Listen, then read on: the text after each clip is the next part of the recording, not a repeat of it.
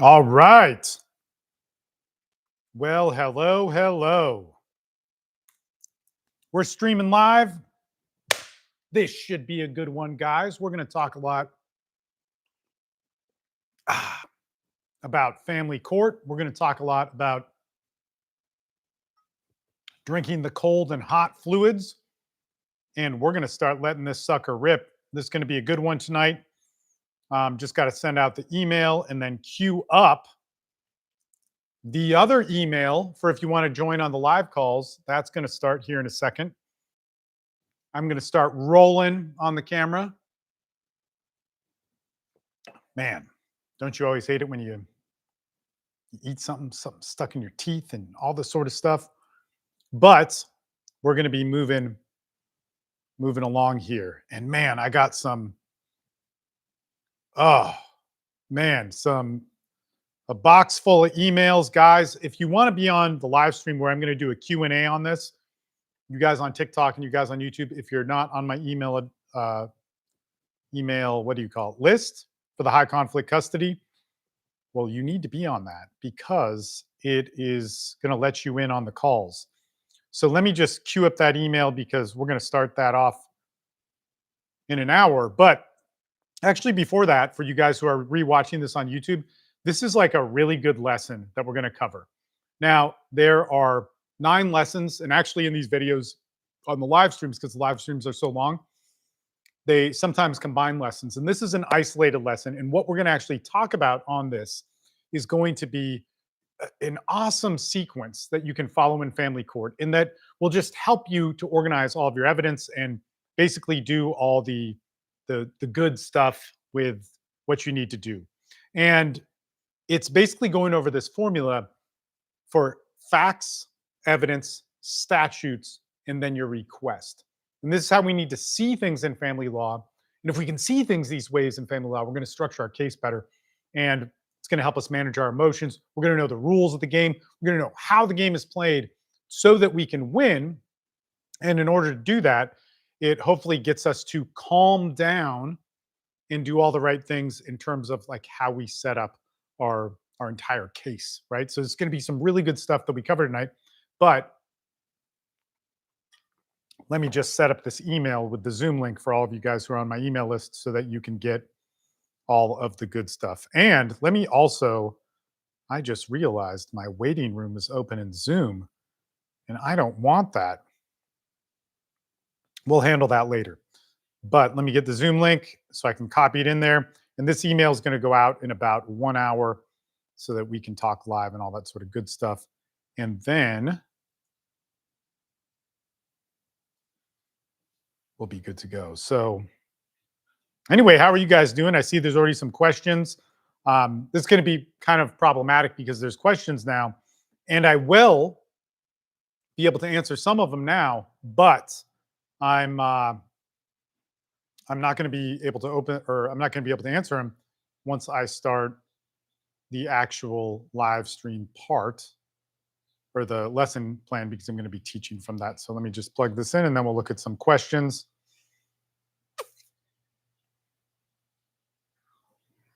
Tuesday night free call.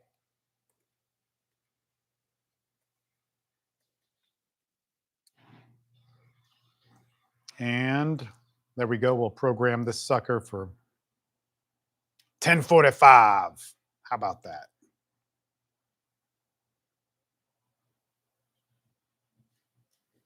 We'll do 10:40 just to rush things along here. Okay, so what's up, Roger from Canada? What's going on? Can you pin the link here? No, I cannot. All I ask you is, well, one, it's a pain in the butt. And two, I want you to be on my email list. And if you don't want to be on my email list, that's cool. You don't have to be. But you get, like, I mean, it's ask anybody who's on it. My email list for high conflict custody is the shit. But if you don't like that, then you get this. So if you go on my email list, which is in my profile, you can get it there. Okay. She said if I don't sign her unilateral schedule, then time sharing won't happen. Well, this is why we need to learn to use the courts. Okay, so I'm preparing an emergency motion. Haven't seen my kids in several weeks. And that is combined with the, yes, the she said, if I don't sign her unilateral schedule, then timeshare won't happen. Okay, before I get into this awesome live stream, let me just answer this question. And I'm going to move into a lot of things here because I think this is just really, really important. We are learning family law as men or women, whoever's watching this, we're learning this so that we're not enslaved to manipulation. Now, I understand the courts are part of that manipulation. They buy into the manipulation all the time. There's all sorts of corruption, and we can find that. But if there's a way to win, we need to also look at that. And we always hear this stuff, the courts lie, they can't be won, and they're only corrupt. I did everything. You probably didn't do everything. So, as you guys know, or maybe you don't know, I got screwed in the courts. I got wrecked. I mean, didn't see my kids for 5 years, went to jail, had criminal charges, lots of just really, terrible things, right? And then I went, man, what could I have done better? And then I started working with men and realizing that you can win. And then I went to court again and I won. And actually, the people involved in my case said a mistake was made. So the false allegations that ruined my life in court were admitted to be a mistake, but that doesn't really reverse stuff and all sort of things. So it really made me think like, wow, everybody's saying it's impossible to win and you can win, then that's not true, right? So if people can win and they win super high conflict cases, this is what our group is made of. For 17 years, I've had my group. If super high conflict cases where there's international kidnappings, parental alienation for years and years and years, if they can win, then there are ways. It's not easy, it's really difficult, and all this different stuff. So then part of this journey in going, well, wait a minute, there's a way to win. And then working with all these different guys over and over again for just so many years on this, you realize, oh my God, there's some consistencies. So what is happening in tonight's live stream is we're going over a lesson about one of the main consistencies. And this is actually lesson 9 in this free series that I plan to put out. And of course, if you're watching this when the series is out, you can download the PDF, follow along in a workbook, and all that different stuff, right? But if you're watching this on the live stream or the replay, what you can do is you can download the transcript like after about 24 hours. The transcript's ready by YouTube. Watch it on YouTube. It's really good, actually. I think it's better in many ways in terms of quality and all that sort of stuff. And then when we download the transcript, we can put it into like ChatGPT or Google Gemini or Claude or any of these things and have it consolidate the different lessons. Now, oftentimes when live streams are like 2 hours, that's too much for ChatGPT, so go with Google. But within that, then we can start to consolidate these different things, right? So the last 3 or 4 live streams have been these lessons. So lessons 1, 2, and 3 were recorded privately. They're actually not on the live streams, but those have to do with the mentality of winners and losers. All right. And then when we get into 4, 5, 6, 7, and 8, this is going through the courtroom process, evidence, how to hire lawyers, how to talk to lawyers, how to work with judges, how to understand your judge, if your judge is biased, what you're doing. So it's all this stuff on education, right? And then this one and the next ones are pretty lit, man. Actually, the last live stream, the last 2, right, the ones I did on December 2nd and 3rd, that is awesome stuff, which comes from real life wins and losses from men and women that I've worked with, right? In just thousands of people, right? And they're awesome. This one tonight is also really awesome because we're going to talk about what to do in the courtroom. And if we know what to do in the courtroom, we can actually strategize that case better. But let's get back to this question that was written in. Haven't seen your kids in weeks? Got it. Right. And then manipulating you into signing or doing whatever she wants you to do. And men can do this too, of course. Men do it to women, women do it to men. Exploitation happens in family court wherever it can happen, right? So in this situation, we want to prevent this through knowing the laws and the process. So if we educate ourselves on what we're going to talk about tonight, we're going to talk about the process of what you do in court. So if we know how to talk in court, I always bring up the language of the courts. If we know what this language of the courts is, this mythical, crazy language, and we've watched my free content out there, hopefully you're on my email list, and then we can talk after this. I'll talk live with you sometimes for hours. Last Tuesday, we went on for like 5+ hours. And if we do that, then you can get some information on how to actually win and you stop believing the lies. What your ex is telling you, that if you don't listen to her and you have to do what she says or else, then man, like, this is usually a lie. Don't get me wrong. She can trap you in that. She can screw you over in that. There's plenty of things that an angry, sociopathic, evil ex, man or woman, can do to ruin your life through the family court systems if you don't know how to protect yourself. So let's educate ourselves on protecting ourselves. Okay, so that's one of the cool things. Now, in that, I do these free broadcasts, but if you want some free personal interaction, then get on my email list. And that's what we're doing. And the more I can figure out this community of how to do it for free while running my business so that I could do these free things, the more I will do it more better, as they say in Hawaii. Okay. So I filed a motion after they ignored it in court, later issued a judgment, as if I never filed the modification. This is also common in court. Look, I hate that these things happen, guys. I hate that they happen. There's so many ways where you can lose, so many. And I deal with every single one of them every day of the week for pretty much 20 years now. But for my group, 17 years. So live with guys, working with them in those ways. And we just have to educate ourselves in ways that we would never expect to. I'm sorry that that's true, but that is the truth. So we're all waiting for this lesson. Got the emails queued up and all that sort of good stuff. At least I think I do. You get kind of scatterbrained when you do this sort of thing. We'll just say it's queued up.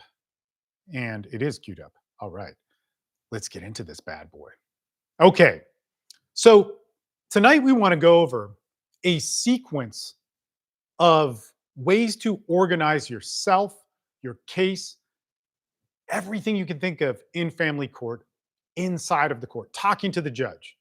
So in our previous lessons, we looked at the judge, we looked at evidence, we looked at how we need to view our case, we looked at what works, what doesn't work.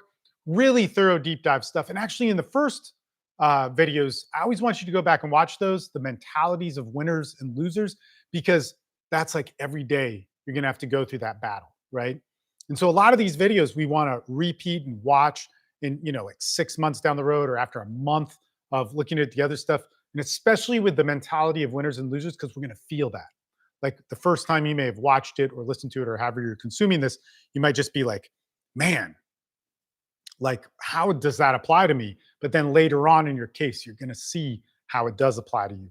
And in this one, we're going to learn straight up tactics. And actually, in the next lesson, too, we're going to look at strategy and in these really unique ways, very particular. It's kind of what everybody wants in family court, or looking for advice on this, or not legal advice, as we must say. And you do need to know that, like when we're talking about things in family court, I don't know your case. So I'm telling you generalities. And as you hopefully know, this comes from the longest running and largest group of men by far, nobody even comes close to it, of men who have won in high conflict custody cases. Just for some reason, everybody ignored you guys, but somehow 17 years ago, I didn't. In informing that, we find all these different consistencies. So all I can do is tell you what I've learned from my group and my communities and so on. And again, after this, we're doing a live free community call. And if you're on my email list, you can do that. I cannot put the Zoom link in the live streams or the whatever because I'm busy talking and I got to focus on the presentation. So hopefully you can absorb the content in that way. So here's the thing. We need to know this sequence in family law of how the courts want to see your case, what's best to win your case, and we have to do it in a certain way. And we've literally been talking about that for hours in this 11-part series. But I want to hammer it down on this one into facts, evidence, statutes or laws, and the request. Every time we're going to court, that's the package, right? So if we get served with something, we're defending, okay? If we're the petitioner and we're moving forward, it's always going to move within your facts, the evidence, the statute, the request. Okay, so if you have a motion to compel, it's going to be there with facts, evidence, statute, request. If you have a motion to modify, motion for contempt, any of these different things. Motion to enforce, all these different things. And what a motion is it's what puts action into the court. So if you want to change something or you want a court appearance, you're going to need a motion. So all these things, like as you're watching this right now, you may not know what that is. And that's fine because everything in family court, nobody told you about, and there's no reason why you should know it. But now you have to learn it really quick. Okay. So let's go down this, what I will call the core formula, if I could talk right. So this is section 1. And in section 1, we want to look at this facts, evidence, statute, request, and everything in court comes down to this formula. This is like the spine of a skeleton in court. So anything that goes on, whether they're motions, whether you're defending yourself, whether there's an argument that breaks out in the courtroom, which can only go bad for you, as we've kind of discussed, we want to limit those things. We always come down to how do we structure this. And if you have followed my advice, which is, man, something which is really important to do, okay? If you've watched family court, the people that win, the lawyers that do well, always follow this process. Well, let's not say always because different curveballs happen in court, but the ones that are consistent, the consistent winners, the people that win over and over again, they're going to follow this. So let's just break this down in the court's language, because remember, this is to understand the language of the courts. So first thing here is the fact. Okay, we, with our friends and so on, we can talk about facts. We could say, the Eiffel Tower is however tall. We could say that these places are here, and these would be facts to us. But the court wants facts in a certain way. Okay, so the best way to present pretty much anything in court, but facts, is going to be short. Okay, it should be neutral. It should have no emotion, and it doesn't need any storytelling. So if we look back into the previous lesson in this, when we're talking about evidence, evidence needs to come through into the family courts in a way where it could win the argument with no talking. Okay, that's the best way. That's the ideal way. Okay, of course, arguments and all these different things and persuasion is going to happen, but we want our evidence to be as pure as possible. We want that one because the argument that's most guaranteed to win is the one that can win without over explanation in a real simple way. But that's not just you. You're going like, look at these text messages. She clearly lied, or whatever the situation is, right? And when we have that, that might not be how the court wants to see it. So we have to also go back and look at the evidence video that I did, and look at how is the best way to present these things, what is, what isn't. Now, in all of that, it should also be neutral. So even though it's a case against, or we're defending ourselves or whatever, trying to make a point, it's against the opposing counsel. We don't want it to seem biased from the start. Okay, even though everybody in the court is biased, even though there's corruption, even though the judges may be that way, it doesn't work when we do it. So especially like for anybody going into court, this is just good general guidelines. But if you're going into court and you're a man, and there's oftentimes disadvantages that just come with that, many men will agree with that. They say it's impossible. We need to understand that if emotions are being used to attack us, biases are being used to attack us, the more we buy into that with the opposite, the more we pollute our facts, the more we pollute any arguments. Okay. So let's look at this example where we're going to be neutral. It's going to be short to the point. There's not going to be any emotion. And it's not a story. We're not trying to tell a story here, right? We're trying to tell a story with the overall presentation, but with the simple fact, we don't do that. Okay. So an example would be on April 14th, I was denied my visitation schedule. Okay. So just simple. On the date, you say what the situation was. You could also say where it was. And that's it. We don't want an explanation of that. We want that to stand by itself. Now you might be going, but how do I tell my case? Well, we move to the next thing. We then bring evidence to empower that. Okay. So before we start to go, and then they lied and this and that happened, we want to move into what evidence do we have of this? Okay. So for instance, in these ones on pickups, drop-offs that get screwed up all the time, there's the source of parental alienation. There's all sorts of horrible things that come into it. When we go into court, we got to do this right with the right evidence. So we may talk to our friends and family and we get dumb ideas about evidence. Well, you could call me or I can be a witness, whatever. No. I remember my lawyer told me this once. He said, okay, take a picture that has the mother of your kid's house and the clock on your car, and then it'll be time stamped with whatever phone you're using. And take that picture, send it to me, and I'll do a motion to enforce. That's what he said. Okay. And my attorney, great guy, super close friends. And unfortunately, he did pass away. But I now know other attorneys. But this is what he was saying to do that would be the right evidence to show that my children are being kept from me. He actually said, wait 15 minutes after so you're picking up at 6, wait till 6:15 and then do that. So evidence has to be in the right way that the court cares about. I hear so many guys saying over and over again that I had all the evidence and the judge didn't care. They didn't want to see it.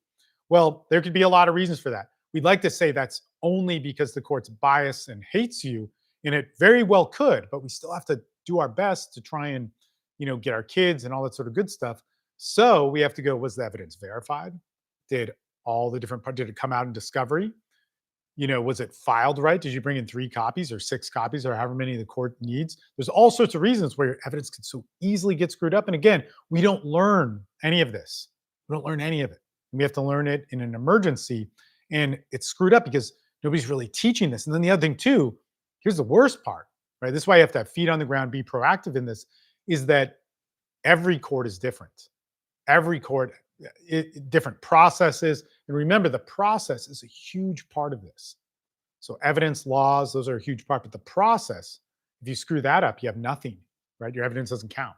Your case can't even be heard to hear about a law. Okay. So we want to understand that our evidence needs to be done right. So when we first go in and we say, I can't, I showed up for visitation and was denied visitation, we need to know how to get the right evidence for that. So, like my attorney said, take a picture, but these could be screenshots, text messages, emails, timestamps. So, parenting, if you're not on a parenting app, you should be on one like our Family Wizard or Talking Parents. There could be police reports, or maybe the sheriff gets called. You could wear a GoPro if that's legal, or if you don't have a GoPro, I don't have mine here, but the DJI Action 4, 5, or 6, they're all great. They're all they. In actual filmmaking and documentary filmmaking, of all the cameras I have, which is a lot, the DJI Action 4 is the most used. It's awesome in hardcore situations. Um, but you could wear any of those things and put them on. Now it has to be legal in your state and you have to be using it in the right ways within the law, because some states might have that as stalking or harassment, and those could come with big charges and ruin your case. It could start a whole new case. So you have to look that up, okay, for your state and county on whatever you're doing. You could also record audio if it's legal. And again, you have to be sure about these things. Are these in private places? Is it a single party consent sort of thing?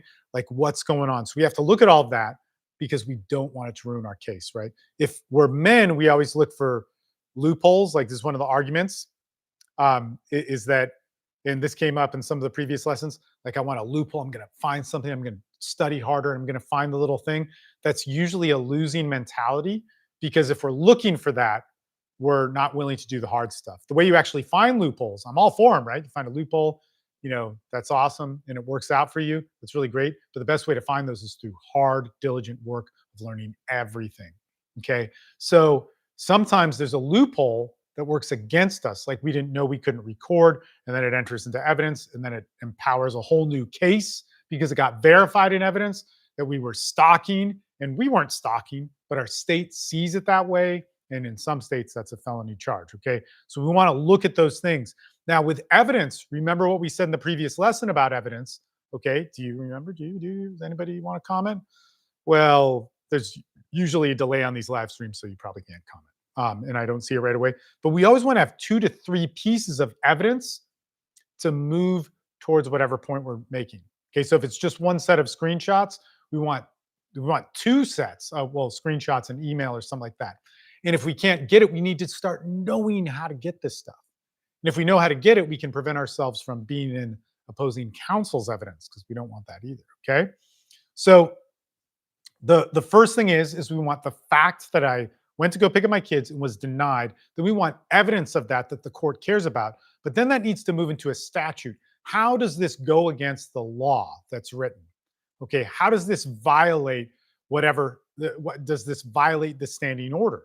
Okay. Does this contradict the factor three in the best interest, right? So where does it work in the process of the law? Okay. Now, here's the thing. So many times we have something in family court which goes against the best interest factor, or one of them, or 10 of them, or whatever it is, right? And we don't know how to articulate that. We don't properly state the facts. We bring up a bunch of drama. It pisses off the judge. It creates chaos in the courtroom, especially, usually if there's drama and both parties are having drama, the judge is going to side with the woman and then a reactive decision happens, but they could also side with the man. There's all sorts of different stuff. So then when we know how to do this process, it's going to be easier for it to be accepted. Now, I get it. You want to tell me that the judge hates you and is biased and it's impossible and you give up, right? And if you're going to agree with me to follow what the law wants you to do or the courts want you to do and it's lowering yourself and it's horrible, then yeah, I don't have an answer for you. Like this is the best just foundation kind of universality. Just hate it when you can't talk and you're on a live stream, but you get it. It's the best foundation to just start with. Okay, so that's really really important. Okay, we want to go and present facts, give evidence, and then say what law's there. But then this fourth part's here. This fourth part is the best part because this is the request. This is what you suggest. Okay, so once you state what the laws, and this goes against, the best interest factor number three, the ability to encourage the relationship, and this impacts the emotional stability of the child, and that's under factor five. Then you get to give a suggestion of what that would be. And this is why I have a motion to modify, Your Honor. And this could be the remedy. Now, this is where it gets interesting and where you're going to have to really look at things. Now, if you hire me, if you come in my groups, if you join the tier one or the tier two programs or some sort of private work with me, I really want you to understand this, right? I really want you to understand this. So I want you to understand this because if you talk to me and we have to re-explain this, it's just going to waste your time. All right.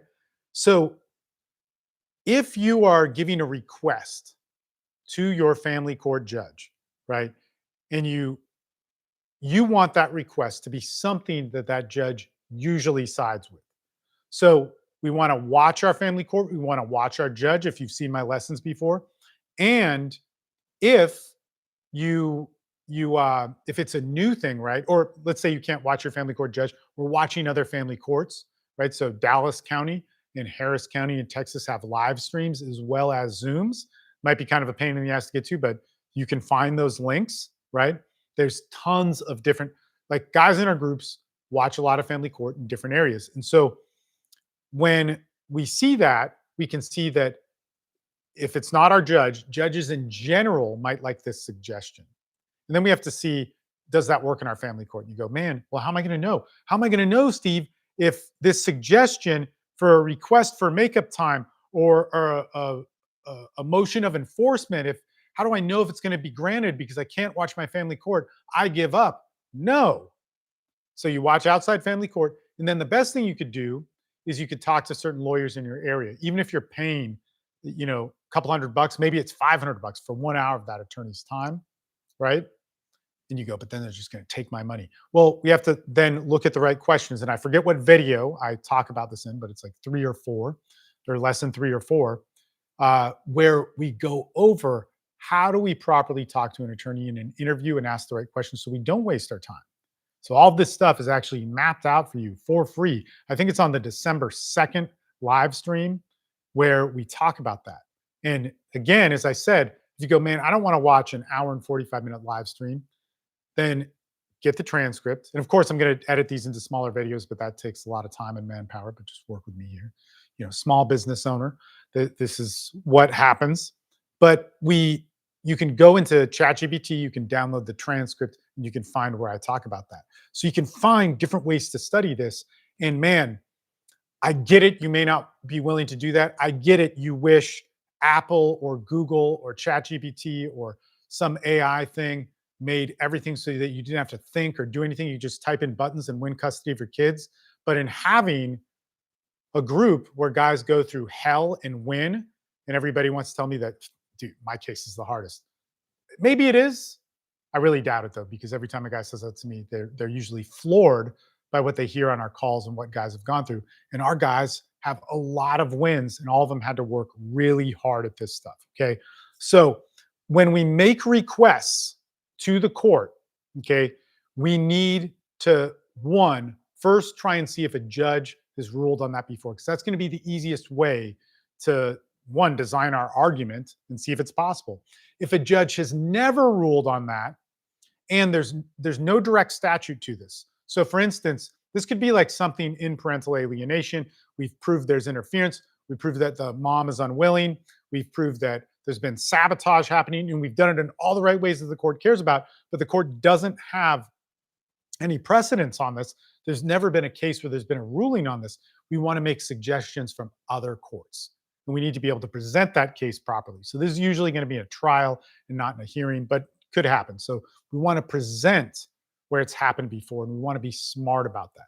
So for instance, Texas passed new laws, and there were people in our course in other states that said, well, our court has that same problem, and there's all sorts of different solutions that different judges gave to it. And if you present the Texas solution to that, a court might want to hear that. If you're going to ever make that argument, you really have to get things right. Okay, you really, really have to get things right. That's so in the entire process. And if you're just trailblazing straight up, which guys have done in our court or in our groups, they've done that in their courts.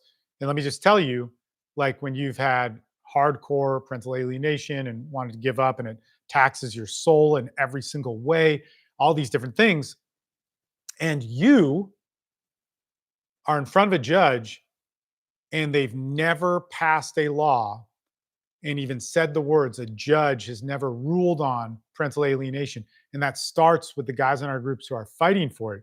You had to do a lot of amazing stuff in court. Okay, so you had to do a ton of stuff right in order to get that right. And I'll just tell you right now, that dad that did that started off doing a lot of stuff wrong, and that's why he had so much trouble. Like you lose everything in your first two court appearances. Okay, so before I move on with that, let's just re-clarify this.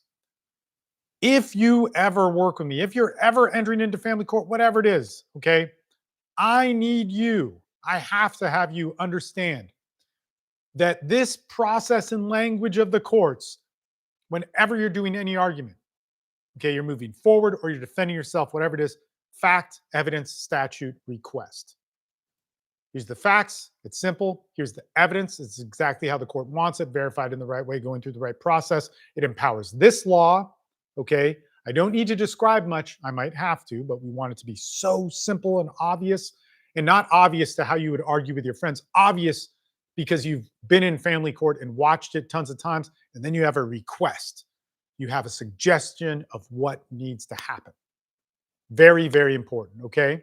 Now, there's a lot of videos I make. There's a lot of things that I say I really want you to learn before you work with me directly. We'll teach this stuff to you, of course, but it's just going to make things fly better. But it's the way I want you to get it. And like I said, there's a ton of different things that I say these are mandatory to learn, but that's one of them. Okay, let's go into this next section. So removing the emotional description from any presentation in court. Okay, so this is where men get destroyed the most. The emotional description, the long story. Judges don't want emotion. Now I get it. Your ex blew up in court, started yelling lies about you, and you can believe the injustice, and then you argued back, and then you got in trouble. And the judge jumped to stopping the case and didn't want to hear any of it, didn't want to hear any of your evidence, didn't want to hear anything more, and stopped it because there was no order. All right. And now what we see here, at least in this situation, from a lot of the perspective of men who hire me, what we see here is that a judge actually sided with the woman. Now it could go the other way, but this is how we often hear about it. The judge sided with the woman, and we were robbed of our time in front of a judge. Very, very common for this to happen. Okay. So Judges don't want to hear that she's crazy, she's abusive, it's unfair. They don't want to hear that I'm a good dad. And they don't want to hear that she's lying, saying I'm a bad dad or I'm evil in this way. And this is the hardest thing. Like one of my clients, he was just in court and he said, man, being on the stand and hearing lies about you being a father and not getting angry is one of the most insane MFs, mind fucks of your life. Okay. So they don't want to hear these things. And when they hear these things, like, wait a minute, I need to interrupt. This is not true. When they hear that, like how we normally talk, this could be read as unstable. This could be read as combative. This could be read as so many things, right? This is so bad because in every form of life, standing up for yourself is good, right? But standing up for yourself legally has this totally different language, completely different language, okay? So you have to understand that. So we need to replace things like instead of she's alienated me or I'm an alienated father, you got to realize like courts don't have precedent of that unless you're in the court that the gentleman in the group who helped set precedent in his courtroom, then maybe it's a little bit more. But even there, I would be smarter about that.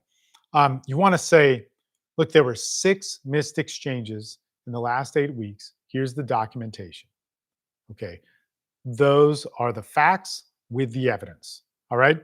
You want to build credibility with the language the court speaks. Now, at first, the emotional blowups from the narcissist or whatever they are, the borderline, the crazy person, the toxic person, might overpower you. And that's horrible. That's horrible. But we have to learn how to stop it in the right ways. Okay. Because if we do it in the wrong ways, they're going to win. The yelling back and forth, the toxic person usually wins because they create so much chaos, it stops order in the court. Okay. So in this third section, we want to look at what's the tone. Okay. How are you showing stability? So when you present evidence, remember, we don't want it to be emotional. We don't want it to have a bias. We don't want it to be like the courtroom TV shows where we're like, and this is it. Here's the smoking gun, and I found the loophole. Ha ha ha. I'm better than you, or whatever. Like that's not how this works. Okay, that's only if that makes you win, you got lucky, right? There, you got lucky. The other side screwed up, or whatever. And I hope it does. And I hope anything makes you win, right? Because that's the real thing, But if we're going to look at consistency in what men who have fought with their blood, sweat, and tears in my groups for years and years and years, and what we found out was the most consistent things to win, and that fresh people with no experience can learn. It would be you want stability, right? So you don't want tone that's emotional. You don't want blowups. You want stability because that's going to equal credibility. And emotion could be risky. It could be unstable. But reactivity can seem as combative. Being angry could be potentially dangerous or toxic or move into all these different traps that people fall into in the family court process. Okay. And calm could move into a parent that cares for the best interest of their child, a protective parent, a parent that respects the court. Okay. So the judge doesn't want to know your emotions. They don't know your heart. They're not supposed to. They only know what you present and they can see. And so you want that to be in the right, you want that all to be the right stuff. Okay, so your tone is a sign of how you handle conflict, even outside of court. So here's the thing, like if you get mad, like let's say she's screaming and yelling and you get mad back, the judge could read that as that's how you are always. So I saw a little bit of what could be violence. Oh, you were defending yourself for a lie of saying that you were, abusing your children. This should totally make you mad. I get it.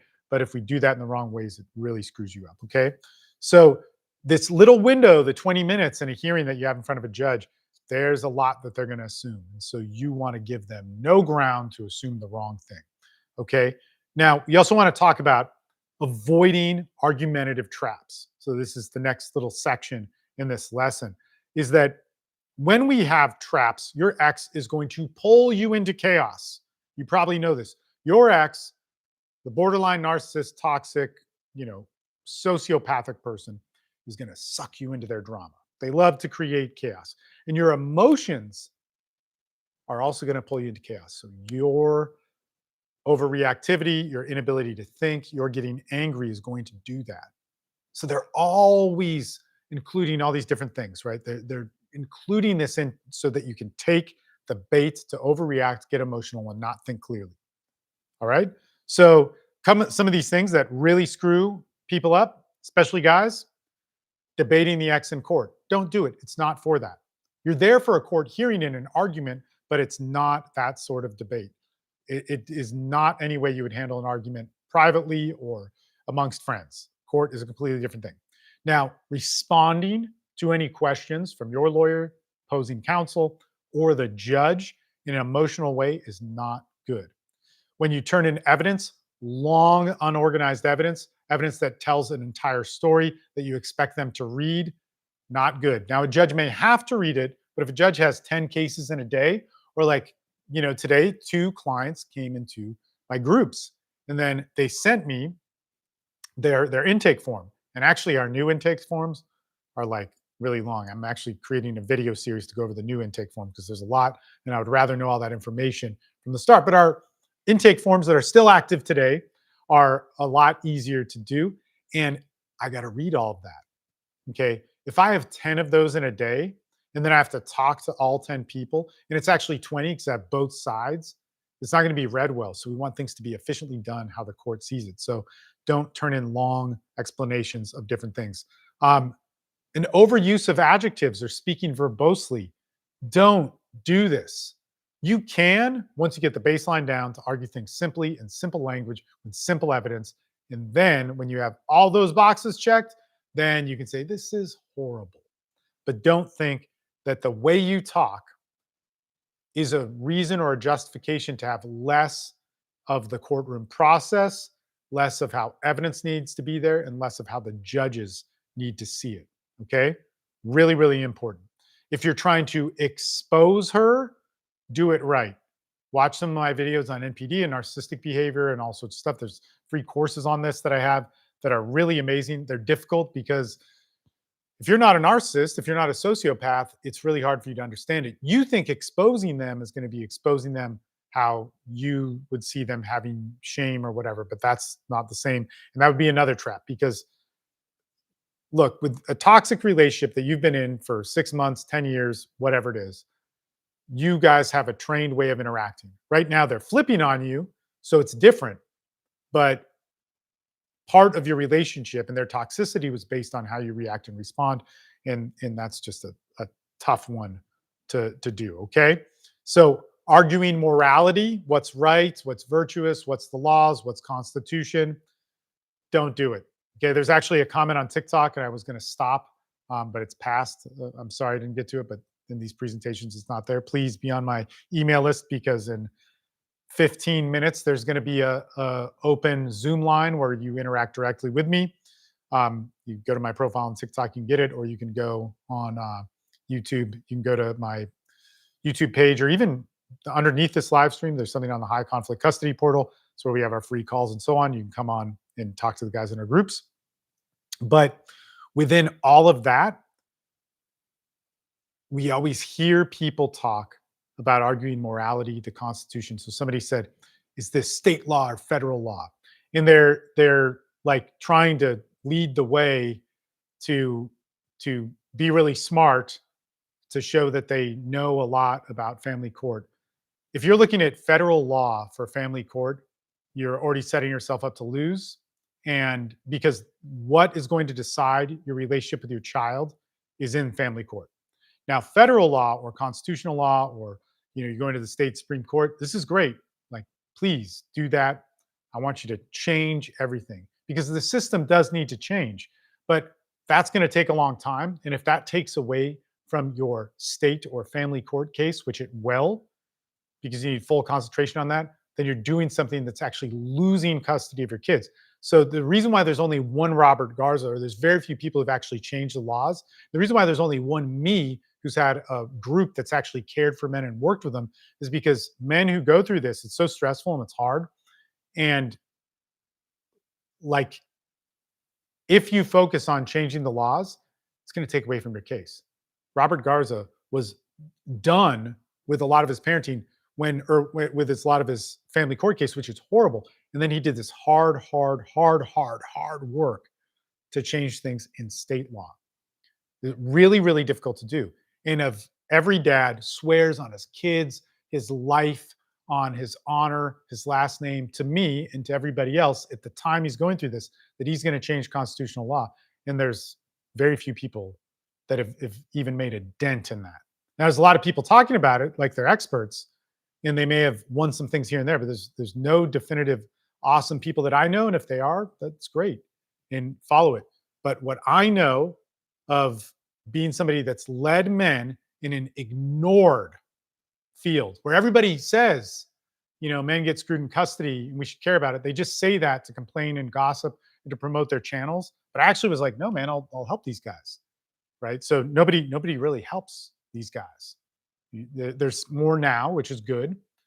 But in that, the reason why I know that it's so hard to have a group, for me, I've always enjoyed it and liked it, but it's hard because I see people at their worst spots, their worst. And I watch people die and I see tragedies and I talk to people in prisons and jails who are there wrongfully. And it is horrible and it's really hard.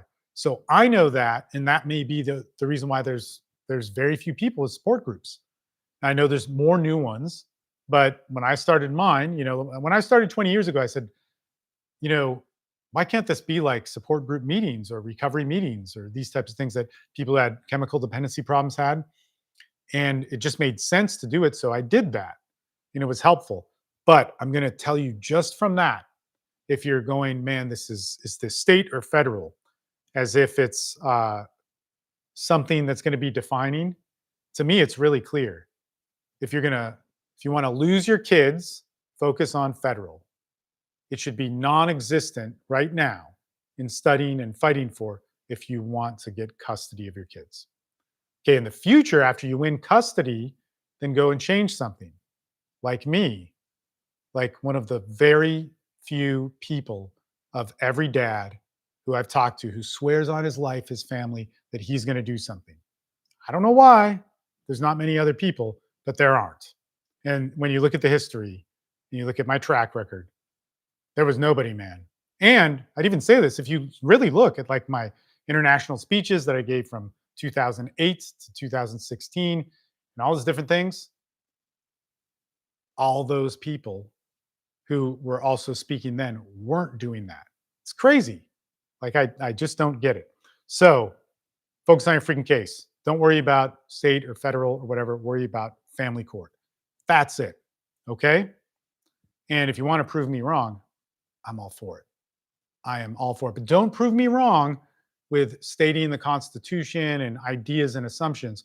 Prove me wrong like the way I am proving it, of having hundreds of guys who have won in cases that are, I can almost guarantee, harder than yours, but really hard, horrific, right? Prove to me in that way. Show me the results. Okay. So that's there. In all of this, I would even say that goes into what we were talking about. Avoid argumentative traps like I just fell into. But avoid emotional arguments. Avoid arguments that are based on what you feel, because you feel screwed over. And so you want the opposite of your pain. You want justice. You want fairness. This is not how it goes.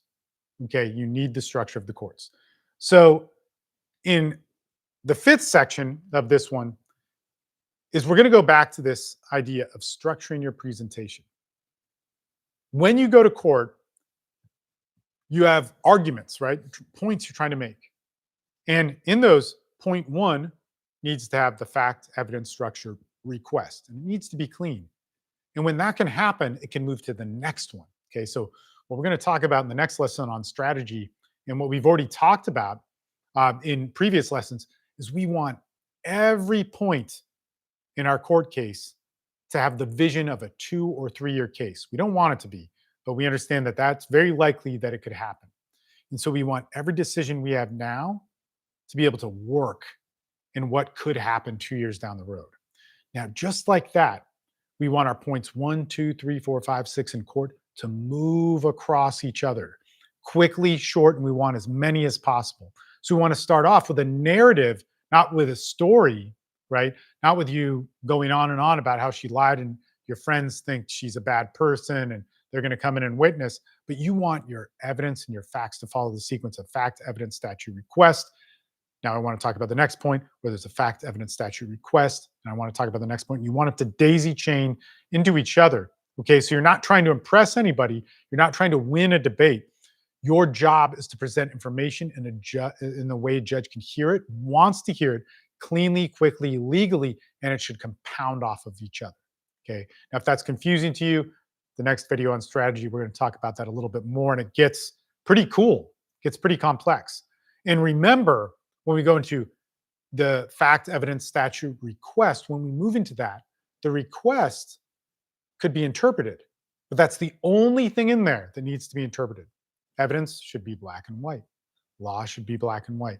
Okay, not always, but that's the standard we want to go to. Okay, we also want to look at written versus spoken arguments.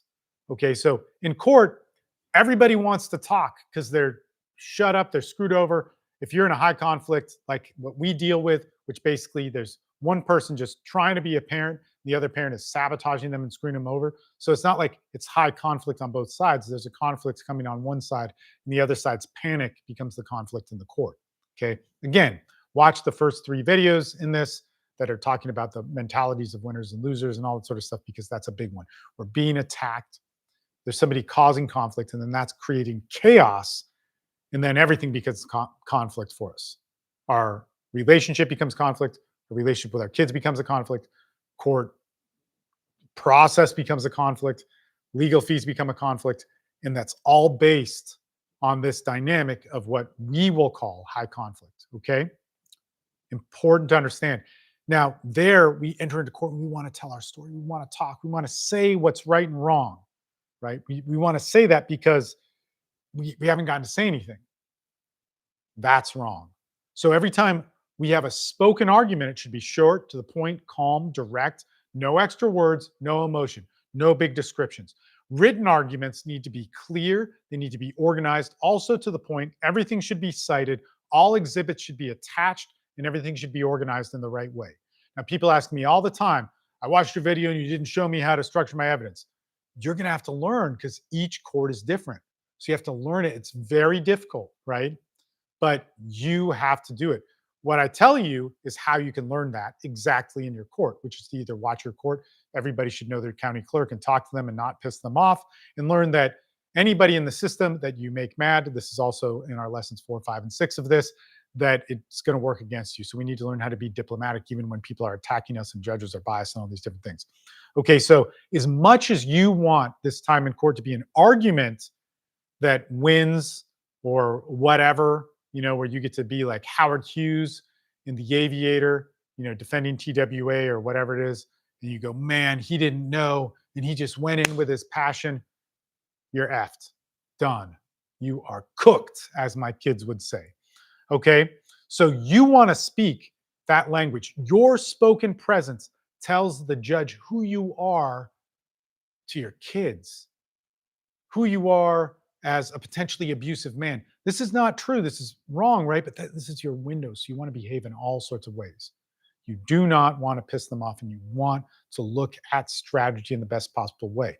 The good news is most likely tomorrow night or in our next lesson, or however you're consuming this material, I will be streaming on TikTok and on YouTube, talking about strategy in family court meant for high conflict. The strategy of what you need to do to take your evidence and so on. And if you're confused by going, Steve, what is this lesson 2, 3, or whatever? Look at the live streams. Actually, lessons 2 and 3 are not on here, but because they were privately recorded. But if you want the other lessons that are talking about how do you find attorneys, how do you talk to attorneys, how do you talk to judges, how do you organize your case, how do you learn the process, what is evidence, what's good evidence, what's bad evidence. If you want to learn those things all broken down for you, those are in the live streams on YouTube on my channel. One was recorded December 2nd, one was recorded December 3rd. And in November, there were 15 hours recorded on everything you could imagine, on parental alienation, false allegations, and so on my email list, which you might be going, why can't you just put the link in my whatever bio? I like the dad glasses. Hey, man, when you're my age, you might need them. It's horrible. I never wore glasses until I was 47. And then I needed it. Oh man, I hate it. Hate it. But anyway, so which is crazy because both my parents have hardcore glasses, and my brother and I both needed to wear glasses like 45, and for me 40, 46, 47. I don't know, whatever. But right around the same time. But if you go into the uh the 15 hours that was recorded in the month of November for free on YouTube that breaks down everything, man. It's amazing. It's all there. And then on the email list, which is about to email out right now, actually, for the Zoom link. So this actually will suck if you have not signed up on my email list. You, it's happening right now, or the email to give the Zoom link is happening right now. You got to be on my email list. But what's cool about my email list is right now there's actually a free lesson plan on false allegations going out daily. I think we're at lesson 4 today. And so that's there. But also, you get 30 free lessons. You get a lesson on not just a lesson, but a 6-part series that's really in depth and complicated on NPD, narcissistic personality disorder. There's all these awesome things that go into that. They're all for free. And also in October. So in December, we've already done 7 hours. Or no. We've done 6 hours. And at the end of tonight's live stream, there will be 7 hours of live streams of just free content. And then in October, there were 20 hours posted. How to find a lawyer, how to fight parental alienation in court. All of that's for free. So if you don't want to be on my email list, if you don't want to be on the free calls that are starting now, if you don't want any of that, please go on my YouTube and look at the 40 hours or so that was recorded in the last 2.5 months that is just awesome. The email list is in my profile, and you can find it there. And let me see if the email has gone out yet. It should have already gone out. Can't get into the Zoom. Yeah, you know why? Because it hasn't started yet. Well, it's starting right now. Oh, look at that. TikTok is saying you need to verify that you're a real person. All right, I am a real person. Okay, so the Zoom link just got emailed out. And for those of you who've not joined my email list and you want to be on this call where you get to talk to me live, guess what? I'm going to email out the Zoom link in 5 minutes. So you have 5 minutes to get on my email list if you want to talk to me. But I'll talk to you about your case. And let me just, it will say the Zoom link is open. Free call Zoom line is open. And I will resend this email out to that list. We'll make it 10 minutes. And that'll probably, actually, let me change it up.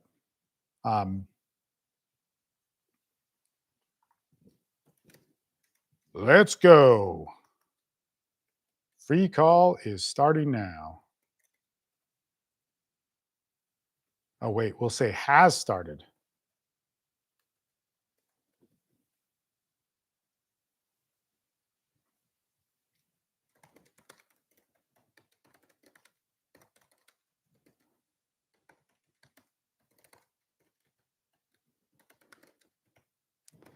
For the next, we'll say 90 minutes. And I'll make the click here to join link even bigger. All right. So there it is. Now let me let everybody in this waiting room. Holy smokes. And let me get rid of this waiting room if I can. Sorry, guys. Hey, what's going on? Right now, if you guys are talking, I can't hear you because I have the speakers on whatever muted. And whoever is iPhone 2, let me know who you are. But what's up, brother?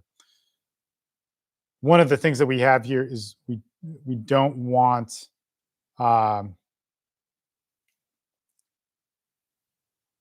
don't like not knowing who's on just because we don't want any lurkers. But, and I can't hear you if you're talking because my speakers are on mute. And so just bear with me 1 second. And then I want to get rid of this, this waiting room, which I had to do this last time. Give me 1 second on that. Guys on TikTok, if you want to join the call in a few minutes, in 5 minutes, actually, now it's 5 minutes, the Zoom link will go out again. How do I disable?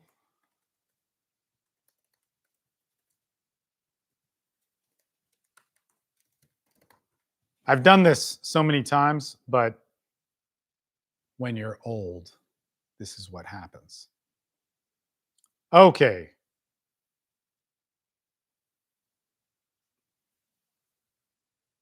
So guys, just bear with me here.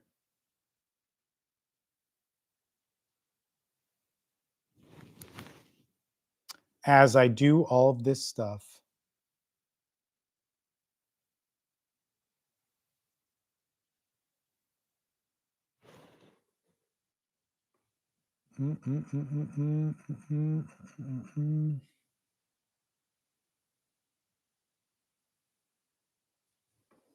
well, this is not helpful. Thank you guys who are on here for being just so patient.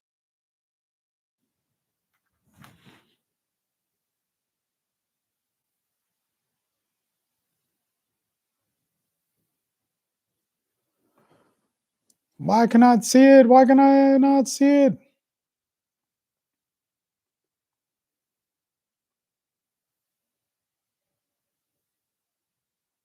That's crazy. Well, okay. So, guys, I'm just at the point where I am not going to be able to disable the waiting room, but that's fine. Um, it is what it is. But before we start talking, you guys are on mute right now. I'm open to asking whatever questions or answering whatever questions you guys have, but you do need to know this. So, as my speakers are off on my computer right now, once I turn the speakers on and you guys talk, TikTok and YouTube can hear you. And you need to know that. So, if you're not okay with that, right, we're like, I think it's it's pretty important to understand that we keep things here private, and you need to be respectful too. A lot of times when dads are going through this, it's really stressful. I understand that. It's man, I will mute everybody's mic. So you want to be respectful to whatever's going on. If you're too pushy or belligerent or any of those things are not nice. I am not the family court.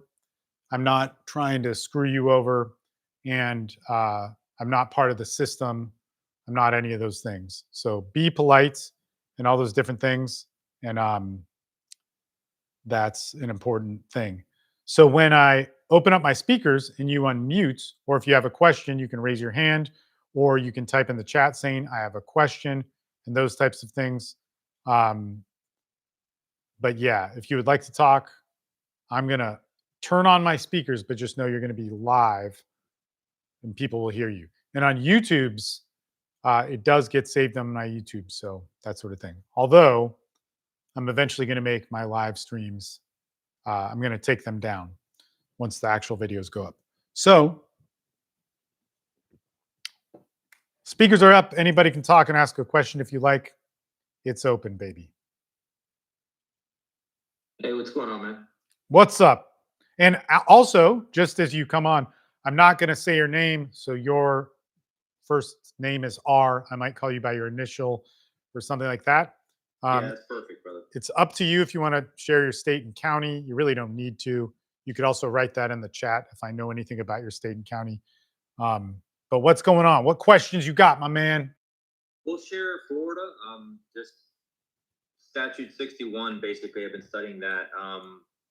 I am under the situation where I've pretty much been dealing with a mother who I have absolutely nothing negative to say about, other than the fact that she's been unilaterally designing schedules and asking me to sign that before allowing any type of time sharing. Now, I've resorted to using apps such as Decipher Text and ChatGPT to make sure I remove any emotional language and set up exhibits. I just wanted to ask you personally, what do you suggest as far as the exhibits themselves? I know you made a video on it, but when it comes to the actual images, is there any type of, I guess, negative perspective from the courts in reference to cropping exact messages, or would you show the entire transcript just for transparency? I don't want to bore a judge either. Yeah, so what you have to do is, like, on every piece of evidence, you have to show everything. So everything has to be available, and then you want to organize it so it's a small screenshot or something like that, or a clip. So for instance, if there's a video and somehow it shows that that video has been edited, right? So they go back and look and forensically analyze. It's actually pretty easy to do, but they can see that it's edited and it's not directly from the iPhone or whatever you recorded on, right? Then it can get thrown out because it's been augmented. So you want everything there, but then everything is too much. It's overwhelming, as you're saying. So then you want to say, let's say I have a video and I recorded something for 2 hours, but the time where she says, something which is really valuable in the case, you then need to say, like, minute 18, 51 seconds to minute 19, 10 seconds, this phrase is said. And that needs to be, so if you're looking at the evidence, it depends on how your judge wants to see it and how your court wants it. But you show the big thing, here's the quote that's bad. Here's the timestamps of it. Here's the clip of it. And then here's the entire unedited piece. So that needs to be there. The other thing too, is you need to look at, how is this filed? Is this filed in the right way? So was it filed, in discovery? Did the other party get it if that's required, and these types of things? So that's important. With it all. Does that make sense to you? Yeah, absolutely. In this particular situation, it's preparing for emergency motion in reference to time sharing and custody. That you're the petitioner in, so you're Yes, filing sir. the motion. Okay, good. Yes, sir. So I just kind of wanted to get some guidance into that. I looked into the exact procedures. I have been watching a lot of the family court videos that are available, and Good. kind of getting an understanding for the process. But other than that, is there any other suggestions that you have in reference to, I guess, documenting exactly what the other parent's doing? Yeah. Because there's more than a plethora of examples that I have, and I'm not going to throw them all out here, but I feel like it would overwhelm the judge at a certain point. Okay, so you need to have so this could be right or wrong. You have to look it up, right? Or by looking up, you have to get to know your judge. You have to understand with experience. You should have 2 variations when you go into court, one that is ready to overwhelm and one that isn't. And I think the one that isn't is what you start with. And so what you want is 3 to 5 things within a certain time frame, like whether that's 6 months, 3 months, 8 weeks, but a short time span of a pattern. That pattern needs to be shown as a pattern standalone that the courts regularly hear. So, like, they've ruled on a mom interfering with visitation in these ways, like, or you've seen it in other family courts. Better in that one specifically, but if you can't access it, it's there. Then the next thing that you want to do is that, if that's not enough, I would say have a backup plan to show more. Now, you could also hire some attorneys to consult with on this. That would be a not a bad idea. And then the other thing too, because they know the judge, right? And then there's something that I put in, guys. If you're not talking, mute. There's something that I made in terms of video, either on the 2nd of December, was a live stream, or the 3rd. And again, like, learn how to use technology as best you can. It sounds like you're pretty savvy, but you can go on YouTube transcript, and if you get the transcript, it's in the description of the video, and then it comes up, and then there's a thing where it says you can copy the transcript, which you may or may not want to do, or you could just select it all and copy it. And the reason why I like selecting it all is because the timestamps are there, and then you can ask an LLM that could take that large file and say, which areas are they talking about how to talk to attorneys. Which areas is Steve talking about? How to talk to attorneys and interviewing them to look at your evidence. And Okay. that area I would look at of whatever video that was. And there's other things too, man. I mean, you could find other people online with good resources towards it. There's a lot of misinformation. But when you hire an attorney, it's worth it, to even to go over just like what this judge is like, right? To find out what works with this judge. If you do that, right, you're using your money well with that. It's going to be really worth it, man. I mean, if that Okay. attorney is $500 and they're willing to talk to you, and you can organize how you're going to ask them about these points of evidence, and it's tough too because you're going like, man, I just read this thing and I'm going against this statute. Like, you might also want to calm that down a little bit because it's almost read like you're telling them about the law or something, even though you're saying like, hey, man, I get the law. I've been reading it. Anyway, check out that video. And then there's one last thing I want to tell you. This is something you're going to hear over and over again with us. I think it's Okay. really important is that every time your case is a 2 to 3 year case, that's how you're always planning for it. Hope it's not, right? So how could this produce more evidence for the next case? And so this is where it's like, okay, judge, I have these 5 things, even though there's 20 of them, and here's what's there. Here's what I'm requesting. I'm requesting a third party to come in, and third parties have different weights to them, right? So you're requesting, let's say, a third party that is a GAL. Well, GALs, Argument item. yeah, they can. They're usually necessary, right? This is also in those December 2nd or 3rd videos. They're really important, right? But they're the easiest to be manipulated. They're the least hands-on. Okay, but when you get to custody evaluators, you get to court-appointed therapists. So not just any therapist, but a court-appointed one. Now you're starting to use the system to produce evidence that the system cares about. I'm going to tell you, it's frustrating, It's genius. right? So it's frustrating when you start with a GAL. So like you start with them and Steve said to get a GAL and a court-appointed therapist, and they hate you at first, right? So you have to learn to work the process and get them on your side. But I'll tell you this, man, when you're making any points, 1 point, you need 2 to 3 pieces of evidence minimum to empower it. Okay, if you only have 1, then you're risking it. You have a more compelling argument if you have 2 or 3. Court-appointed Okay, yeah, witnesses. and I think that's something that I failed at because I currently have about 8 exhibits prepared, ready to go, but I've only prepared 1 example per each. And I know that there's more dates and times, so I'm just going to go ahead and add those on to kind of strengthen that 1 piece of exhibit. And just remember, you don't want to overwhelm the court, but you want to be prepared to. All right. So your first step may not, you got to feel it out. That's where Okay. getting a $200 to $500 consultation with an attorney Absolutely. might help you with that. And that would be a specific question to ask them. And then that other thing, just think of this like two court appointed third parties. That's going to win your case. Like if you want more custody, if you can get a GAL and like you can't trick them or anything, but if you get a GAL and you get a custody evaluator to agree that mom is causing a certain amount of problems, dude, that's the evidence that needs less argument. Like that's really strong. Okay. Okay. And the custody evaluator, what is normally that? I guess that role. I'm not familiar with it. Man, yeah, it sucks. So like all these things are not fun. Okay. Right. But they consistently win for guys in my group. And where we figured out you need 2 is because those guys started. It was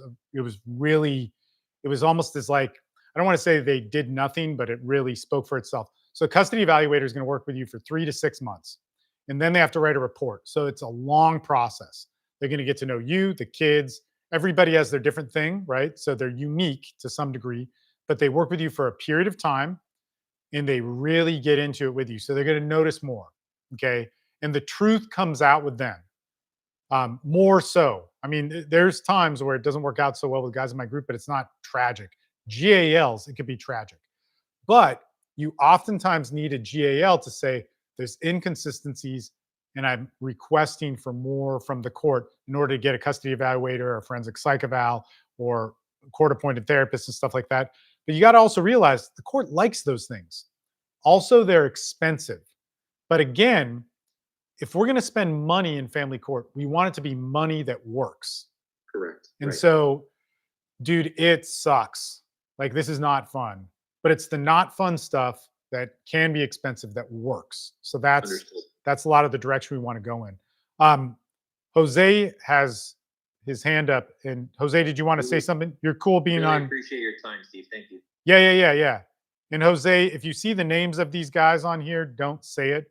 So I'm just calling this guy R by his first initial. But Jose, did you want to say something? Yeah, so in reference to R, definitely that tool, Decipher, is a great tool. It's a tool that I've used throughout my process and even currently as of right now.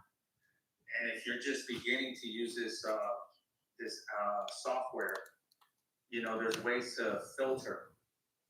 You see, because I heard you mention about, you know, do I have to do the whole transcript? Yeah, you would have to do the whole transcript on that day. So once you're gonna have a filter for, let's say, that day that is gonna support your evidence, let's say, for example, denial of access, like you're getting denied access, right, to your child, right? And at a spike, and then you're gonna use that date, just focus on that date from the beginning of that day till the end of the day.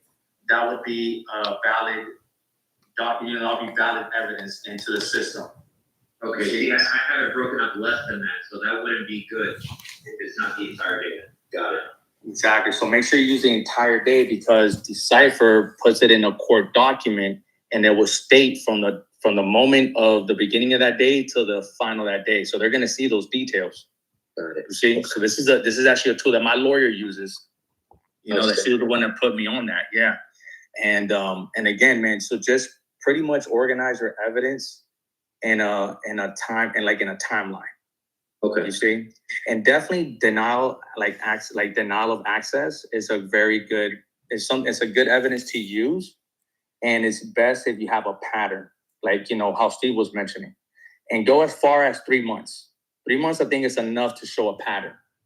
You see, of what's happening currently. That's actually exactly what I'm using the last 3 months. Wow. There you go. Just do 3 months, because if you think about it, that's pretty much a status quo. Right. You see, which is happening right now currently. They don't want to know last year, the year before. That's already irrelevant to them. You want to do something within a 3 month span. So just try to gather like about 2-3 good arguments. And those 3 arguments that you're gonna be fighting for, which is all in the best interest of the child. So is your son going to school at the moment, or is he, you know, having any like medical attention? Yeah, there are actually 2 girls, and they're both going to school. And how old are they? 7 and 8. 7 and 8. Awesome. So, you know, so the times that you were being denied access to be attending any activities at school in the last 3 months, you know? Yeah, like for instance, fairly certain this is all right, but for Thanksgiving or another holiday, whatever. There you go. Basically verifying through messages, she was saying she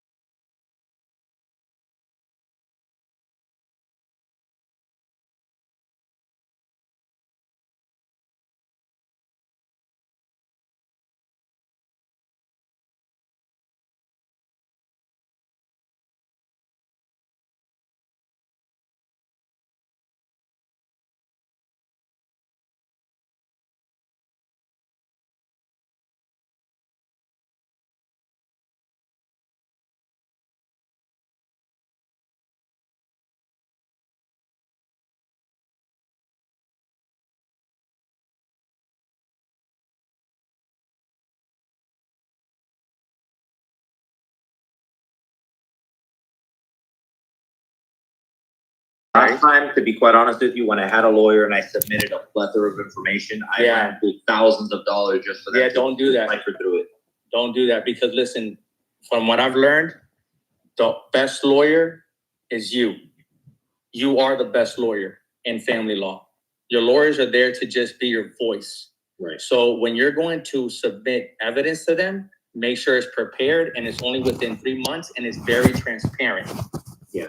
Okay. No, I'm fairly confident that what I'm presenting, just based on context, is extremely arguable within itself. I mean, not arguable, but extremely compelling within itself, I would say. Right. However, I do want to tighten it up, like you said. Like, I don't have the text segments broken up into days. I haven't broken up into like. Awesome. Look, you know what I'll do? You know what I'm gonna do? I'm gonna put my number in the messages, and then we can get, when we're like off the record on this, then I'll talk to you and we can go for like an hour and we can try to plot something, and I'll give you my ideas and strategies on how you can go about this. You see, I would really definitely appreciate continue to just get consultations.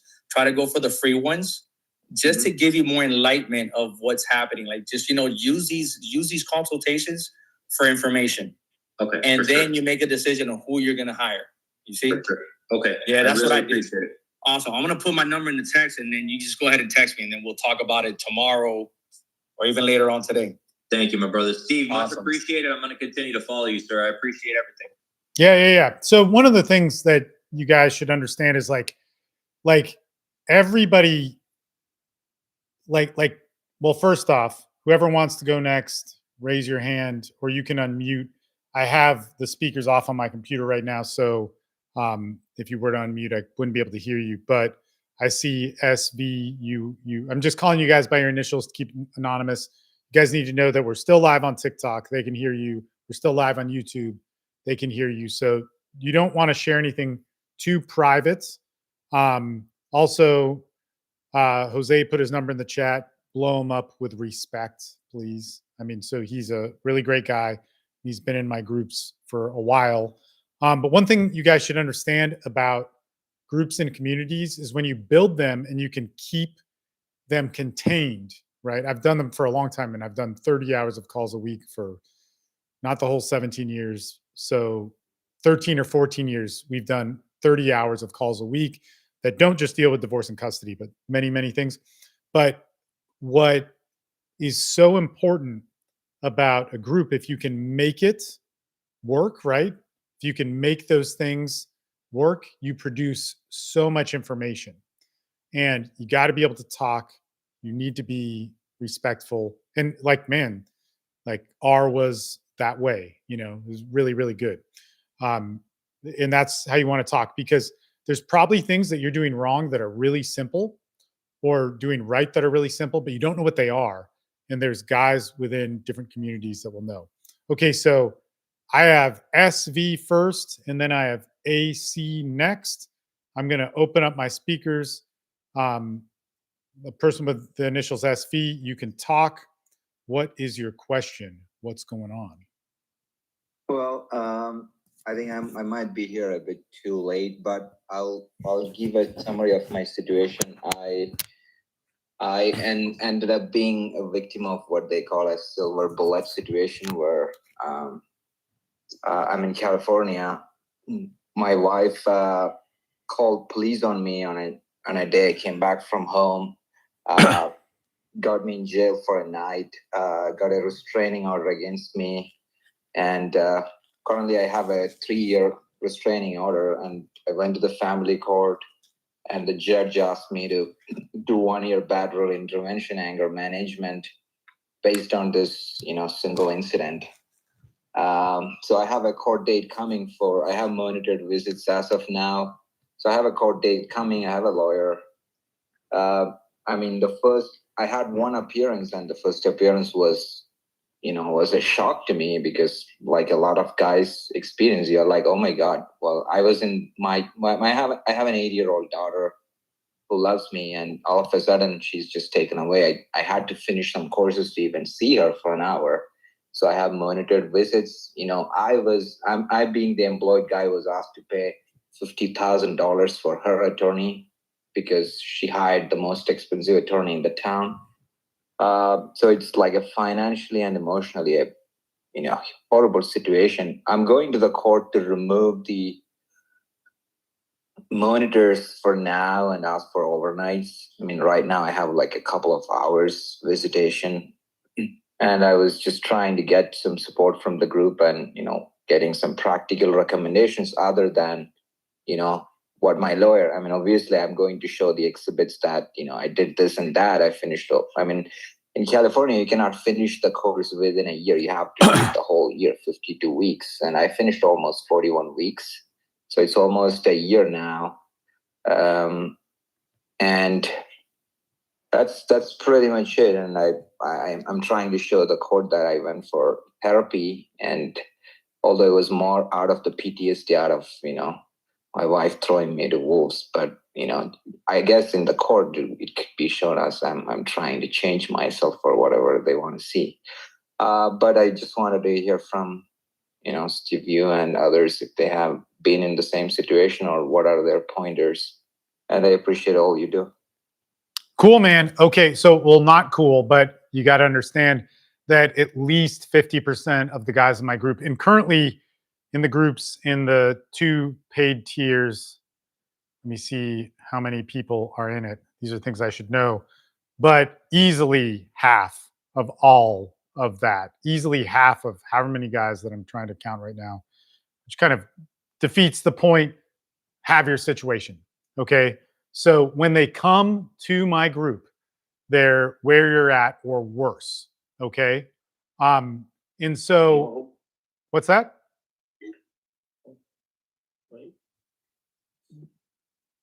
Hold on. I'm gonna mute. Anyway, whatever. So they're in that area. They're where you're at or worse.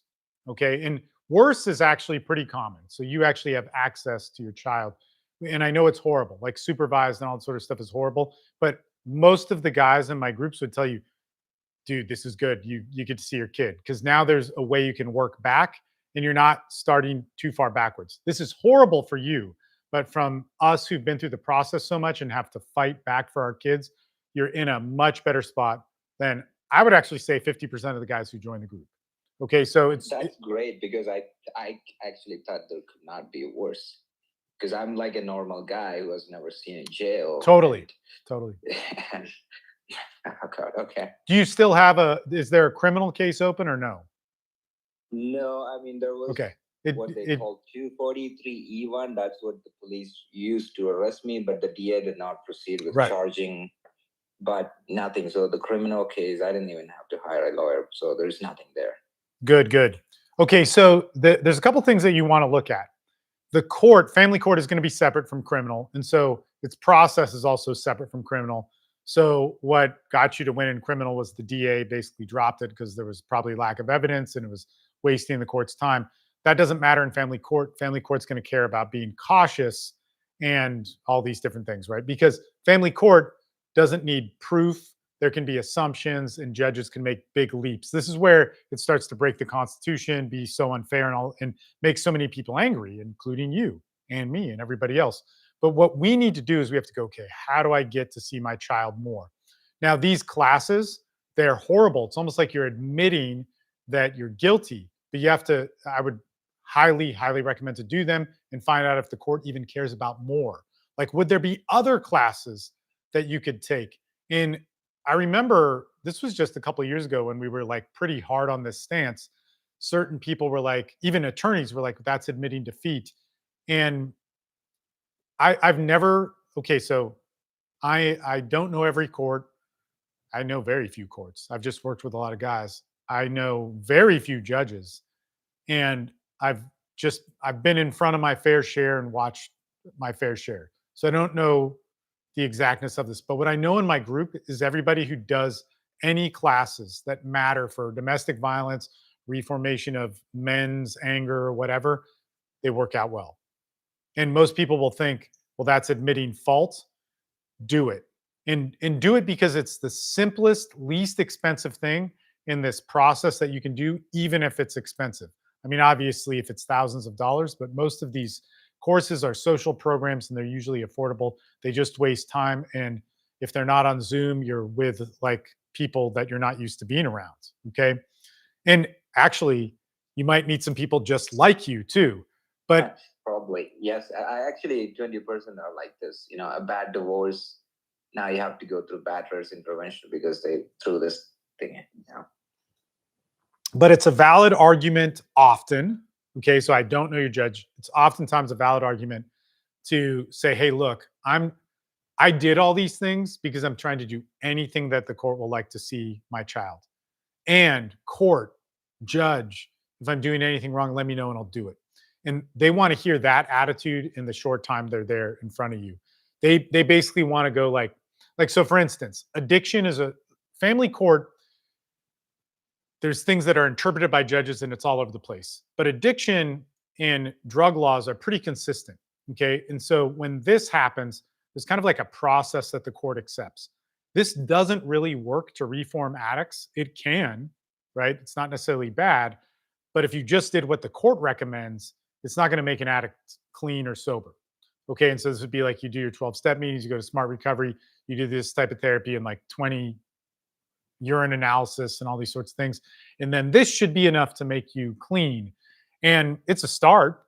I'm not saying those things are necessarily bad, but that's what the court would read is you being that along with no violations of dirty UAs and whatever would be like, okay, this person's a reformed drug addict. They're probably not, or you couldn't tell from that. But that's what the court wants. So in family court, we take that same idea. All right. So going to a bunch of classes, come on, like really? I'm a good dad. I don't need those, right? But if you go to them, it's what the court thinks a good man does in their 20 minutes of assessing your freaking future, right? So those are good. Then also, the way these are going to be won is the court stops caring and your ex stops attacking you. Okay, so maybe that happens and visitation inches back. We're not going to bank on that one, but that could happen. Okay, that's the time heals all thing. In it, like people say that because it works. In ultra high conflict, that tends to screw you. Okay, so then what we want to do is once we defend ourselves, once we have the court stop looking at our protective orders, our domestic violence, or whatever it is, right? It stops looking at us as the bad guy and we start to actually argue custody. So right now, you're fighting for supervised visitation and like you probably still have to pay child support and maybe spousal support or alimony or these types of things. And so it's like this is terrible, right? Emotionally, financially, psychologically, all this stuff, it just makes you insane. Okay. But you need to know that in this, if you do this part right to get the court to go, and it's already moving in that direction, you already have supervised, okay, which is horrible because you have to pay for it. Mom interferes, and you know your child's mind is being polluted and all that stuff. But at least, look, parental alienation is exponentially worse when you're completely taken away. Okay, once you can start to get back to like, okay, now there's some overnights, or we have unsupervised for 8 hours or something like that. And you want to look at what the court accepts. So your court or other people in your state and county. And actually, let me see if there's any guys on here from California because they could talk to you privately. Yeah, I'm in Orange County. I don't know if you have any clients in town. Yeah. I know a judge in Orange County, but not a family court one. But no, there's people in LA and Orange County and in San Diego that have active cases in our group. They're not on the call right now, but if they are, they actually know a lot. There's like 2 pro se guys that are like machines, but they're in LA and San Diego.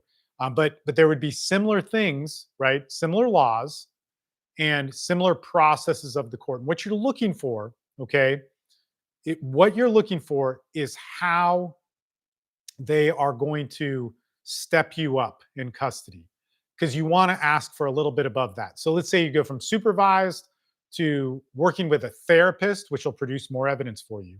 Okay, that would be good, even though you'd be spending money that will help in your case. It could hurt you, but let's just say like you're not going to do anything that's overly emotional or reactive with the therapist. You know, you're going to listen to a lot of the things that we say and that you are a good dad, right? It will help you in the long run. But you could say like, okay, well, I want more time. Could we involve a therapist, a court-appointed therapist, and let me have 8 hours supervised with a relative or 8 hours unsupervised. You got to look at what the judge usually says yes to that also helps produce that extra evidence. Kind of like what we were saying with the R gentleman, basically with him, it's like when you're going to court, see how you could involve a GAL and a custody evaluator or forensic psych evaluations. Now, those things are expensive and take time, but if you know how to communicate to those people, you're now producing really good evidence. So a court-appointed therapist will probably hate you at first and not believe you. And part of that is that, and we could bitch all day long about this. We have therapists in our groups, they talk about this. So that therapist is probably trained in domestic violence that usually has female victims or child victims. Okay, so they're going to be on edge.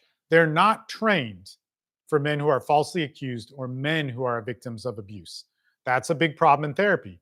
But in a 3-month period, if you follow the directions, even when mom is interfering, when all this horrible stuff happens, when the therapist questions you, or like when I got arrested, I had to go to probation for 4 years or something. It was horrible. And they'd switch probation officers. And every time you got a new one, they'd grill you.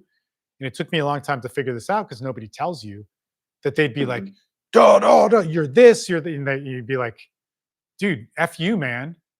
That gets you screwed, right? So I had to learn the hard way and go through enough different officers to just go like, yes, sir, yes, ma'am. And go through that process, feel like a criminal because essentially I was to them, and play that game. So you're gonna have to be that way with your therapist. And then after 3 months, the therapist usually goes, you know what, this isn't right. This is usually the timeline for us, dads in the group. And then they go back to court and they give kind of like a limited report. It's not fully in your favor. And then it continues after that. So they went easy on the mom, and then the mom still interferes. And then the therapist is like, you know what, I'm going to say something. And then their report comes through. So in a 3 to 6 month process, that therapist usually works out for them. That's a long time. Like, especially that first 3 months when they're like doubting of you and think you're this horrible man, and you're going to be primarily talking about your anger issues. And we all also say this, and this is something that is not legal advice. This is something that is not mental health advice. And this is something from talking to people, and I'm just kind of relaying the information of what a lot of guys actually say. So it's not me saying this, it's what a lot of men in the group say, is with their family court appointed therapists for anything, they talk about certain subjects that are relevant to the case. And then they may have another therapist, mentor, coach, or something where they talk about the unique issues of PTSD or whatever, addiction stuff or something that came up in this, because the family court therapists are not trained usually for this, and it's your mental health, so they'll compartmentalize what that is. Now, a lot of people would disagree with that, but I'm just telling you what guys in my group have done that have found helpful and long term, like 10 years since.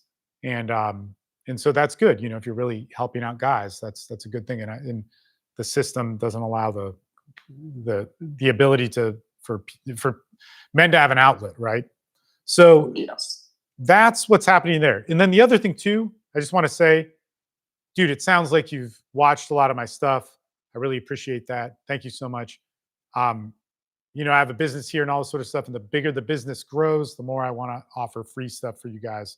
So it'd just be awesome if dads could come on kind of like you, and just through the experience of other men working through their stuff, get something that could help them out. So I hope to see you next week. And in the other times we do free broadcasts. I appreciate you coming on. Thank you. Does anybody who doesn't mind being recorded on this have any 2 cents they'd like to say to SV? And I'd prefer it to be guys who are already in my groups rather than guys who are on the free thing now.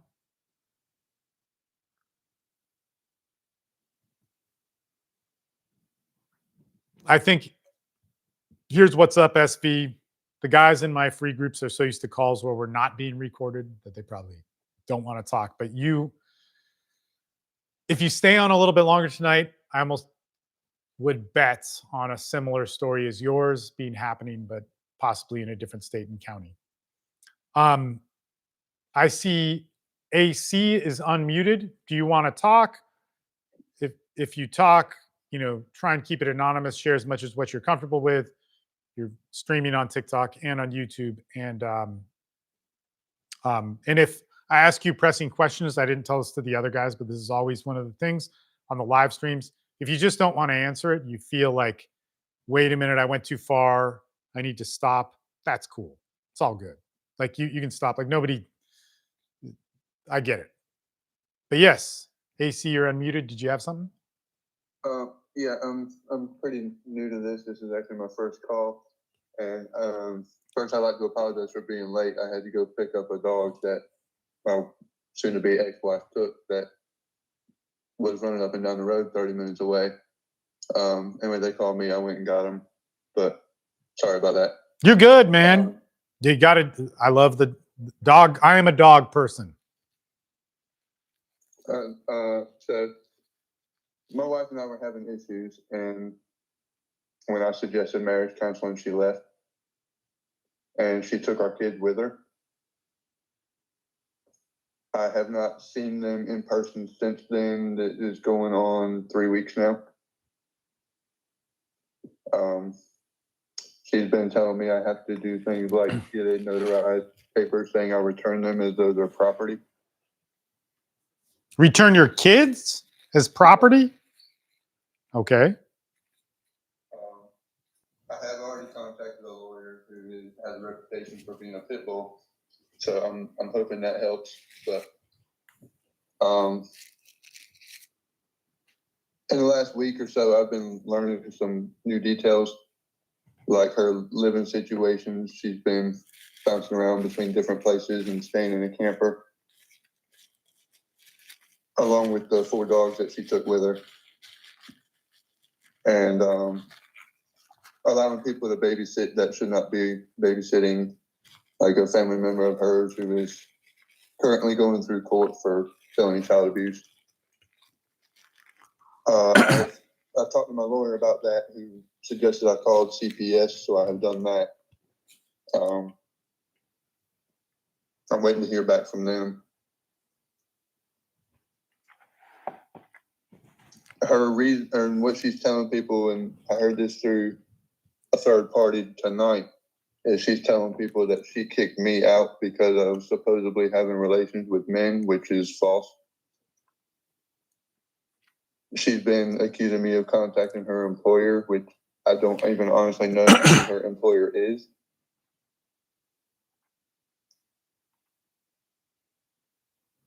I hope that she's building my case for me, but I don't know how that's going to be looked at.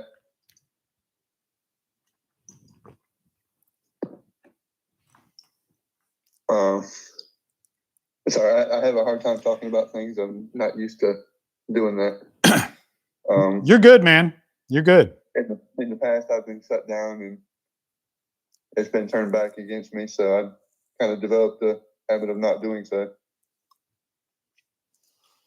So let me talk a little bit, and then you can interrupt or raise your hand or write in a question, whatever. It's all good, because we want to get you talking to where you're comfortable talking, and you could always be silent. I'm just trying to get you moving, if we can. So first off, let's go to this last thing that you said.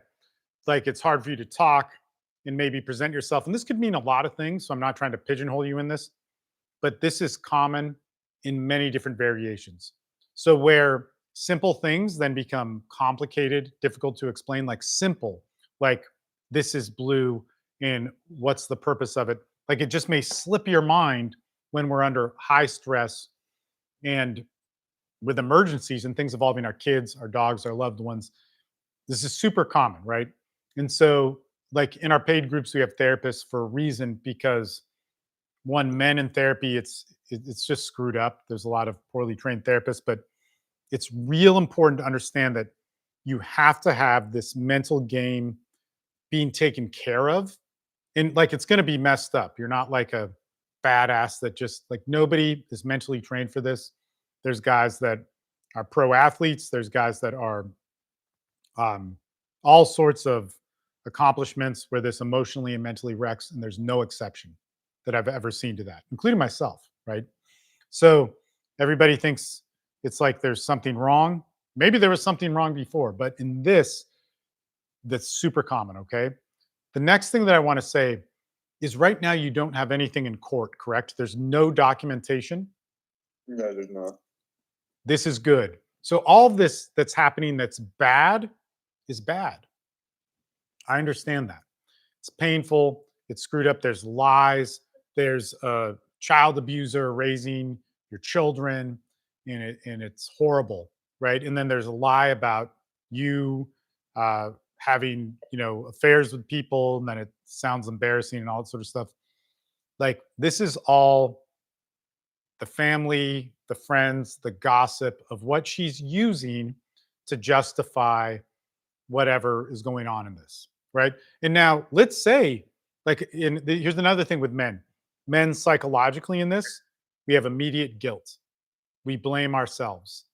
And there could be stuff that you have wrong in this, and that could be there. But you individually have to look at that and see it as wrong. And that does not justify any wrongdoings that she's doing. Okay.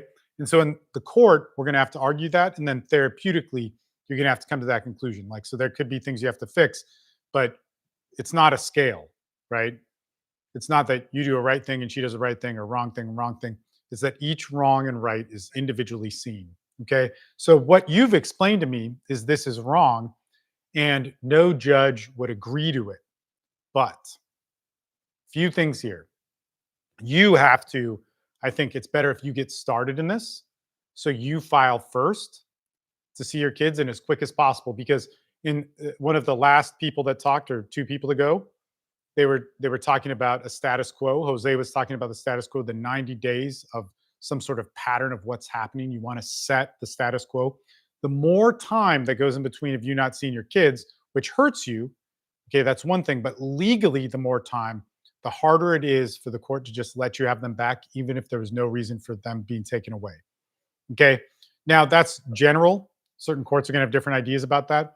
But if you don't see your kids for 6 weeks or 12 weeks, something like that, the court is going to see that as like, it may harm the children to put them back with you. This is a horrible idea, but you need to understand that's a very normal thing that the courts do. So we want to start getting a parenting plan on paper. So you want to go to court to get a parenting plan, or you want to serve her and get her to sign a parenting plan, or have her go and argue you asking for your rights to see your kids in court. Now, when she does that, she's going to do a couple things, okay? And this is where people screw up in court. This is where you got to really, like, here's the thing, guys who are on this free call. I always encourage you, put your numbers in the chat if you're open to it. You don't have to. I don't want to force you to do that, but talk to each other. And again, you're talking to other dads. You're not talking to experts or anything like that. But if you put your numbers in the chat, it's how good things work. Jose put his number in the chat. Like, put your own in there if you are okay with people calling you and talking to you about that.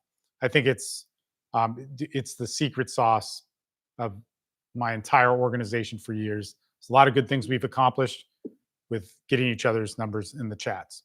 Okay, so what I want to say there then is that we could start talking to other guys about what she's going to do. Okay, so she's going to say, you were having affairs with men, you were mean to the dogs, you were mean to the kids, the drug addict relative is not, or the child abusing relative was not bad, or whatever. She's going to say all these things you kind of know, right? And if you start off with your attorney contacting her, or her attorney, you might get a little bit more of a game plan. Okay, so then you have to go, what of those things is the court going to care about? Because right now, she doesn't have a valid argument to keep you from the kids. But if you were dangerous or an alcoholic in some way and you can be an alcoholic and raise kids, but you can't. I mean, my dad was when I grew up, but I mean, I still talk to my dad. I still communicate with my dad. Matter of fact, I just ate dinner with them tonight. That isn't that great? Like, these tragedies, it's good to know who your family is, you know? because your ex. It's just they cut it. But my point in this isn't that you're any of these things. My point is that you need to know how to argue them in court. Okay, that's the point. You need to know how to defend it. Okay, so if you start first and you know she's going to come in with this, you and your attorney can plan on arguing those things. The next thing that I want to say is if you want to do this, I gotta be careful with this because I'm so busy now. There's so much happening. But I'm going to tell you this, AC. If you email me, so if you reply to the thing that got sent out for this call, and you just say, "Hey, Steve, can you send me that video?" You should look at some videos about hiring an attorney and interviewing an attorney. So you have an attorney, but oftentimes when people say they're like the men's rights attorney or they're the bulldog, they may not be, but they could be, right? So And the one I had was recommended to me, but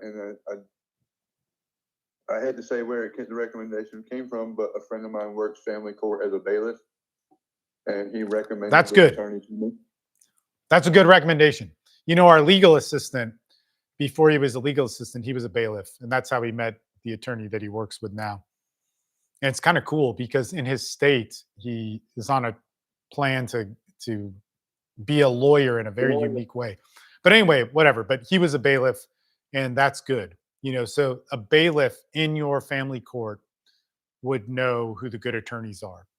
And so, but if you do email me, I see your name and then I'll see it on the email, or you can write it on the email if you put your email under something else. I'll find some videos on attorneys and even talking to them, because there's lots of times where we could get angry with our attorney, but having an attorney angry at us it's almost never good, right? Even when they do really wrong and terrible things, which they do often, we have to learn how to properly communicate. And that could be helpful for you too. But you need to get started on this, and then you need to understand how the court is going to want to see this. So if you have dysfunctions, that's fine. We all do too. We have to learn how to protect them in family court so they don't harm our relations with our kids. And if there are dysfunctions that she has, we want them to be shown in case there is something that is illegal or not right that she needs to change about her. And you want to bring those up in the family court so there are proper changes happening. Does that make sense? It does. So you got to look at those things. And man, look, we're next Tuesday we'll have a live stream, and there'll probably be a live stream tomorrow, and there'll probably be a couple this week, because after Tuesday there aren't going to be any more live streams in December. It will be our third one. And look, they're like, I'll probably do extras, and there could even be random free calls that just pop up because they're going off my schedule. Like we have a ton of calls. So for me to squeeze one in, I usually can't plan it because the other ones are all planned. So keep your eyes peeled for that. But if not, next Tuesday, let's talk and see where you're at with this. What I would like to see is you move closer to filing. You're going to go through your attorney to that. If he's against that, okay, if he's against, filing first, I don't know why, get an explanation for him so that you can tell us about it on the calls. And, dude, no court in the U.S. wants any parent to be cut out, and you're being cut out. But what they're going to care about is if there's alcohol, substance abuse issues, violence, domestic violence to her or the kids or whatever. And these are all the things that she's going to say. So you need to be able to argue that and have her questioned before your question. And so that's why it's best to file first. Because once it gets into court and she starts off saying you're screwed or you're bad, they're going to see that as a possibility. And it's going to waste months and months and months of not seeing your kids. As you saw with VS when he was talking earlier, that's what happened to him with the silver bullet. It's horrible. And you have not gotten that yet. And so you want to get ahead of it. When men get ahead of it, it's good. So do you have any other questions, man? Probably, but not coming to mind right now. Yeah. A lot of time staring at the walls. So, Man, That's how I found you. I was just staring at the walls and started scrolling TikTok and came across you, and I started following and just started watching your videos. Hey, KM has his hand up and he usually has good stuff to say. He's in our group. What's up? Grandmaster K. Oh, shoot. I can't hear you, man. You're unmuted, but I can't hear you. And then we're live on social media, so everybody can hear your beautiful voice. What's up, man? Can you hear me now? Yes, sir. All right, Daddy Steve, what's up? Hey. Hey, no, I just want to say to Andrew, yeah, man, if you definitely take Jose's, and if you want to take my number, also give you some tips. But what Steve said, definitely file first. No matter what happens, you file first. Don't let her know your next move, like Biggie said. No, never let them know your next move. But if you want any tips, anything with regards to filing the motions, wording that you may want in there, you can reach out to me. Definitely reach out to Jose. I actually used Jay's. I'm using some of his parenting plan as to add some stuff into my parenting plan, because some of the stuff that he had on there was very good. So yeah, reach out if you need, but definitely file first and don't wait. I'm trying to. I know she told me she had an attorney, but her brother, who she doesn't talk to because he talks to me, has told me tonight that she's been selling a lot of property to pay for an attorney. Make her fear you, not the other way around. Don't worry about anything that she says. Just do what you need to do, man. That's all I can tell you. Thank you. Yeah.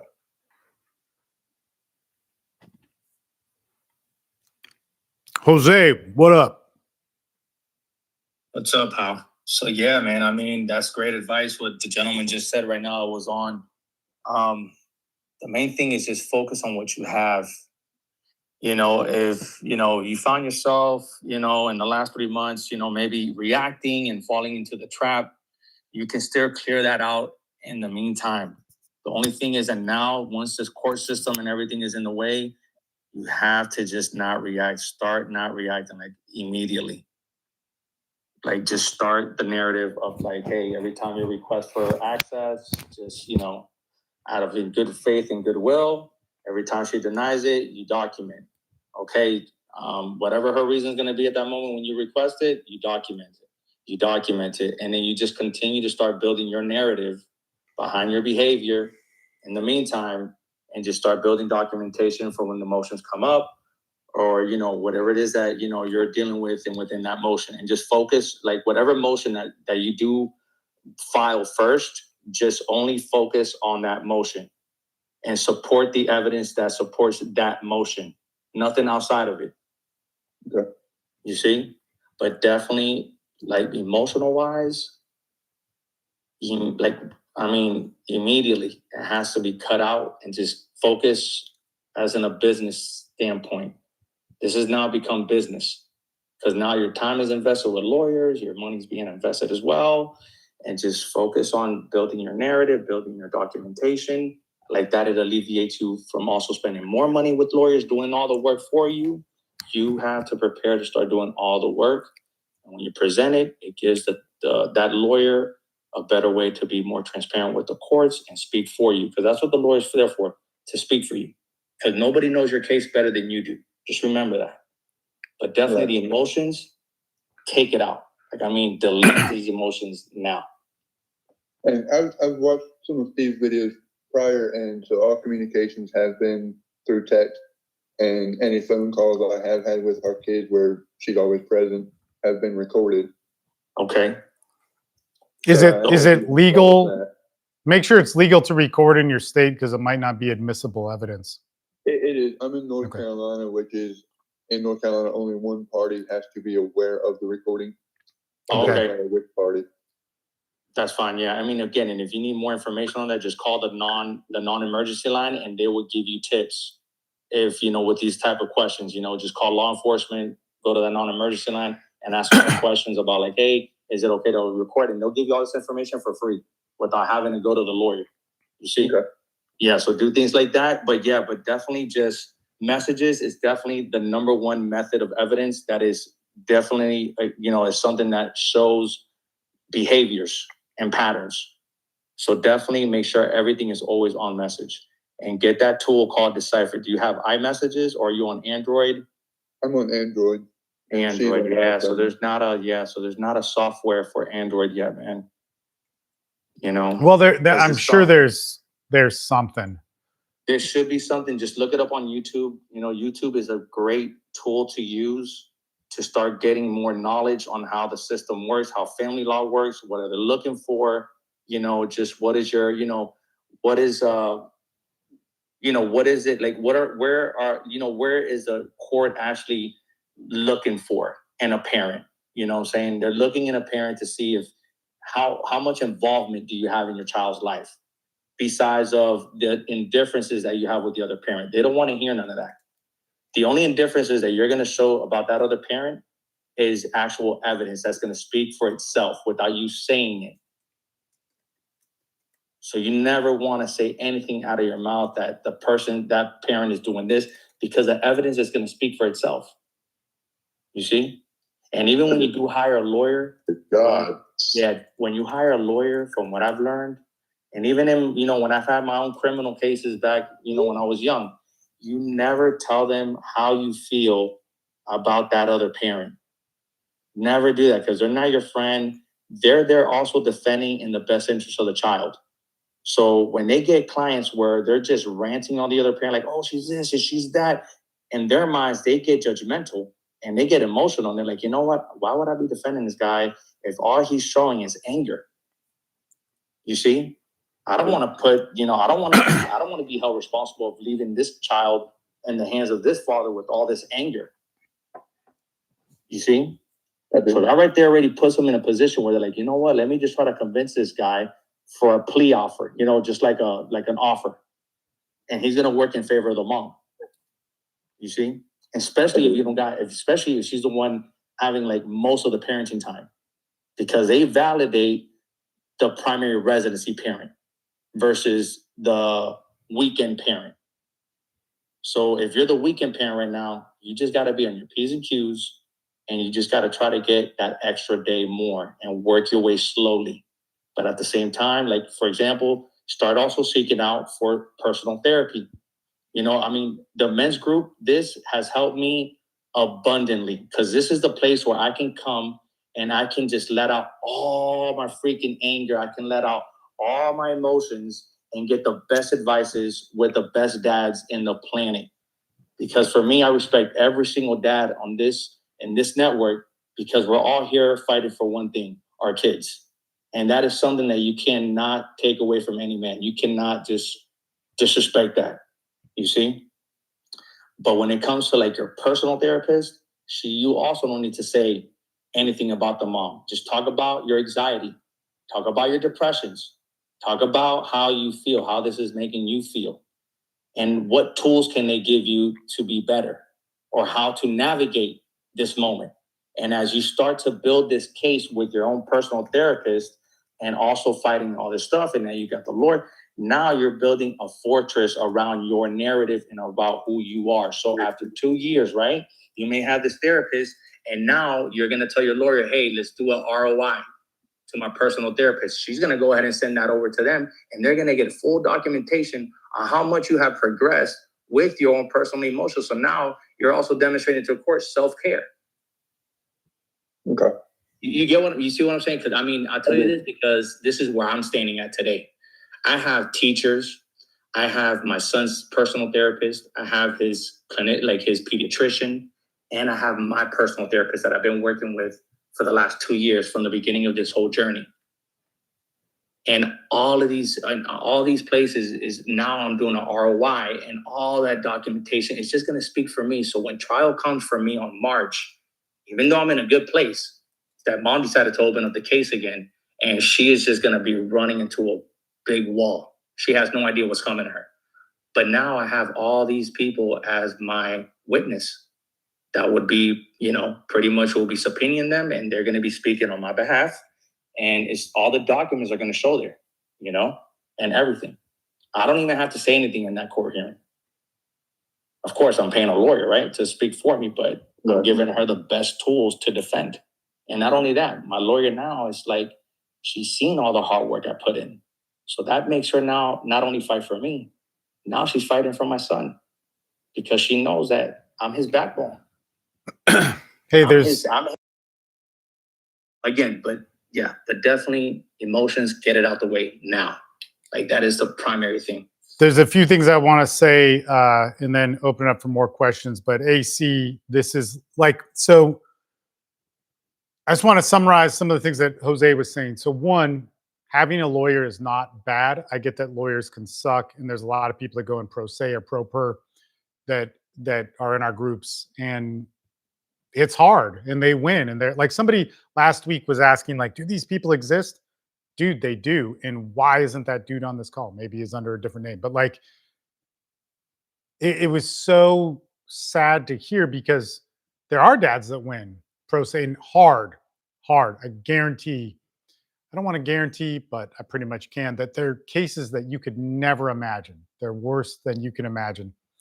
But having a lawyer can be good. It's better to learn how to talk to attorneys.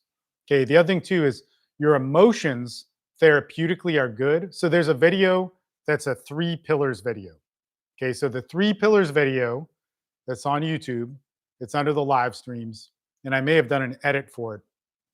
It's basically, there's a therapeutic road, a legal road, and then there's a moving on road, and they all conflict, and they're all really important. And probably the most important one is going to be the moving on road.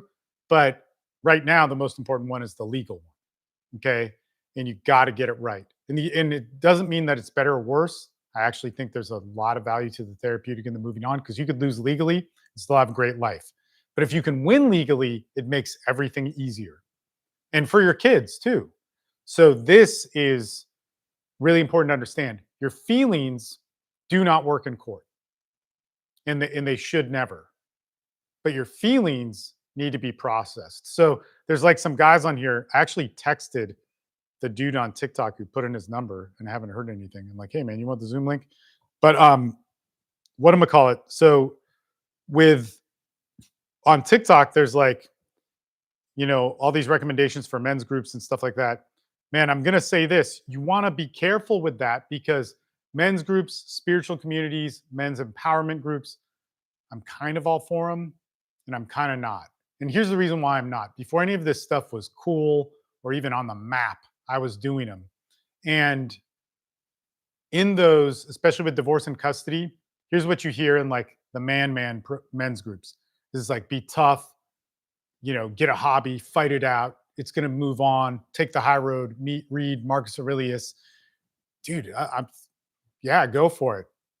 But those are some of the biggest things that I hear where men fail, because you do lose your mind. You do need to learn applied philosophy, theory, like in the hells of custody battles. You have to do all of that. And so it's not just information. It's not a decision. It is a process, therapeutically, mentally, where men in our modern world have to go through, and it's extremely difficult. Men's groups, spiritual communities, workout groups, screw this all up. And they think that it's like you can get virtue right away. We're trying to get virtue and philosophy from extremely painful, hard, dire times where nothing works, and try and fight a non-emotional, highly strategic legal battle where if you bring in, I don't give a shit, I'm going to fight for my kids because they're worth that much to me, that's emotional. So you need to have that mentality. I'm willing to do anything, so that you can drop that focus. And the only way I know how to do that is with actual good men's groups. And dude, there's one in Toronto that's good, that some of the guys in our groups go to. There's different men's groups that are good for different issues. But man, there are very few, I mean, very few. In Arizona, our guys there have gone through a ton of horrible ones. And they're church-based, and they help for whatever stuff. but they do not help in this because it's always like forgive. She's the mother of your kids. You're learning to be angry, and you have to do this like Jesus or whoever, or take on these philosophies, and they do not give you time for the justified, genuine pain, anger, sadness that you have, and then it is basically said that it's written off as a form of weakness, or you made a bad choice or idea. So you really need to you need to know like a false solution is worse than no solution because it gives you false hope. And this is my biggest problem with the men's development industry. Somebody who has been working with men in only hard times for 20 years, I see in this case dads, but other case drug addicts, other case men looking for advice on dating or issues around abuse or PTSD, get advice that will not sustain, but it sounds really good for 6 months or a year, and it makes them think they have a solution. They end up worse, and then it's like they become hateful people. So I really think it's important to find the right folks, and that's kind of like a message for the TikTok people. And man, I get it. You probably don't care, but the person who put their phone number in the TikTok thing, I just texted you and said, "Hey, man, I'll let you into the Zoom call." And anyway, maybe you're not watching anymore. But AC, you got any other questions? I think that's it for now. Cool. I'll be here next week. I'm definitely going to stay for the remainder and listen to everybody else. Cool. Yeah, if you can stay and come on next week, that'll be awesome. I'd love to hear what happens. And if you do shoot me an email, I'll remember your name. Dude, I'm so busy. It's crazy. The last couple months have been nuts. Happy about it business-wise, but it's also something where, I have staff and assistants, and dude, it's just hard. I'm not trying to be a big corporation or Apple, or like a lot of people think,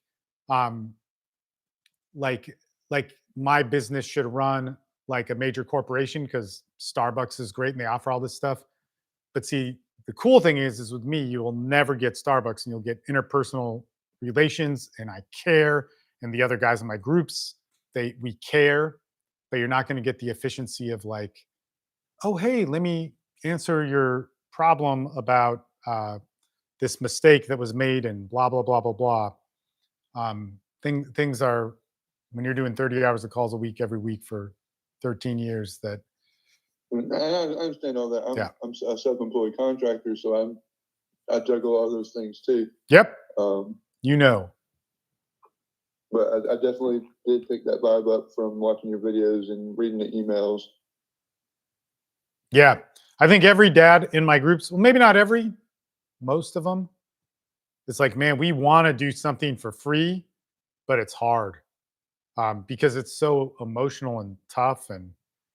And so we're trying, but I'm happy you're here, man.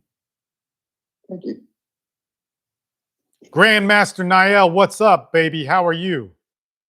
We're recording now, so just so you know, if you're okay with it. I appreciate it. It's okay. I'm glad that you know I would too. Let's see. It's very important. The psychological aspect. It's we can get overwhelmed with what's going on around us, and more often than not, just being men and being fathers. Now that we want to be able to give the best lives to our children, protect them the best way that we can. More often than not, we begin to forget about ourselves.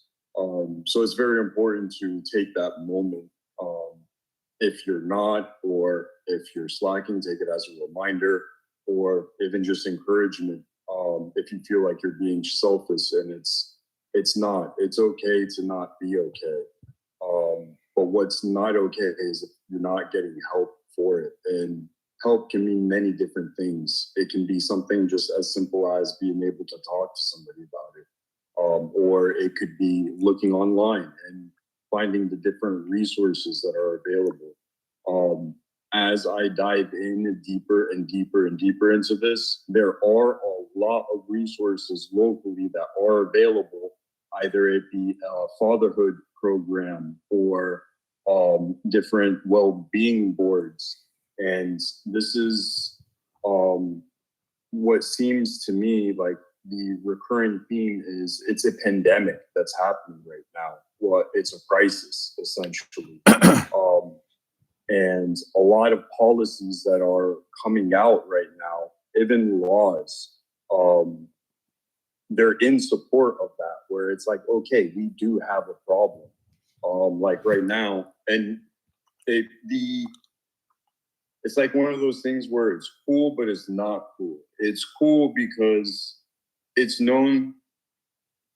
It's a known problem. I was just reading right now, I was trying to find the article of it or the government agency that's listed it. But it's saying that right now in the United States, 1 out of 3 children does not have a father or grew up without a father figure in their life. And based off of that statistic, children are increased by X percent. I think it was like, I don't know, 63, it was 53% that without a father, that they're more inclined to suffer from just different types of issues. So this is a very real thing. And just by even showing up, and you don't even have to do anything. It's just like showing face and just being present. It does help begin to put pressure onto these things. But that's like going above and beyond. So if we're just focusing on ourselves, just know that this is a very real thing. It's something that's happening across the nation. So World. how you feel is valid. Just make sure you focus and use those resources that are available to take care of yourself. And the other thing I'd say too is like if you talk to guys who are in the group, so Mr. N, Mr. KM, Jose, there's some other guys on here too, but like the good thing about it is that you can get a more distilled version of what actually works because there's a lot of good resources. But if you just kind of go on, like TikTok and YouTube is defined by like hysteria. So like what actually works in family court doesn't do well in search engines, doesn't do well in watch time. Like it doesn't get rewarded by the algorithm, but like the panic and hysteria and pissed offness usually does. And there are some things which are good that come out, but then that shows that the free access, like if I make videos, like I've made a lot of videos and I'm not that popular, but that's fine. Like I help a shit. Like I was looking up the amount of people, but there are 80 people I am working with within my groups. And like, that's a lot. Okay. So within the lower tier and the upper tier communities, there's all those people that you get to know. And the intention is that. So I'm happy. But when you look at what will gain traffic, it's like BS, and that really sucks. And so it's good that like even the topics that we discussed right now. Okay, so the mental issues in custody go nowhere on search engines. Like there's nothing. Yet it's every single dad has that. So for whatever reason, that's not clicked on, that's not watched.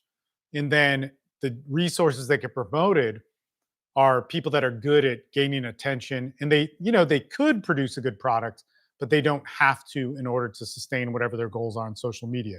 So, God, if I can get us the word in this thing. What's that? Yeah, something. Aha. Well, I guess you accidentally unmuted. But the thing is that like these are one of like the terrible things of so much advice to real problems. And so this with custody is a real problem. And it's hard to get the right information. So within the groups, like especially guys on here now, like we're always talking. Like almost every day we're talking. On the WhatsApp group, these guys are talking way too much. But I can't even keep up with it anymore. But the thing is that they understand what works because they're also proactively working on their case. So to rewind also what other guys are doing. So one big thing with Jose, like Jose's case is crazy. And last week he was talking about it a lot on the live stream actually. So it might even be recorded. But with that, he had to work his ass off. He knows his case best. It's not necessarily that he's against attorneys. He usually uses one, but you have to know it yourself. So even if you use an attorney all the time, so it's less about attorney, no attorney, or whatever. It's more about how well do you know your case. You've got to. Okay, you've got to. And when you are around a bunch of guys that do that, most of them do. You know, the WhatsApp group is for the paid communities, which you're always welcome to join. In fact, I'm going to try and remember this, guys, and you don't have to do it. If you're watching on the live stream, it got sent out through an email thing. I'll send you a link for a discount to the different communities if you want to do it, but you don't need to. You can come to the free stuff if you like. That's all good. But the paid communities, there's a lot of benefits to them. They're just great. So, but that's what the WhatsApp group is for. And it's only one. It's for the bigger paid community. But anyway, these things are really good. And then again, doing this, right? Doing my business and being able to get good business and grow. One of the things that you'll see me do over and over again, if you follow the stuff I do, you can almost bet on this because I've just always done it, is I'll put it more into free access points. So I'm always hustling for business and all that sort of stuff. But I always do try and put it into a way where it can communicate better. And it's just something I've always done. But so I'll send some out if you guys did want to do something. I feel so bad because last week there was a guy on and I'm just like, dude, like I don't, you're asking for help with Pro Se and you have like one friend in another county and like we have a guy in that exact county who's doing Pro Se and it's hard, but an extremely complicated case. He was just on the calls the other night on the paid calls. This dude went up against 4 high power attorneys himself and did good. Even the attorneys were like, hey man, that was impressive. And the judge, but he's still, not getting the custody that he wants to fight for. And, hopefully he will, we'll see. But like that guy is in the same freaking county as this other guy that rightfully so doesn't believe or trust anything online. And I'm just like, dude, if you had $85 for 1 month to get access to that would be worth it, which you don't have to do. But I'm just like, man, I don't know what to tell you. Like, don't shoot yourself in the foot over things that are solvable. But anyway, it's just, I hate seeing guys lose that have to lose. I hate it, man. If you're on my email list, like you see the stuff we try and put out, and it all comes from every day working on this stuff with guys probably just like you. Who's got another question?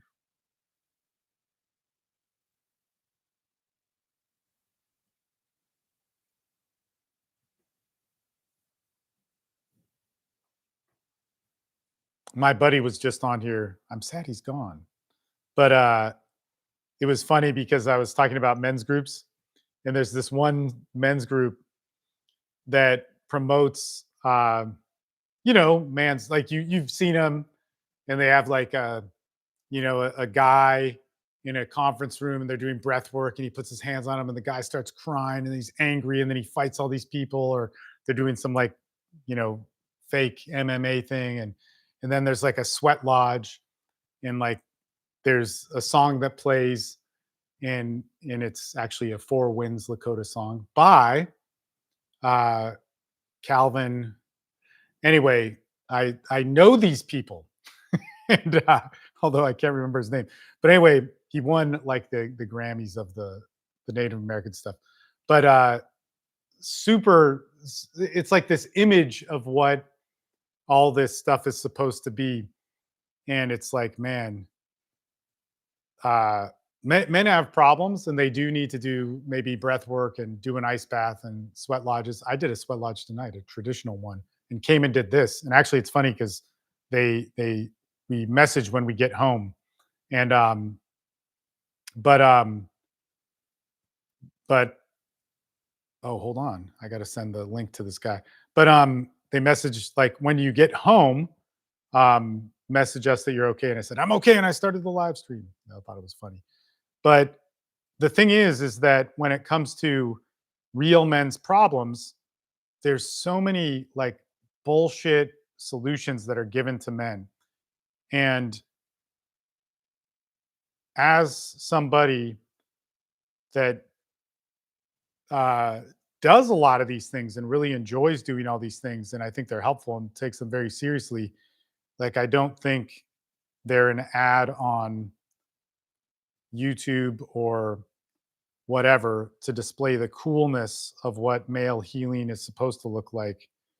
I've always dealt with the real stuff. And so I think that when it comes to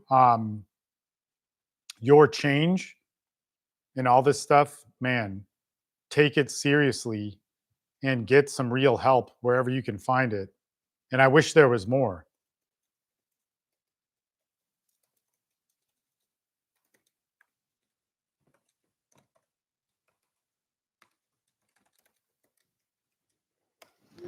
Okay. I have a question, Steve. What up, man? How are you? Been seeing better days. I have a trial setting conference tomorrow morning, and I have a rather longer story. I don't know if it's enough time to even share it, but mine's been going on for over 2 years now. So, and I have a restraining order issue that I've been trying to address for all this time, which has really destroyed my life completely. Something that I actually stipulated to. My son was being withheld from me for the better part of half of a year, and I was coerced into signing it for my attorney who never showed up to the hearing, and now I'm stuck with it, and they're using it to their advantage. And what did you sign? I signed a restraining order to see my son. That my attorney told me that I violated by trying to drop off clothes to my son to a place where she used to work, and that was a violation, and most likely I wouldn't see my son for 5 years. And I've been married for 15 years to my wife, who kidnapped my son when I was sleeping and filed a restraining order.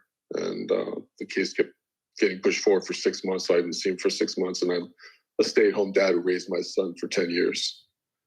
He was 10 and a half. Now he's 12 and a half. And at one point I felt my son was not safe in where he was living. And he expressed that to me.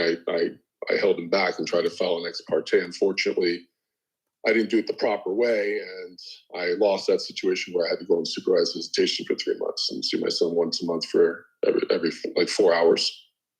So now I'm off of that, back to the schedule, and now I've got a trial coming up, a 3-day trial in regards to trying to fight for custody.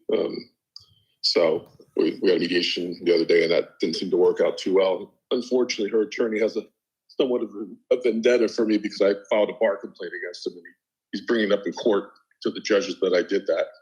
So he's not a family law attorney to begin with, and the guy's like 87 years old, and he has no business really even being in this case, but he's a free attorney to her, and so I'm really in a bad place. And I haven't seen my son in almost 2 months now, so she withheld him twice, or I asked my attorney to file a contempt motion, and he was unwilling to do so and felt that it wasn't going to go anywhere. So he told me to wait to trial. So it goes deeper than that, but that's kind of a synopsis of what I've been dealing with. So I asked him to file a motion to try to either dissolve or set aside the restraining order because it's prevented me from participating in his school. I didn't see him graduate from his elementary. And mind you, I raised my son, day in and day out. So I was a primary caretaker of my son. So I really don't know what to do, quite frankly. I'm listening to all these calls. I was on a couple times before I didn't get a chance to speak. So I thought I'd chime in for a moment. Yeah. See if you might have any advice for me. Yeah. Cool. So what is your court hearing for tomorrow? It is actually a trial setting conference. They actually, okay.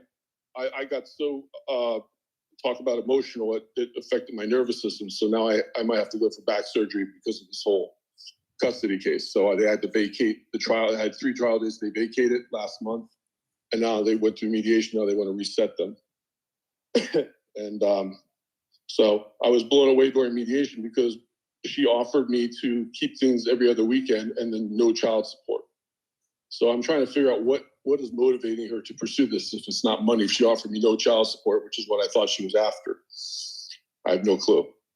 But I also have a guardian ad litem involved who I told the judge when I got on supervised visitation, my son was in crisis, and she appointed a guardian ad litem, which I don't believe did a full investigation because he didn't come by and see where we both lived and so on and so forth. But the outcome was basically that he's asking for 50-50 joint legal custody. So you got two attorneys against one attorney, and they still want to go to trial. So it's quite a deal. Okay. And then how long has it been since you've seen your kid? Well, it was a month and a half. Then I saw him, and now it's been a month, and I'm supposed to see him this weekend. And then I won't see him for another month because she has him for a month during the winter break. So 2 times in 3 months it'll be, I guess. Okay. Man, so with this restraining order that you signed, so these things get complicated. So they're, I don't know the full thing around it, but I'm not sure why your attorney told you that. Could be just a horrible person. There could have been a strategy to it, but a poor choice, or it could have just been a terrible choice, or there could be something to it that we. I never even met my attorney. She never even showed up to the hearing. I gave her $5,000. Yeah. And yeah, it was terrible. Yeah. Absolutely terrible. So then here's what I want you to do, or anybody who's on the call now. Anybody who's on the call, in fact, I'll email this to you because, like I said, I can like email to the people that click the link sort of thing and the marketer bullshit. I'll email you guys a questionnaire. And then if you wanted to sign up for the stuff, discount links, but don't worry about it. If like, you don't need to do it. It is what it is, man. It's a great product, but if not, it's free to help you, right? That's what we're trying to do. But I want to know more about your case. And so there'll be a questionnaire. And there's actually a new version of the questionnaires that I have that's a little bit long. And I'm trying to make a video series to break it all down because it's long. So I'll send that out maybe tonight, if not tomorrow morning. And I mean, whatever you can do. To be honest with you, Steve, I'm still married. That's the crazy part. We've Right. been married for. I haven't spoken to my wife in 2 years. She just left one morning, and that was it. And I know it. All that this has come to doesn't have to be this way. I've asked for a conversation. Unfortunately, this restraining order prevents that from happening. I literally had to. Beyond the supervised visitations, I had to basically have a monitor walk my son across the street and pay him $60 every time just to walk my son across the street so I don't go within 1,000 feet of her house. Hey, and it's really quick, I put something in the chat. You don't need to say it, but I heard you say something when you unmuted earlier. Is that true? Is it true? I don't know what I said. Oh, no, there's something in the chat that I wrote. I'm technologically at a disadvantage. I'm 57 years old, believe it or not. Yeah. Hey, you look great, man. Not that that's an excuse, but yeah.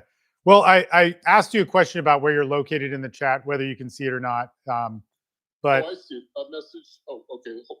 I just don't. You can bring it up if you want, but you don't have to. Just for anonymity reasons. It might not be bad, but if you are there, there's other guys in the group who are there. That anyway. Okay, I got you. But yes or no, are you there? Yeah. Okay. So, hey, Jose, he's in the same state as you, but don't say the state. And in his situation, so one of the things that I just want to say here, and also Ken, you had your hand up. Did you want to say something before I go into this? You're good? Okay. So here's the thing, man. She got the upper hand on you and you're buried in the process, and it's a hard state. And this is one of those states where guys in our groups have gotten criminal stuff for really small things. And I get how it could be a big thing, but these were really small things and it just destroyed the men's lives. It's a very hard system. And Jose has done well in that state. And then in a lot of similar problems, his story is pretty crazy of what happened. It went multiple states and there was kidnapping and all that sort of stuff involved. You are. That's my concern because my wife is from the Philippines and she has a house there, so she's a flight risk. So Does your yeah, child this have a is- passport? Not that I'm aware of. I've asked him the last couple of times that I've seen him. He said no. Well, But, still, I think so. This is where, like somebody in the TikTok wrote, is federal or state? This is where federal would matter. Like they Right. would need, unless she has, like, so if there's a protective order, or restraining order, you actually still have rights as a parent. It's just Right. you can't see your parent. So in order to get a passport, they would need your permission. And then I U.S. see. passports for children under 18, I believe they're 2 years valid. So they're not. Anyway, but yeah. So that being said, you you could be Well- good, but if a kid leaves the country, dude, it doesn't matter what the laws are. It's hard to get that kid I back. know. Well, interestingly enough, not to make it more complicated, I know we don't have a lot of time on this call. No, it's but cool. Just so you know, what she's alluding to in this order is actually what she's, when people accuse you of something, that's what she's been doing. So I have a lot of abuse to my son. I've given evidence to both attorneys, not only physical evidence where she's pinched him and scratched him, and I have audio and video of her destroying the apartment and saying that she was going to take my son as evidence, and they've refused to use it in court. Yeah, and it could be dependent on the case. You just got to file things right, or there's no you just got to. But like, so in the area that you're in, there's a decent amount of cases that we've had there, and even Mhm. surrounding states that are similar. In like, man, if you can get the process, like some of the biggest wins came from there. And I will Yeah. tell you the worst tragedies. There's a couple big tragedies that our group has seen, and one of them is in your state because it's so difficult, but also in Texas and in Florida, which are good states, and just at a starting place. So Right. tragedies can happen anywhere, but you have to clear up. So the domestic violence thing, I think, has to pass. Is this only against your son, or is it against her and your son? Well, this is what she did. She put him on the order. And so when I stipulated to the restraining order, it was to get him off of it. So they felt that was a good thing. But he didn't completely come off because I can't go to school. I can't do anything but see him. I can't call him on the telephone. I can't do anything. So Yeah. it was just have him removed. And so I signed a 3-year restraining order. It's been at least almost halfway through it now. Okay. But this is the crux of the whole case. They have nothing else against me. I've taken an anger management class. I took a parenting class. Then they want to take a 52-week battering class. And I never fought this thing. And so it's interesting that I've done all these things to rebut the presumption of, as they call it, because I currently do have an attorney. But his position is he simply wants to rebut the presumption of it and go with the guardian license suggestion of the 50-50 custody. I want full custody because I don't see her as a good co-parent. I know she's using this restraining order as an excuse not to communicate or say, hey, I can't talk to him. I can't do this. I can't do that. So it's an excuse at this point. I just, honestly, Steve, mentally, that's what's really wearing on me, other than not seeing my son, because mentally I was in a very dark place for a very long time. So I don't have a lot of friends, and I don't get with a lot of guys. So, yeah, I am where I am. So that's my biggest goal, is to get that, get it dismissed or whatever needs dissolved. So I'm doing everything I possibly can. I just don't what else I can possibly do. So I mean, if there's a permanent restraining order in place, you're going to have to inch it back. And if your attorney's going for 50-50, let me just so these are the hard cases. Like, so when people say they have hard cases, they usually don't. And this isn't to diminish them. Or when they say they have hard cases, they definitely have hard cases. But a permanent restraining order, protective order, is really difficult. This is like nothing you can do to change that. So the two guys in our group who've reversed these, which is really hard. One, dude, it was brutal, man. They're both brutal, but one, it was brutal, and there had to be so much abuse. And let me just break this down really quick. There's tons of abuse that was proven on the mom's side. CPS took away the kids, wouldn't give them back to him, even though it was like it was dismissed, man. I mean, so permanent. This was not a temporary protective order. A permanent protective order was admitted by the courts to be wrong and reversed. And even then, he couldn't get his kids back. Wow. because of the process was like, well, wait a minute. Now we have all these social workers with the kids and what's going to be safe. And it put brakes on everything. So then 2 years after that, after all this abuse from the mother, the courts eventually flipped it. So that's brutal, but he has one of the most definitive wins, which is just insane, right?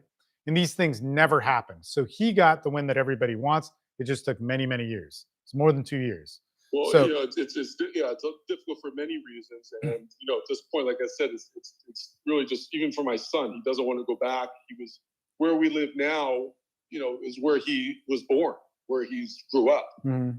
And she's been living in 2 separate houses. The current household she's been staying, they made it like a makeshift room. They share a bathroom, and they're living with like 4 strangers. And it's not a good environment for him. And he switched schools. I feel like she's doing what's in her best interest, not within my son's Hey, best so interest. I'm gonna pause you for a second because I wasn't finished talking. There's something that's important I'm sorry. for you to understand. No, it's cool. I'm more of an asshole on my paid calls because I'm like, do you want to listen or not? But so, and I get it. Like, this is hard, man. Like, you don't get to talk. But again, like last week, there were solutions that we had to a freaking problem, and everybody wants to talk about something else. And it's kind of like, I'll let it happen. But here's the other variation of where this happened, and which is the better angle. So the other guy, he had a permanent protective order. Okay, so if you ask any attorney, have they overturned or a permanent protective order? And pretty much all of them will say no. It's super rare. So this guy went hardcore on the other attorney route. The other guy that won did it pro se. Now, he did it with attorneys and then eventually went pro se. But he got that pro se. That's fucking hard. Pro se, he set a law in his state. And I'm sad he's not on. He's usually on a lot of calls, but Yeah, maybe I not like on to hear frequency. this, so.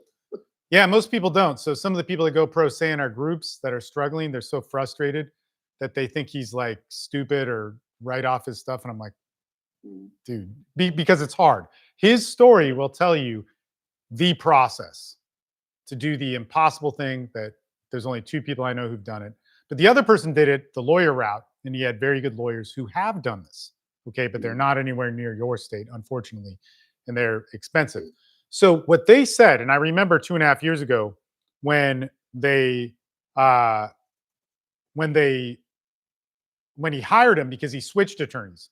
He got a bad attorney who didn't understand protective orders, and it was temporary and it made permanent. And then he went looking for other attorneys, and he was interviewing all these people. He actually drove to another state to interview these people, and that's when they started working his case. And they gave him a timeline. And you know, it's tough. And I'm talking to him, and you know, there's the mental freakouts. And here's what they said that they were going to do, and this is what has happened. They said, "Hey, look, I'm sorry. We're going to try and get this protective order either overturned or modified." They got it modified. Okay, so it took a long time to get it modified, but they were able to get supervised visitation that the mom fucked everything up, therapists, supervisors, moderators, you get it, sabotages it all. She had a therapist the whole time that said the fake abuse happened. And so then he did a couple things. He did a lie detector. We were like, hey, dude, that's not admissible, but it did end up helping. So he did a lie detector. So this may not be relevant in your case. I'm just breaking this down. And then he eventually got another GAL. So he had a GAL that was for him. Once the false accusations happened, they got another GAL. It flipped. He involved the GAL. He got the 604 custody evaluator. That helped, but this took years, right? So he's with this attorney team, and they're slowly doing this.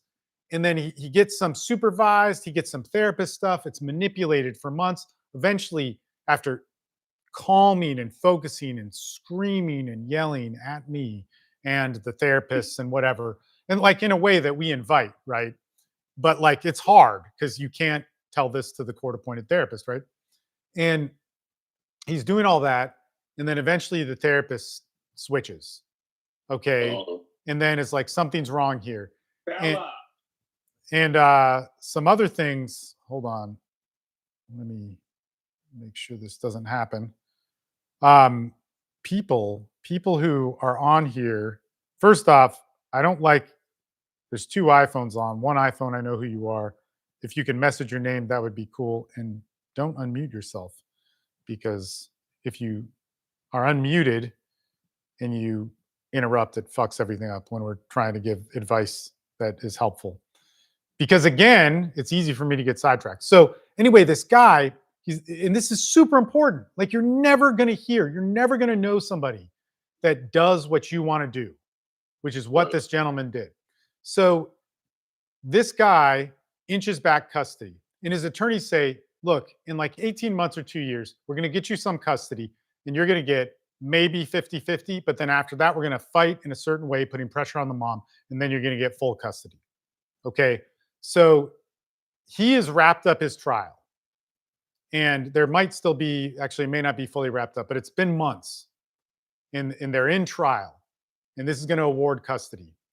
There's actually one more appearance, but you know, they drag it out over months and all this sort of stuff. Right. And he already has 50-50. So he has 50-50 from a kid he was alienated from for years, that was taught to hate him and believed that he abused them. And then it's so much at the point where there's who knows what the judge is going to think, but here's what's set up. The mom has lied over and over again. The therapist that she had that basically said the abuse happened, the judge will not allow that therapist in court. The judge has admitted, the one who signed the protective order said the other side can no longer say that there's abuse happening because it's proven that it didn't happen. You can't even bring that up in court anymore. Now, he can sue her later, but that's not what this case is about. This case is about custody. So it's been established that she's lied. Now, I actually don't want to say too much publicly because he'd get pissed off, and he's a great guy. But basically, she has polluted records. She's changed the narrative. She's tried to manipulate a lot of people on paper, including people in the legal system. And it's all exposed, as we'd like to say. And that's where the trial's at. More than likely, he's going to get decision making, and it's going to flip. And now, in the years of therapy that have now happened since he started to see his daughter, there's change. But these hardcore parental alienation that goes away for years, it's difficult. For me, it was 5 years. I was kept 5 years, right? And it's been 8 years since that, and it's still difficult. Right. Actually, a secret. My son, I saw him on the live stream. But anyway, so I don't think he was listening. They don't like any of these conversations or whatever. But like, the thing is that you need to take that and go, okay, there are some people that mythically have done this, and they're doing what your attorney is suggesting, or they did what your attorney is suggesting, getting that 50-50, getting some power, and then you'd have to expose the case in a different way. So you're just trying to get back to zero, Right. you know, but you've got to get back to that even ground, even standard. Any type of visitation where the court is no longer seeing you as a threat. And even, you know, whether you are or not, if that's out of there, you have a chance. Let me ask you a question. Here's the thing. I've never had supervised visitation except for when I kept my son, and that was for withholding him according to the judge. So I was like a slap on the wrist, and obviously traumatized my son in the process. But here's the thing. You can't say someone's abusive or whatever, and then give them the child. Like I didn't have to graduate from supervised visitation. So you're saying, I just want to give you less time because, and then you're using the DV against me. I've already proven, I had my son for months at a time with no issue. I've always had him overnight. It's not a problem. So I don't understand why there's a trial involved when she's trying to give me either keep things the way they are or give me less time as opposed to more time by using this DV as a weapon. You know what I'm saying? How can you say someone's an abuser or some whatever, or it's a presumption of abuse, but yet you're giving the child? It's like I would be unsupervised trying to get off supervised. It's just a matter of time being given. That's all it is. You understand what I'm saying? It's like I'm only abusive sometimes. But what I'm saying? Then what's your question in that in terms of the process? I guess my question is how are they able to use this DV, and it's presumed that I'm not a fit parent because I have this DV against me. How are they able to use that when I've already proven for the past year and a half that I've had visitation with my son? It's been without supervised visitation. So I'm not a threat. I'm not I'm a fit parent because otherwise I wouldn't have him overnight. I wouldn't have him for weeks at a time. Yeah. You understand what I'm saying? Totally.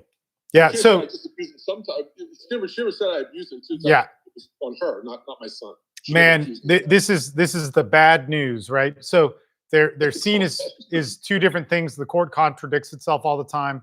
And Yeah. in this process, what you're going to have to do is you're going to have the process, the language of the courts, as I always say. And I'll tell you exactly what I would assume that would be a good starting place for you. But you're going to have to speak the language of the courts because they're looking at DV as one thing, and then that has a process. Doesn't have to be logical. And then there's custody, and that has a process, and they're going Right. against each other. So really quickly, let me say what you would need. You would start to need to involve third parties. They're going to be against you at first, which sucks. Okay. So the third parties are needed. They're really needed to argue your case because that's the language of the courts, but they're going to dislike you because, again, they're trained to look for abuse, and there's abuse, right? So, that's where they're going to start. And it's going to take you a couple months. Like in the example I gave, it'll take about 3 months of you behaving and not being human because you're going to want to argue. And then it's normal, right? But you just got to understand and have some faith that you have to be human in that to win them over. And for mom to be exposed, for mom to be seen as, meddling with things. So Well, there's court order therapy right now. I just want to try. Good. I don't mean to cut you off. I just Great. something I left out. He's just now starting that. The judge said that she gets to choose, even though we have to split the cost 50-50, but she wants me to be involved in the process. And how are you involved? Well, I mean, in the intake process, talk to both parents, and then updating me on my son's progression. Having involvement. I'm not like with the school. I'm not allowed to school or have access to his records. I'm able to be involved in the therapy of it in itself. Maybe sometimes it'll be together with my son. I don't know how it's going to go. It's just starting now. It should have started months ago, and so now it's starting. But I can't really use that because I don't know when they're going to set this trial. Yeah. But interestingly enough, I think the bigger issue here is not just the mom, it's her attorney. For some reason, like I said, because I filed, he's got a vendetta against me. Yeah. I don't really know that it's all her speaking at this point. No, truly, because the guy's 87 years old. Yeah. I mean, I don't even know, and he's not a family law attorney. On top of which, yeah, he's admitted to such. So I don't even know. You've got a child's hands in your life, and you can't advise your client when you have no experience in that area of law. I don't know that's possible. Yeah. Okay. But look, he hates you. Yeah. And absolutely. Okay. Again, let me just finish this. He hates you. That doesn't mean that your process and strategy changes. Okay. Right. And there are ways, like when attorneys are bad and also don't know the law, they have an advantage to tie you up, and everything's going to be easier for them. But they also have big egos and make a lot of mistakes, and they won't admit their mistakes, which is probably why he hates you. And so there's things that could be done in this process that could make him look bad or abusive in a way, especially if you are handling the process right. And I mean, that is the long conversation. Okay. But in this, the process is not just court appointed therapists, like work your ass off to get in the favor of that therapist. And again, the December 2nd live stream, I talk about that, or December 2nd or 3rd, I talk about that quite a bit. It's about third parties. And then, or it might, it's one of the last 4 or 5 I've done. I think it's the last 2, but whatever. Okay. And then also you need 2. So you want to start involving things like a custody evaluator. This is what really won it for that guy who went the full legal, hired the lawyers route. It was the psych eval and the custody evaluation that won his case. And the other guy that did it ended up doing it pro se. He will say there's 4 things that you need to win your case. You need a GAL on your side. You need a good attorney who actually understands the laws, even though he won it pro se. But anyway, he does say that. And then he says a custody evaluator, okay, on your side. And then there's one other thing, but it's slipping my mind. But there were these 4. But what's important here is he said GAL and he said custody evaluator. What then we see in our groups is you just want two important third parties. One is a therapist, a court-appointed therapist, not just a therapist, one that works with that court. And then a custody evaluator, parenting coordinator, friend of the court, GAL. If you have two of those, it's really going to be a compelling argument that you are not dangerous. It's going to argue the DV thing better. Okay, it may not get it dismissed, but it's going to make it less of an issue, and it's going to make it then easier to say, hey, I've now proven I'm a good parent. Give me parenting time. And then you have to look at, like, how does your judge inch up parenting time? I mean, with these complicated cases, most dads give up, so there's not as much information on that with your judge, which kind of sucks.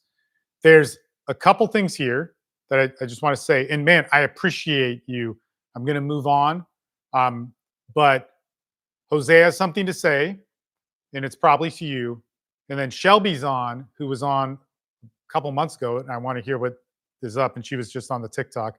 So after Jose, I want to get to that. And then if somebody else wants to talk, you can raise your hand on the Zoom, or you can write in the chat on the Zoom. But this is the order I want to move in, and I'll try and move it along. I don't mind being on. I'm not tired yet. You know, in the last 2 weeks, I think I've traveled 10,000 miles and done a bunch of crazy shit, and just got back in the country yesterday, and whatever weird stuff today. But I'm not tired. Let's keep going. So, Jose, what you got, baby? Awesome, man. So for the gentleman that was just on, if it's the same state, man, I definitely have my lawyer that you can reach out to, and she'll give you a free consultation. She's aware about these groups, and she is more than welcome to provide her services and try to help out and give the best knowledge on how to you navigate, for you to navigate, to help you navigate in the situation you're in now. From what I've experienced is it's pretty much 180 days when they file here FAPA orders. So if a parent comes to claim something that happened last year and puts a restraining order of something last year, it gets denied in this state. So if you're talking about a DV that was a year ago, my question to you is, is that coming up by the courts? Is the courts judging you on that again? Or is it just something that you're just assuming that they can judge you for?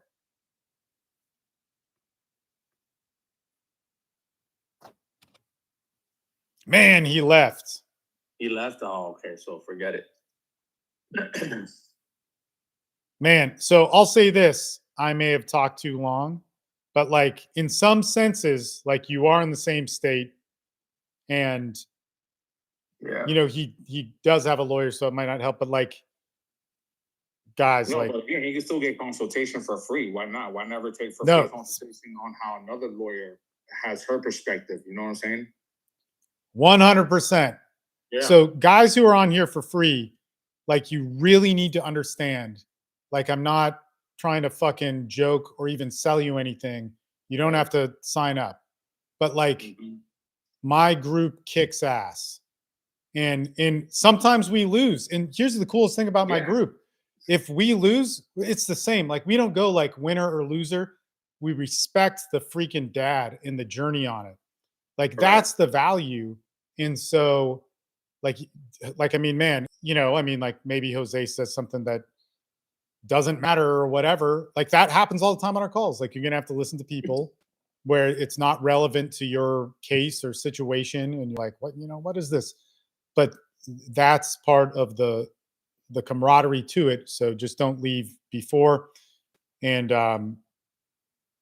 man, I'm so freaking busy. But if that dude emails me, I might try and connect you to him if you want, Jose, but it's up to you. Yeah. I mean, I'm here to help, man, at the end of the day, because I know what it's like to be in that dark path and not having any advice, not having any type of support. And I'm just letting my emotions take control of me to where it would lead me to a disaster.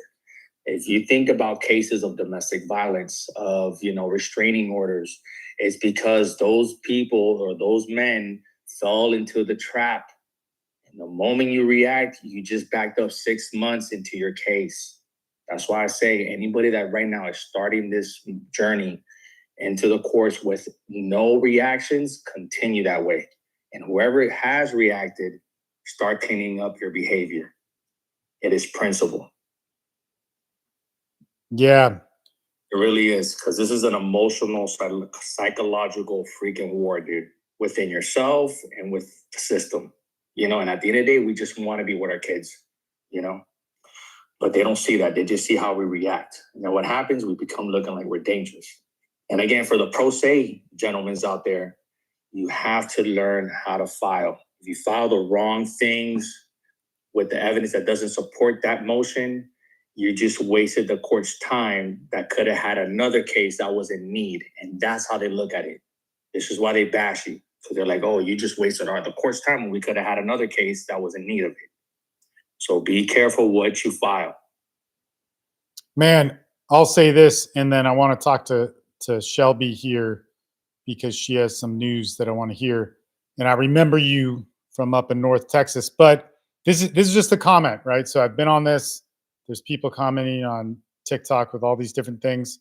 And in the course of all of this, where like there's no other thing in existence, which sucks, which is just like this is so bad that there's no other court or there's no other place in existence that has guys who've won stuff. And like I mean, I don't want to say too much here, but Jose has custody of his kid.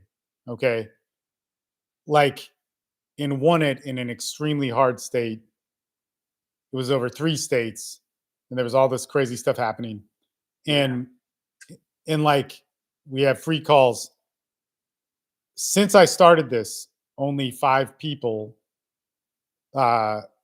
joined the email list to be on the call. And then of the email list of the people on it, like, let's see how many people actually, like, it's like, man, do you guys want help or not? And I know you do want help, but I'm just like, dude, like, we're trying to make this as easy as possible for you. So I just want to mention just my wins. It's very fast. I gained home state. That's number 1. I gained home state, which is principle. After that, I also gained on the first parenting time to my offer. Okay, I gained that. After that, I modified the plan because mom was violating the plan over like 9 times on a very important provision. And then I modified for 80% parenting time. And then I gained that because the elements that I did with using a private investigator, plus the messages that associated with the same evidence, you know, when she got served for the modification to where now I have 5 and she has 2 when she started with 4, you know, so then she signed off and it just went stipulated. We didn't even go in front of the judge. So in such a short period of time, I have gained 80% parenting time. We still have 50-50 custody, which means decision-making, like medical and education, which either way, I'm the one taking 100% responsibility on all the enrollments, on all the programs, on all the visits, on everything. I do everything. I'm the one losing time off of work to make sure I give my son those needs. It's me. And then third, now I'm going for child support because enough is enough. I've given her so many opportunities. And it's like my narrative at this point is like, hey, they have nothing to say to me. Whatever she's going to fabricate, her fabrication narrative has come to an end. Why? Because I've never reacted. I've never had one profanity in any messages. So I have pretty much full custody at this point. all right. Hey, I want to get to Shelby because, like, you know, we have a men's group. And on these free calls, you can be a woman or whatever, like, it's all good.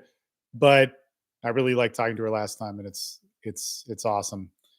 What up, Shelby? How you doing? How's the weather up there? Is it freezing? Yeah, well, actually today it was like 60, so it wasn't too bad. But I feel like obviously it's been some time. Lots has happened. For the guys in here that probably weren't in here last time, or just for whoever's listening, I'm gonna do like a brief up to date or up to speed of our last call. So I share a child, went through court with my son's father. I had full custody of him. He got a new attorney in 2022, filed a TRO against me. I didn't have any access to my son, could barely afford an attorney. We went the day before court. My attorney called and said we were going to get a continuance for our actual final hearing. He didn't call me that day of court. So I was not there. I got a default judgment. I got completely slammed. I was broke, had no job, had a newborn that day of court. I got put on almost $2,000 in child support each month. I had to do a psychological evaluation. I had to get an interlock in my car, and I had to do a BIP along with pay all attorney's fees and so on and so forth. And that only gave me access to my son via phone calls. And that's where my case sat up until I filed this year and completed all those things. After that, I completed all those things. I did the psychological evaluation. I got the interlock. I did my BIP. I did everything that was asked of me. And, I'm a mom. So it's, usually there's some kind of drug involvement or a DUI or DWI with the kid or something along those lines to get in the position that I got in. And none of that was the case with me. I had an attorney originally. She wasn't, doing everything that was needed. Ended up firing her and then went pro se from there. I think, let's see. Oh, and then on top of all of this, my husband's ex, who he also was taken back to court for custody of his daughter, retained the same attorney as my ex. So that's just a brief summary of where I was at last time. Man, so what happened? Fill us in. Okay, so when I filed, just so everybody knows, when I filed to gain my custody back, not custody, I didn't lose custody, just to get my physical in-person access back. My ex filed on me for child support that I wasn't able to pay when I wasn't working. Obviously, almost $2,000 a month. It's a lot. So I went to court on that. I had a court-appointed attorney for a revocation hearing, and I went to jail. And I was going to go to jail, and I knew I was going to go to jail, and I was okay with going to jail because I knew when I got out, that was their last Hail Mary in court. That was the last control tactic that they had against me. So I went to jail. I got 25 days. I did my time. I got out. I got out on a Friday, the 14th of November. I turned around and I had my temporary orders hearing that following Monday on the 17th. I have been, just so everybody here knows, I have not drank alcohol since 2023. I have test tested myself voluntarily to prove so in court since February of this year. I also complied with all of the orders. I also put myself and paid for myself to do additional parenting classes, conflict resolution classes, so on and so forth. I presented all of that in court with my handy dandy attorney that I retained, Mr. Reed. Hey, you hired Lester? Yes, I did. Oh man, okay, so good. He had a whole 24 hours with me to prepare for my hearing. That's more time than he's given. Hey man, luckily, because of all of the things that I had already done myself and taken the initiative on, regardless of if I wanted to or thought it was fair or not, it was a cakewalk. So I had not seen my son in over a year, and I just got to see him this past Saturday. So I got my in-person visitation back, and I got my child support decreased, and we are moving forward with that. But just so everybody knows, if you don't do the things that you don't want to do, and you're just a piece of paper to the courts. So make sure that whatever piece of paper you are to the courts, it's a good slam dunk piece of paper. Whether you want to do it or not, whether you think it's needed or not, whatever is going to show how much you care to the court is going to be what matters to the judge. The best interest of your child and how hard you're willing to fight, whether you like it or not, make sure you do it. Had I walked into court and expected for rainbows to shoot out of my butt and for me to just sit in there and be like, oh, it's been all this time and I'm just here because I want custody back, I would have got the freaking hammer. I wouldn't have got anything that I was asking for. They were asking for in court for me to have to redo BIP, which would be another 6 months. They tried to throw everything out that I presented, and it all got shut down. And I got every single thing that I asked for in that court date. Everything. Might not agree with some things, but I got everything. And the court game is a long game. It is a game of golf. There is no speedy process. It isn't going to be a cakewalk. You have to do the work. You have to pay the money. It is what it is. And if you don't want to do the work, then you don't want your kid. That's the way it seemed. And so I wanted to come on here. On top of that, Steve, so, we talked, I don't know if you remember this, but I talked about how my husband, he's going back to court with his ex and she retained the same attorney. He is completely pro se in his case. And we do all of his filings ourselves. We do everything ourselves. And he's asleep right now. But he went to court last week. They tried to file a TRO against him. They're just doing everything that they can. It got denied. He also filed a motion to have their attorney disqualified from opposing counsel, and the judge agreed to having it happen. Wow. So we have that hearing this upcoming. That's hard. The 15th. Yes, it's very hard. Wow. We have been working very hard. I don't think anybody knows what we do all day because we don't respond to anybody all day. Yeah. Dude, Shelby, so first off, there's a couple things.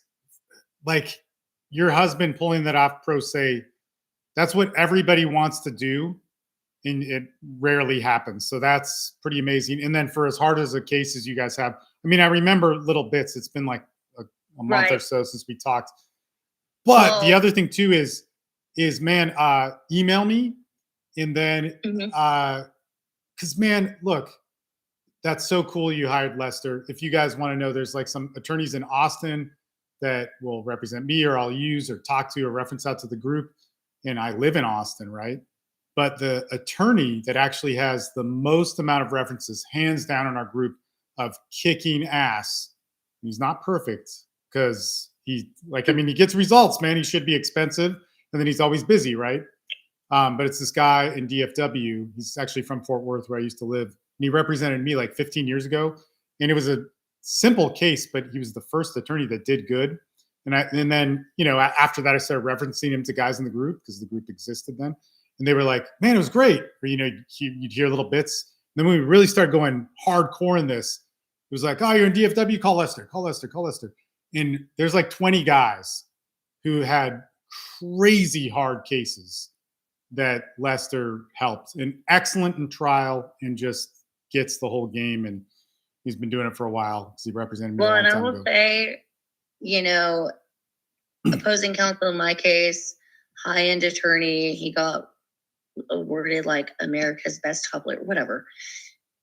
The respect that Lester received from the judge in the courtroom because of the order that he kept and the mudslinging that he minimized was very evident.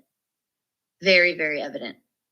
And I was so grateful. I mean, we had like no time, luckily, because I had done everything pro se. I already had my exhibits labeled and ready and everything ready to go. But he did amazing. But with David's case, with the disqualification, my hearing is actually what was the straw that broke the camel's back for us to be able to file that disqualification, Steve, because he tried pulling my husband's ex into my court case to just talk about my ex. And you can't do that. According to 308 in the Texas Family Law Handbook, he cannot do what he's been doing, along with many other things. But we had that hearing. I mean, we're not going to say that we're expecting us, to come out and be like, he's no longer an attorney. But we know it's going to be hard. But if we didn't do it, we would regret not doing it. So it's worth it to try. Yeah. Hey, and how long were you going pro se? I was pro se for a year. Yeah. And you did, you learned it. Yeah. I mean, good enough to get your husband to disqualify an attorney. Jesus, man. Well, he hasn't done it yet. We have our hearing, but we got our motion. Oh, you got the approved. motion approved. Okay. We got our motion approved with the judge that has thrown the book at my husband many of times. And he allowed it, and opposing counsel didn't want it to happen. We actually got their sanctions that they tried to request from that today, which they have no grounds for. So that's the next hurdle that we have to deal with. But if we didn't try to do it ourselves out of not being able to afford an attorney, we would be failing ourselves and failing our kids. So that's why I say, do the things that are hard and expensive and that you might want to throw a fit about. If you want to throw a fit, do it behind closed doors. But if you don't try, had I not tried, I wouldn't have even had that temporary orders hearing, because I had to fight opposing counsel to get that hearing, because he tried to have it, like, he had tried to have the judge strike it from the docket. So and if you can have an attorney, then great, but you need to know your case more than your attorney knows your case. And ChatGPT will be your friend. And knowing your judge and their courtroom and how they want their exhibits and how everything needs to be laid out, and being able to be stable and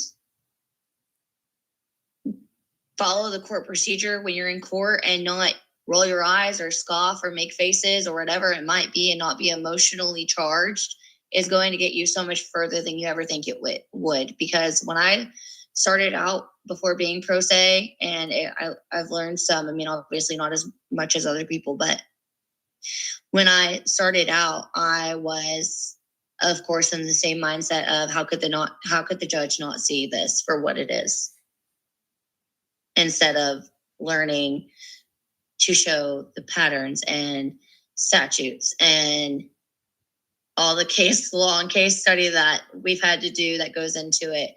Had I not done that, and had David not done that, we wouldn't be where we are right now. Well, look, so one thing I want to say again is message me or email me, tonight or tomorrow, and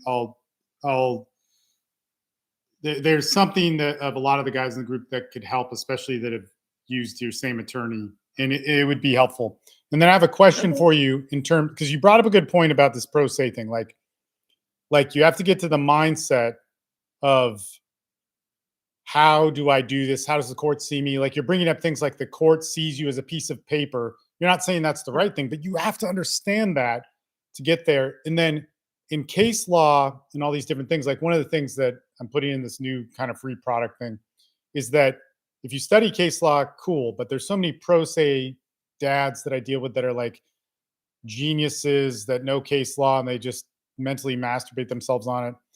You have to, I feel that the distinction is that you have to learn how to apply it, and you have to learn how to apply it in your courtroom, because you can understand laws and case law.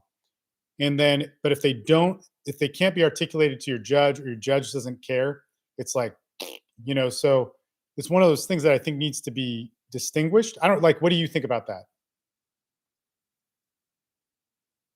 The thing is, if you go in there and you say, well, this happened over in this case, and so this is why it needs to happen here, you're going to fail. You have to know the law that they are arguing for that case in order to make sure that it is following suit of what yours is. You can't take one thing from that case and then manipulate it into turning it into what you're trying to get across from the judge. You can't say, oh, they said this in this case, so here you go, we're going to use it here. Because what I have learned, and what David has learned, and what I'm sure many pro se people have learned, the judges don't know. So you have to be able to tell them, because they don't know. And I will say that,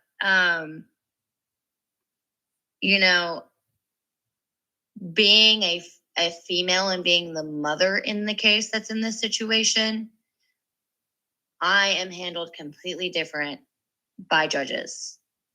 And maybe I'm just, giving my own opinion here, but if you see a dad come in that's lost their kids, I feel like that's pretty, normalized.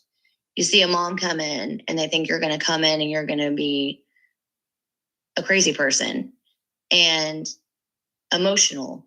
And I've had to, and it sucks because you're in a position when you're pro se that you can't look at it like you're a parent fighting with another parent. You have to look at it as if you're going into the office and you're ready for a debate, but a debate based off of fact.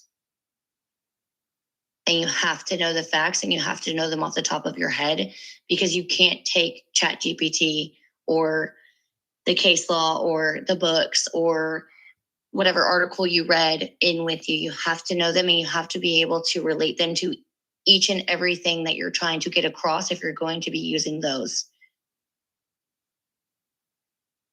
Yeah. No, man, I mean, it's so good, like, to see people like, and this is like the tough thing, right? It's so hard to articulate to people. One, people do get successes, and you're still in it, but you've gotten to see your child, and it's a slow pace and whatever. But this is pretty awesome. And so this happens. It follows a certain process. From what I got from talking to you last time, I'm like, oh man, she gets it. She's doing it. Like, this is very difficult. There's no more complaining. There's no more victimization. Of course, you probably feel that every single day, but when it comes to the law, you shut that shit out. You shut the shit out about how unfair the system is. One thing that we talked about before, which was really cool, and man, the therapist in the group, her main thing is dealing with addicts and then trauma. And now there's a lot of custody stuff, but she's tons of experience. And when, women enter into the court system with that, like, the assumption is if you lose custody as a woman, you are just by default like a man with a protective order, like you're evil, and you're seen as sick and manipulative. So every stereotype about the female then gets like put onto you. So in the general zeitgeist of things, like in the general culture of the courts or culture of people, it takes out all the anger. You're the punching bag for the bad woman to everybody. So like, we're the punching bags of bad men, but there's a lot of anger towards women. Like, so the anger to women and men are different. Like, why people hate them, and the suppressed anger that everybody thinks they don't have goes towards that, and it goes towards, the people like you. And so that's where it's fucked up personally. And then also in the courts, it's like, what? I don't know this judge, but they ruled this against you, or this happened, or maybe they ruled it against you, but they forget. And they're like, well, then that only happens to truly bad people. And if it's a mistake, or, you got exploited. But all that victimization, because that's a lot to be pissed off about. That's a lot of unfairness. It's really messed up. And of course, with guys, we're always saying that, right? But you got to drop it. Pro se, let's get to work. I could have walked in. Sorry to cut you off. I could have walked into court on the 17th, fresh out of jail from the same judge that just put me in jail, and I could have been angry, and I could have said, this judge has it all wrong. You don't know the details of the case, but that's not going to get me anywhere. I'm not there to argue with the judge. I'm not there to argue with anybody. At the end of the day, you're there for your kid. So my feelings no longer matter. My child's feelings matter. And if everything that I say in that courtroom needs to be with my child's best interest in mind. Period. Their emotions matter. Mine doesn't. Their dad's doesn't. Whoever else is involved doesn't, because we're there for that child. And you have to learn, just like when you walk into an office, you have to shut it off at the door and you have to go in and you have to know what you're talking about and move forward. Because if not, you're going to have a mental breakdown in the courtroom or pop off. Men get mad, women cry, and you can't allow any of that. When I was in my temporary orders hearing that we had, I was on the stand for 45 minutes straight. 45, nonstop. I didn't cry a single time, other than when I was asked by Mr. Reed if my son would benefit from seeing me. That is the only time I shed a tear, and it was because it was about his feelings of his wants that he's expressed to me. And it's very hard because I went through going through child custody. It reminds me of going through stages of grief. When your kids are taken from you, it's like part of you dies. And then you have to fight to get that part of you back. Man, hey, and here's another thing too. So sometime in January, probably late January, I'm going to start a faction for women. There's a couple of women who've hired me, and one actually lives in DFW. So I could put you in contact with her. Very different cases. Well, I know her case much better. And then, one of the things with this is it's so interesting. Like, obviously, I see how men get screwed up way more. Like, I mean, by like 5,000 times more experience with men. But what's happening with a lot of these women is it's like the same effed upness, but it's completely different mechanism, right? So it's like intimidation. It's understand the illusion. This is my favorite. So when guys come to me or women come to me and they say, "But you don't understand. They understand the laws," and I'm like, "No, they don't. Like, nobody understands laws. Like, if you get an edge on actually learning these things and getting your emotions in check in the right way, dude, you'll kick their ass. Like, you'll kick a lawyer's ass. I don't want you to get too excited, but like, No. if like seriously, like if your ex was an attorney, they'd get too confident in some way where you've had to discipline yourself far more. So your case better than them or anybody else or whatever, but they may know the law in general, and they'll fuck up, man. I mean, there's guys in here whose exes are lawyers and even family law lawyers, and it screws up everything in the beginning because they file stuff better or whatever, but they get wrecked, man, because they don't check themselves. There's a lot of attorneys that don't know their cases. Right. So the more you learn, man, it's like, Ken and Niall want to talk. Oh, go ahead. Sorry, I take. No, they probably have questions for you. Ken, I saw you first. Yeah, no, I just want to say, if you haven't joined the group, You definitely should you have to see this as an investment and not as anything else, because you're investing in yourself and in your child. So join the group, please. There's someone on here that I tried to get him to join for a while. He's on. Yeah, he's on. Oh, he told you. Yeah. So, but I just think it's good. And something that I've learned in the past 3-4 years is going through coaching that I've paid for, which I just do not believe in. And, you know, I'm not getting any kickback from Steve or anything. I'm just doing it because, like Jose has said, you know, all the things that you learn in here and the encouragement you get, you're not going to get anywhere else. So join the group. That's all I got to say. Hey, really quick, Niall, in 1 second, let me just address this. And dude, there's some people that are in the group on here now that have had crazy, awesome wins, which is pretty cool. But somebody on TikTok wrote in, "Oh my gosh, you're so wrong. It's almost hysterical. It's called Liar's Court for a reason. Family." Okay, it's called Liar's Court for a reason. The judges know that they can get away with anything. And then there's some misspelled stuff that I can't understand. I mean, man, do you want to lose or do you want to win? And like, I get it. Everybody on this call has been fucked so bad. I guarantee you have not been as, like, there's a guy whose first initial is J on here. You've not had what he had. You've not had what I had. And I started out losing and we won in a certain way. And we're trying to, you've been doing it for 18 years. What's that mean? You know the law. I've been doing it for 20. I mean, what is this? Like, who fucking cares?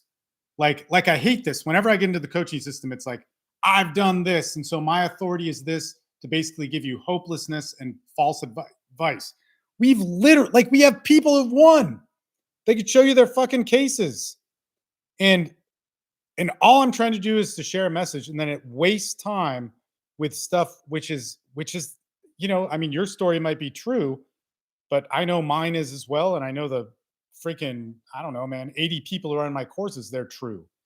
So it's like, I mean, go do your club of BS hate.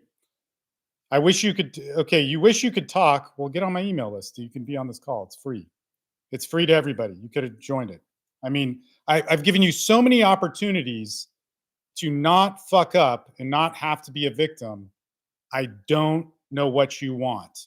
You could be on this call for free, but you're not, because the court system sucks. Go somewhere else. All right. Niall, what's up?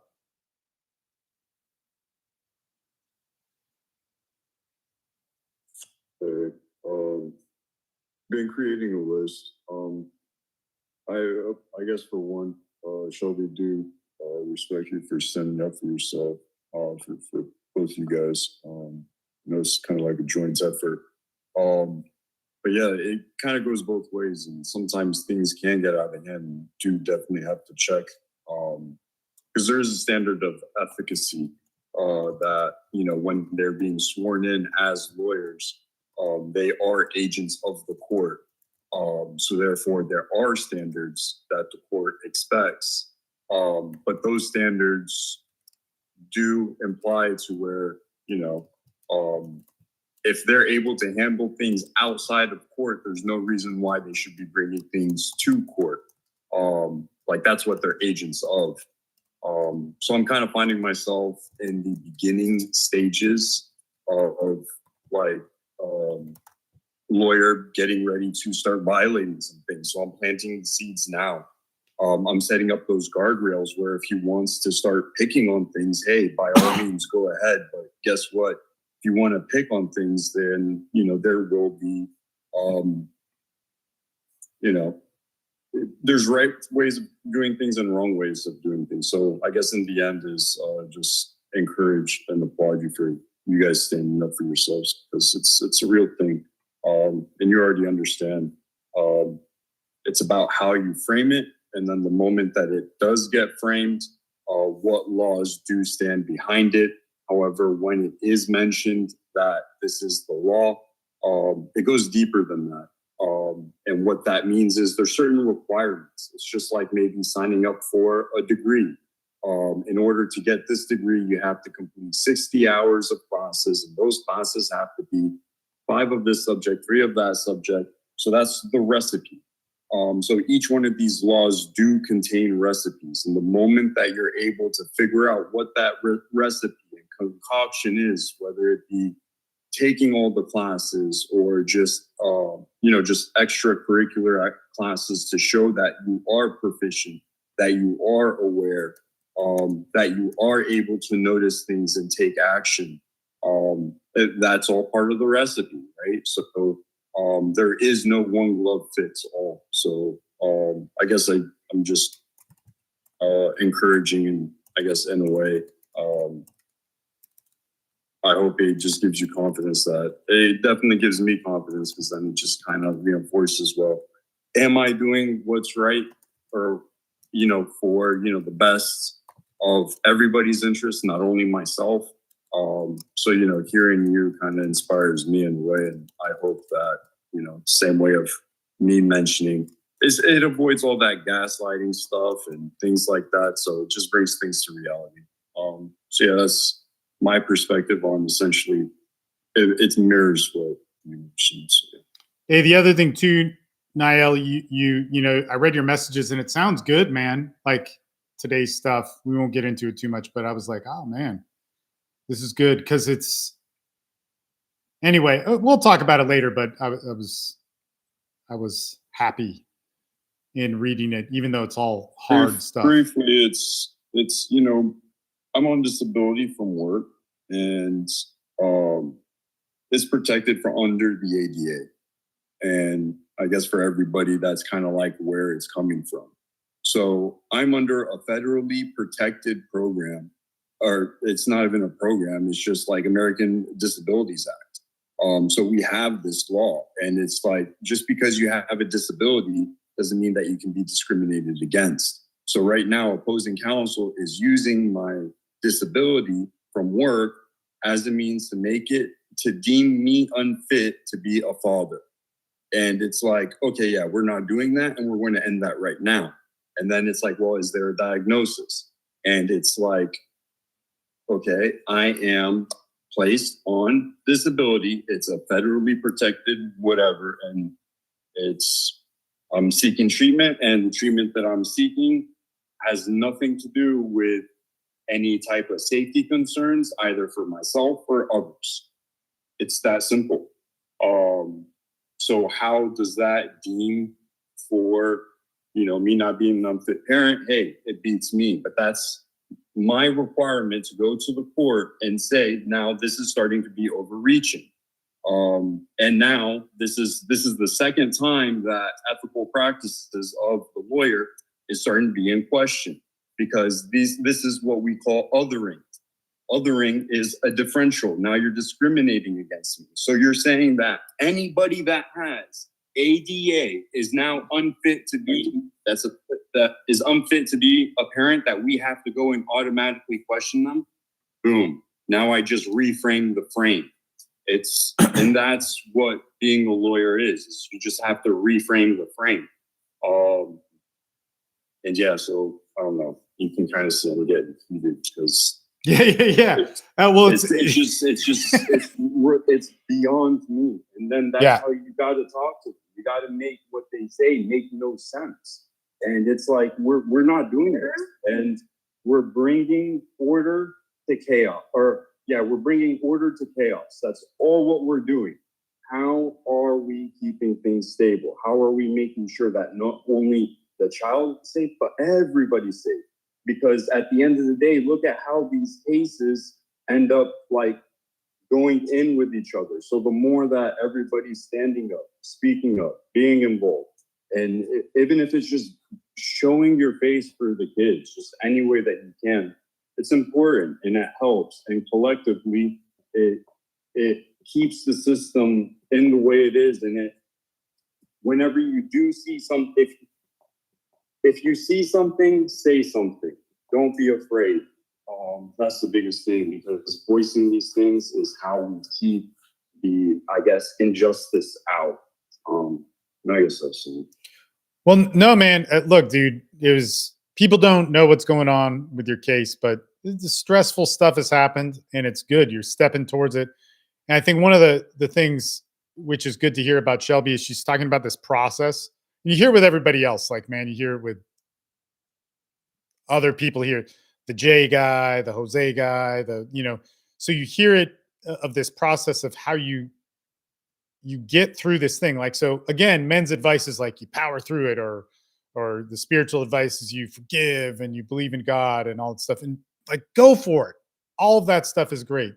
But there's a special thing where you're going to have to hate. You're going to have to be paranoid. You're going to be confused. And man, I cannot emphasize enough, like, get around other people so that you can get through that in the right ways. So you step towards it. And I think you've made some big steps. I mean, it's very tough because we go in there and we go like, man, I'm going to learn this stuff to be able to go pro se, or I'm going to learn this stuff to be able to navigate with attorneys. And it's hard because everything's against you. And you, man, you've made some big jumps, and they're hard and they're necessary. And my whole thing is I wish I could speed them up and teach them to people better. But Jose, what's up, baby? Just want to salute the young lady that was on earlier, man. She is on game, bro. And I tell you what, I think we should all vote at the end of this call and just give her the free pass, because I think we can learn a lot from her on the perspective of a woman having to deal with the same issues that we're dealing with. You see? Man, dude, there's the other lady in her area is very similar, and she's real proactive too. Different cases, but right. same high conflict stuff that we always hear.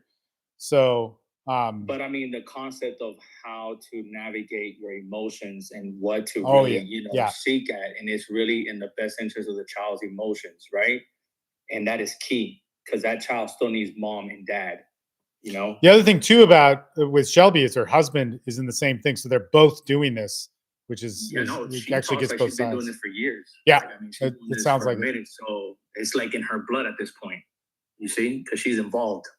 And then when you think about that too, Jose, like how hard that is to do it kind of by yourself, because like I mean, man, one guy described to me last year, and he's like, all you do is just host calls. It's easy, and in a way, it's kind of true, right?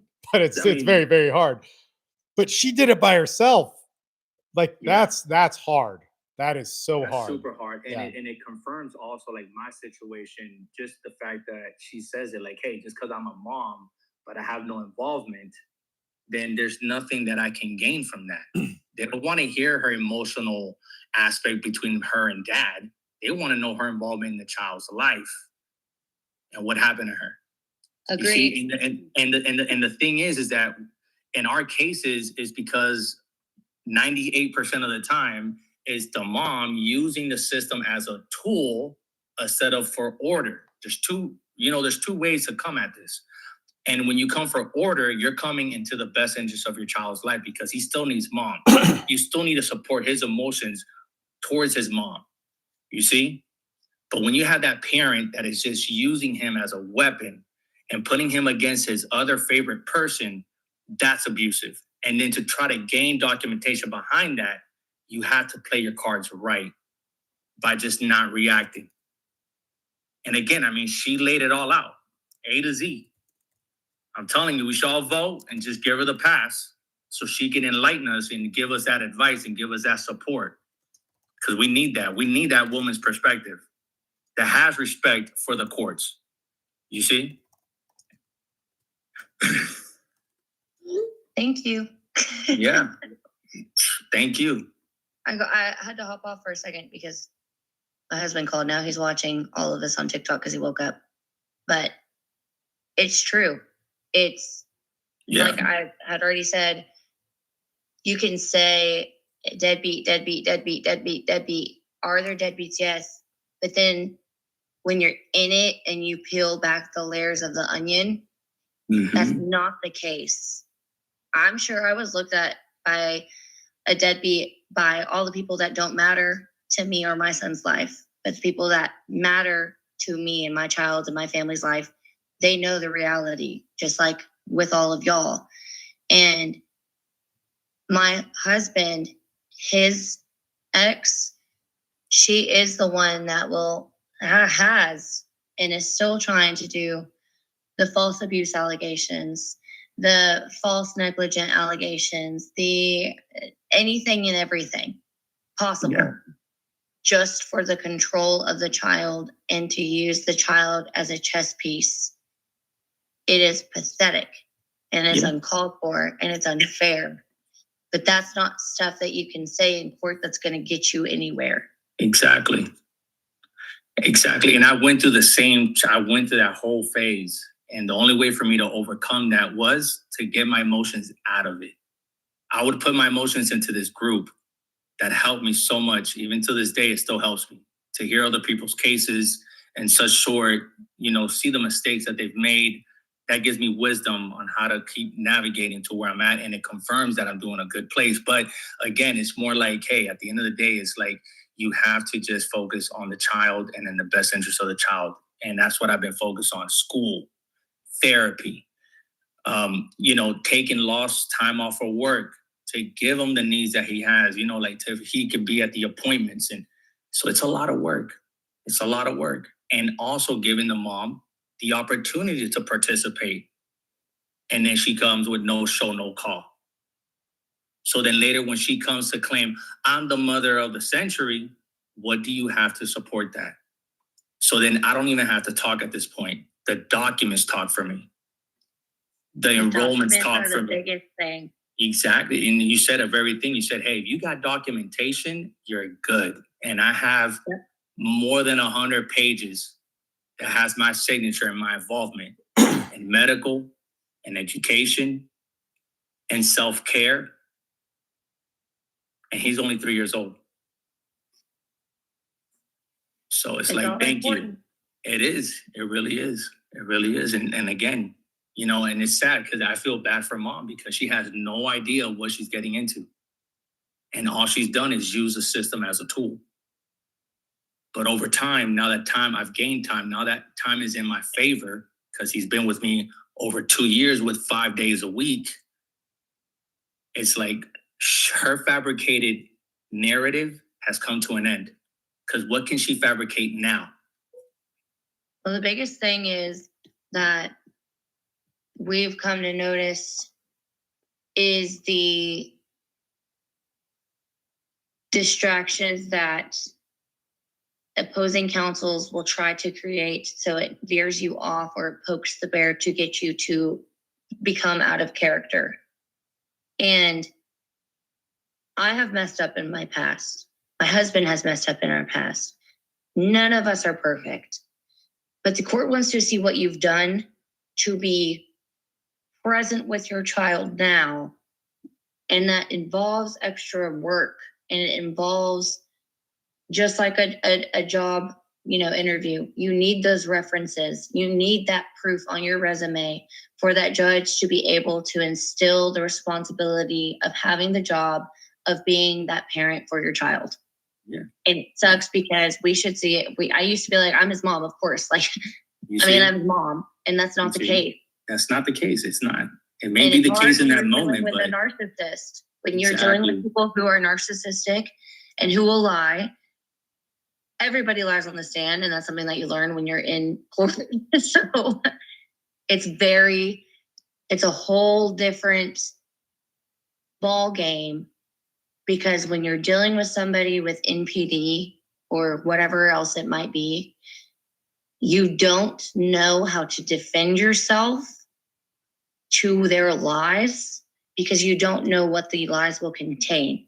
That's why you have to stick to your truth and have the backing of your truth. Exactly. So that you don't get distracted and you stay on task of your child in court.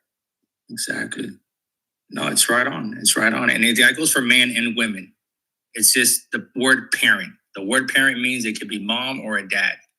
That's it. And being a good parent is not just giving them shelter, clothing, and being there for them. It's about how you behave with the other parent, how you model respect, and a love harmonious environment in front of that child with the other parent. That makes a good parent. This is what they seek for. I want to chime in here for a second because, again, TikTok always sucks. But there's great people on here, but then there's people. It's just like, Don't pay attention to that. no, bro. no. But I just want to point this out. Like, so if there's one thing I want to tell you guys that is from this group and from this call, and also Shelby's not a part of the group, never given me any money, and like she did it all herself. But I think some of my stuff may have helped, right? So my attorney recommendation helped. But here's the thing. These people have won some hard things, very, very hard things. And there's people on here whose stories you haven't heard. Jose, Shelby, whoever else talked, Ken. There's people that have won really hard things, and there's people that have won harder things than you could imagine. And that would then say that this is possible. So if it's possible, we want to find the ways that it's possible. Every single one of these people in the easiest case we've had would all say that it was extremely difficult. Extremely. And it challenged everything to the core. Like, so, Jose was saying like, I want to hear more of what Shelby said about the emotions and whatever. And one of the things that I heard her say is true for everybody I've worked with, anybody who's legitimately gone through this. They have to shut something down so when they go into court for the whole time, the whole day. And they have to shut it down. Like there's a guy he had a hearing yesterday and he was on the stand and he messaged us saying like it's another world to be on the stand for however long he was on and to have to hear that about abuse claims that he didn't do just so he can see his kids and he can't get angry. That's crazy. And if you can get that and work towards that and then handle all the rage and hatred, which you deserve to feel, that's right. That's not like you didn't get the forgiveness message correct or you didn't do the man podcast in the right way. Like you're going to have rage. You could want vengeance and all that stuff, right? Because that's what a normal person feels. But if you do any of that, you get in trouble and you can't have it in court. Then you got to put that in the right place and then learn how to get through it.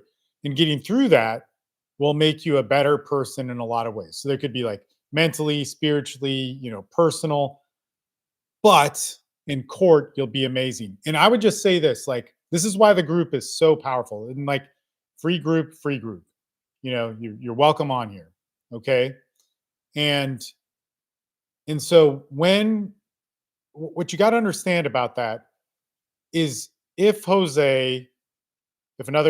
many other guys on here who are in the group hear a case that they can get, right? They can understand, and it's not about their kids, they will know more because they're not attached and they get the system. So it's important to have people in your state and county. This is really important. This is actually in the last couple live streams. I tried to hammer this in. But what's crazy is like the guys that helped each other out the most, like there was a guy who's from Australia who just wrapped up his case and he was on a couple days ago. Him and another guy who lives in Washington State and another guy that lives in Illinois have hardcore cases. And all of them, well, two of them have gone pro se for long periods of time and then have defining cases. Defining like some of the most badass cases. And they did it together because in like Australia stuff, way different than anything in the US. Canadian stuff, way different. Illinois stuff, so wherever you're at, like there's all these differences.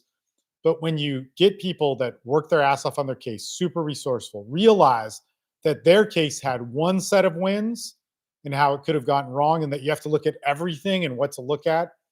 And so that's why, like, if Shelby went against lawyer, if Jose went against the lawyer, and it wasn't about their kids, man, they'd have a really good chance. And so that's where it's like when you get groups together, it's good.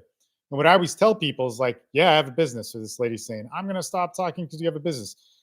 Dude, you're stupid. You just don't know. I mean, you're probably not stupid, but you're wrong here. Like people win. I'm sorry. I don't know what the fuck to say. But like the thing is, is I think people should start groups. I think you should. And everybody swears to me on their life that they're going to start a group and they don't because it's hard. The hard part about the group is you see people at their worst time. And you're not prepared to deal with the trauma in a complicated legal thing. And somehow I can do that. Right. But the value in my group, yeah, it's kind of cool that I can do that. It's kind of cool that I can manage it. And I'm flawed. Like all the guys on here who pay me, they're like, Jesus, man, Steve, get it together. I'm trying, guys. But the thing is the value of the group are the guys in the group, that people do have successes, that people do fail. Like this is part of the value. People fail in the worst ways, and we see it. And man, we care. Like it doesn't make a difference to us. Like I hate the fact that I've said, oh, this guy won, he's worthy. Or like Shelby's awesome because she has a win. Like we should have a vote to, as the guys are doing here. But like anybody who works their ass off, whether you win or lose, you have a tremendous value. That's how I learned how to win myself, was I lost a lot.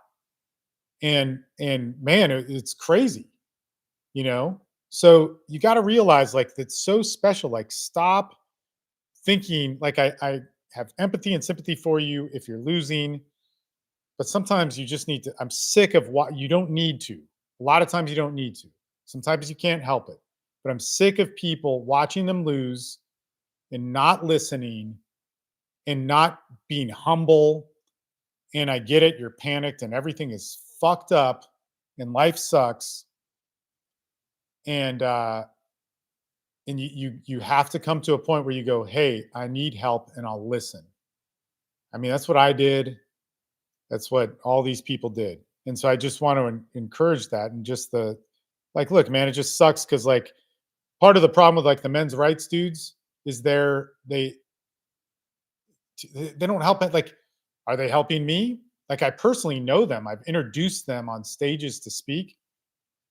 What's crazy, who did help me? Owen Cook, who I've known for 20 years now. He was the founder of RSD and has a whole bunch of stuff. He's kind of a famous dude. And he put me on Fresh and Fit. And you could say whatever you want about them, but that was pretty cool. And from talking with them, that was cool. Dude, nobody else. Out of all the people that say they care about men's rights, like I literally have a solution. You cannot say it doesn't happen.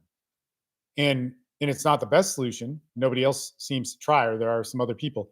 So this is like such a fucking problem. Like if you have a problem with this, start your free fucking community like I've done that gets results. And then you can have a paid community too, or whatever it is you want. Just help people. But why don't you? And just know from this, what you've heard tonight is there's people that do win, and it's always hard. It's always hard. The hero of today is not the motherfucking lying vet who says that he did a bunch of shit and got whatever stolen valor stuff. It's the dude who can't get a job who fought for his country. It's the dads or moms who are torn up. You realize how bad this wrecks you. And then they went in and fought for their child, whether they won or lost. That's it. And it wrecks you. You don't look pretty after that. You don't look good. And we look at these fake heroes of whatever stuff. And look, like there's probably a lot of people who've done some really good stuff, but the people that I know that have done the best things aren't cool enough for anything. And it's just so fucked up, man. Like to hear these stories, like Jose, you listen to Shelby, or the other Jay was on here. You listen to all these other guys who've won, and you hear their fucking case, man. You hear how it killed them. Like it's not like a piece of you died. You had to kill off the living parts of that so that you could go to court and win your case. You have to do that. And then you have to bury it and try and dig it up and still love it when you go in to face what you need to do, and then you get back a kid that hates you or whatever it is. Like this is the horrible stuff. But you want to know what an act of love or valor is? It's that. It's not the person who made it onto Oprah or on Joe Rogan's thing or Chris Williamson's or those things. Like it's not just that. It's these common fucking things that heroes of men and women go through. And then like here on TikTok, there's people who hate it. Dude, man, like what the fuck is wrong with our society? Do you want to hold on to your victimhood so bad, or do you want to look at people who have solutions? Like these people are heroes. When I look at like the guy in our group, JP, he did more than me. Or KA, the other guy on here, Jay. Like you guys have done more than me. And it's like, how did you do that? How did you do that? Because I know Navy SEALs, UFC champions. I know a bunch of people who didn't do that because it's that hard. It's so special. And it sucks. But I also think it's great. I think it's great that it's small. Like we have more than enough people in the group. I think it's great that like it doesn't need to be famous or any shit like that. But it's so special. It's so special. Like to talk to a real life hero. And a hero of valor, a hero of being a parent, a hero of doing the right thing, of walking down multiple roads with two directions you can go that are both toxic and bad, and you have to do it over and over again. You do one fork, you do the next fork, and they're all a part of an evil that has infected you that you have to be a part of just to do the right thing. That's awesome. And it gets overlooked, man. And that's the cool thing, because all great things are always common. The extraordinary is always in the ordinary. But I just think it's just such an awesome thing. So, and there's different phases in it, and it's cool. So it's always an honor to have a group of people. So free dudes, when you come on here, I think it's so important that you understand that. I really respect that. I really respect the people who do that. Anyway, hey David, you're Shelby's husband. What's wrong with you? What's up, man? Do you want to talk? You don't have to. I'm throwing you under the bus. Well, anyway, man, I like your wife He's has. not good with technology, so we might have to bear with him. Oh yeah, no, it's all good. Hey, man, your wife has been talking about you guys' journey. She's been on here twice, and this is the second time, so I'm really happy to hear the stuff about her story. But you guys sound so resourceful, which is really awesome. So I don't know you, but from her, in the 2 times she's been on here, like it's really, really cool what's happening. And I appreciate you guys. And then she'll tell you about what I told her over private chat, and we'll talk more. He said he can't get his microphone to unmute. It's all good, man. I feel bad because I like made a joke and then he can't reply. But no, man, like you're welcome, and it's just such a cool thing to have people working hardcore parental alienation cases with false accusations, with personality disorders, to be able to focus and do the right thing. It's so special. The hardest part is taking the deep dive into yourself. Okay, yeah. And so another guy here who had an epically hard case, he writes in here, the hardest part is taking the deep dive into yourself and understanding where your deficiencies are and then how to improve them. And so, like, again, that sounds like some cool self-help stuff, right? But let me just say this.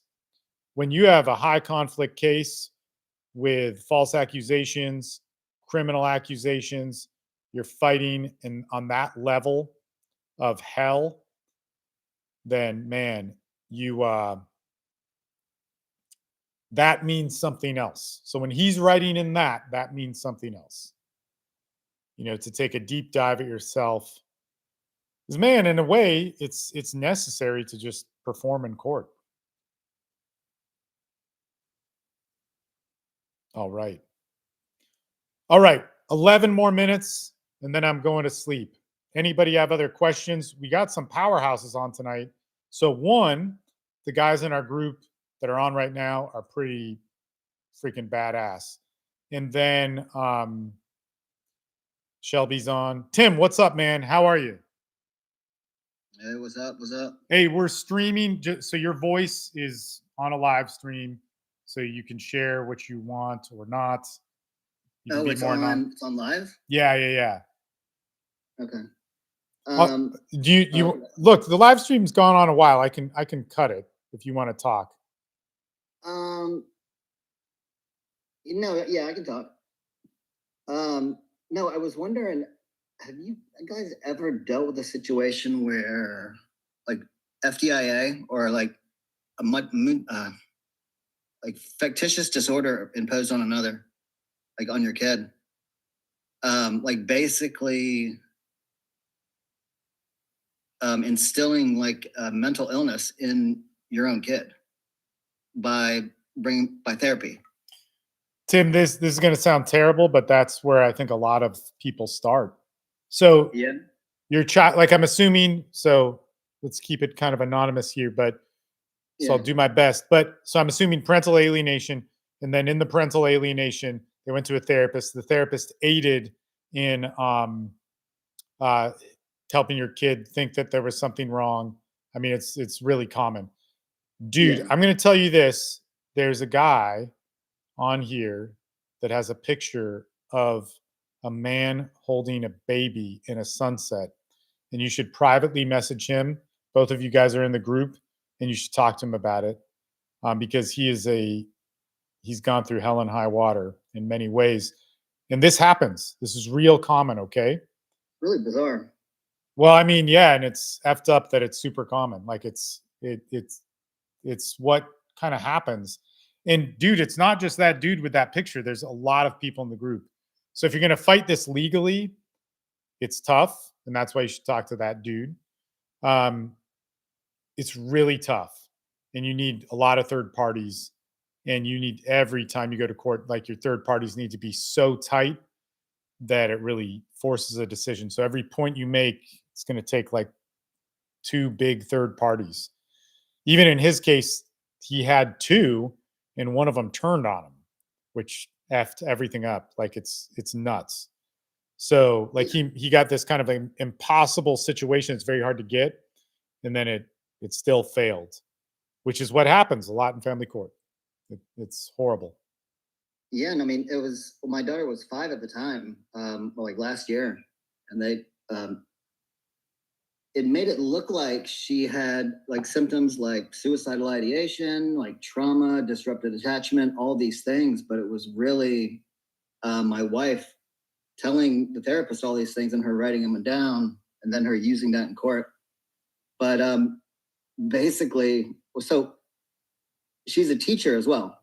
So it's a whole situation. Yeah, but here's the other thing too, is like trying to prove Munchausen's, like, it's come up in psych evals. Like, so one of our guys who had a big win on the psych eval, she is diagnosed with that.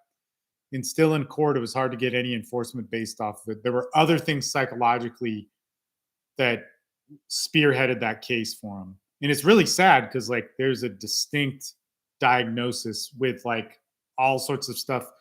Different courts have different things, but I would just say, like, if you have a psych eval with NPD, you're not just saying NPD, that's going to go further. That what we've seen in the group is a Munchausen's thing, but you still probably need to move towards a psych eval. I mean, look, crazy people get jobs. Like, I mean, it's like, that doesn't mean anything. So right now that means something, because like that looks good is the front door.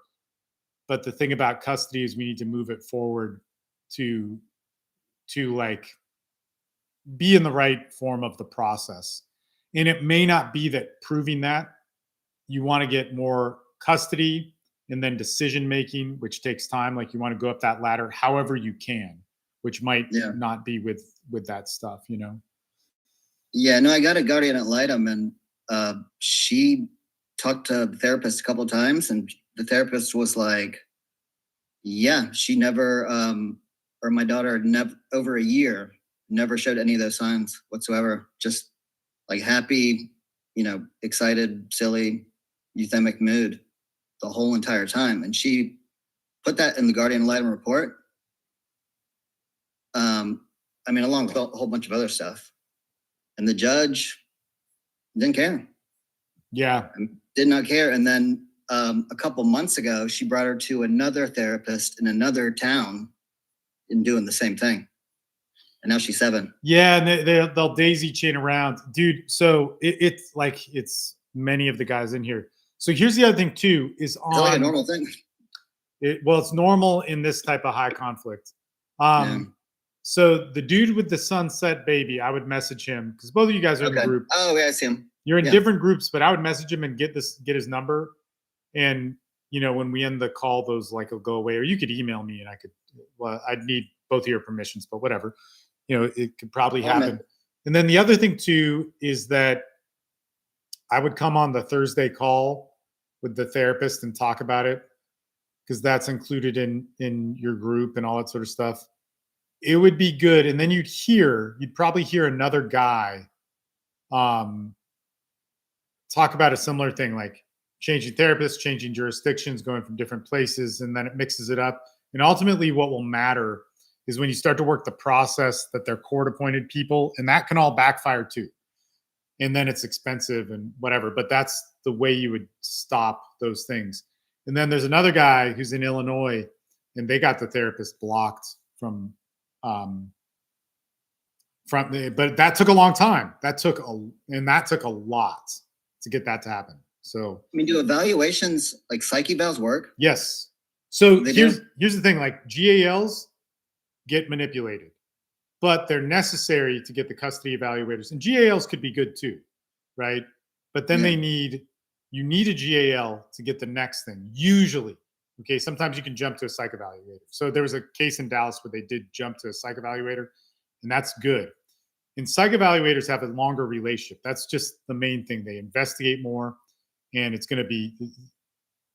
A GAL doesn't have responsibility, and they barely see, and they don't have to care. But if you move towards the psych eval, that's probably one of the most powerful documents you could get. But they're expensive. They're not fun. There's people on this call. Shelby's even saying that she did one. So there's people that use it a lot in our groups, but they take a long time. So the better it gets, court-appointed therapist, custody evaluator, you can even say custody coordinator, but probably not as big. And then psych eval, they take longer because they're going to have to do it to everybody. So it could take like 6 months to get the report, but that report. So one of the cases where it was overturned, a protective order was overturned, which you'll never hear about that happen. It was because of the psych eval. There was other stuff before that, but that's what spearheaded it to go, oh, there's something wrong. Now all this evidence you've been trying to show for the last 2 years now makes sense.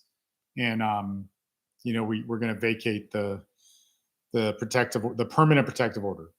So it's pretty easy to, the Guardian ad litem told me, well, she, my ex, she fooled the Guardian ad litem for like 1.5 years. And then one day the Guardian ad litem was like, she's really believable. And I'm like, yeah, she is. Yeah. I told you. This is the tough thing. Go ahead. Sorry. The gal said, if you bring her to one of these evaluators here, I'm in Florida, like in this circuit, like the evaluators here are not that good. They're not going to be able to find out or figure it out with her, is what the gal told me. Yeah, maybe. But so here's one of the things, man, that you really got to think about is that when we're moving along in a case, you still may need to have certain key players and they exist. And then when people are going up against people with personality disorders, they're like, man, they're so smart and they fool everybody, but they don't. And they might fool a lot of people. They definitely fooled friends and family and you and the initial, people that are in the case. But the deeper you go, the harder it is. Now there are some guys, like I mean, it's rare. So let's say 20 guys in a group got psych evals. In one, and I don't know if that's true, but something like that, like a substantial amount, you know, that happened in the last 2 years. And one of them, it just came back as like, it didn't help, you know? So that's that. And Niall wrote, oh, he has his hand up, but he wrote something in there and he put his number in.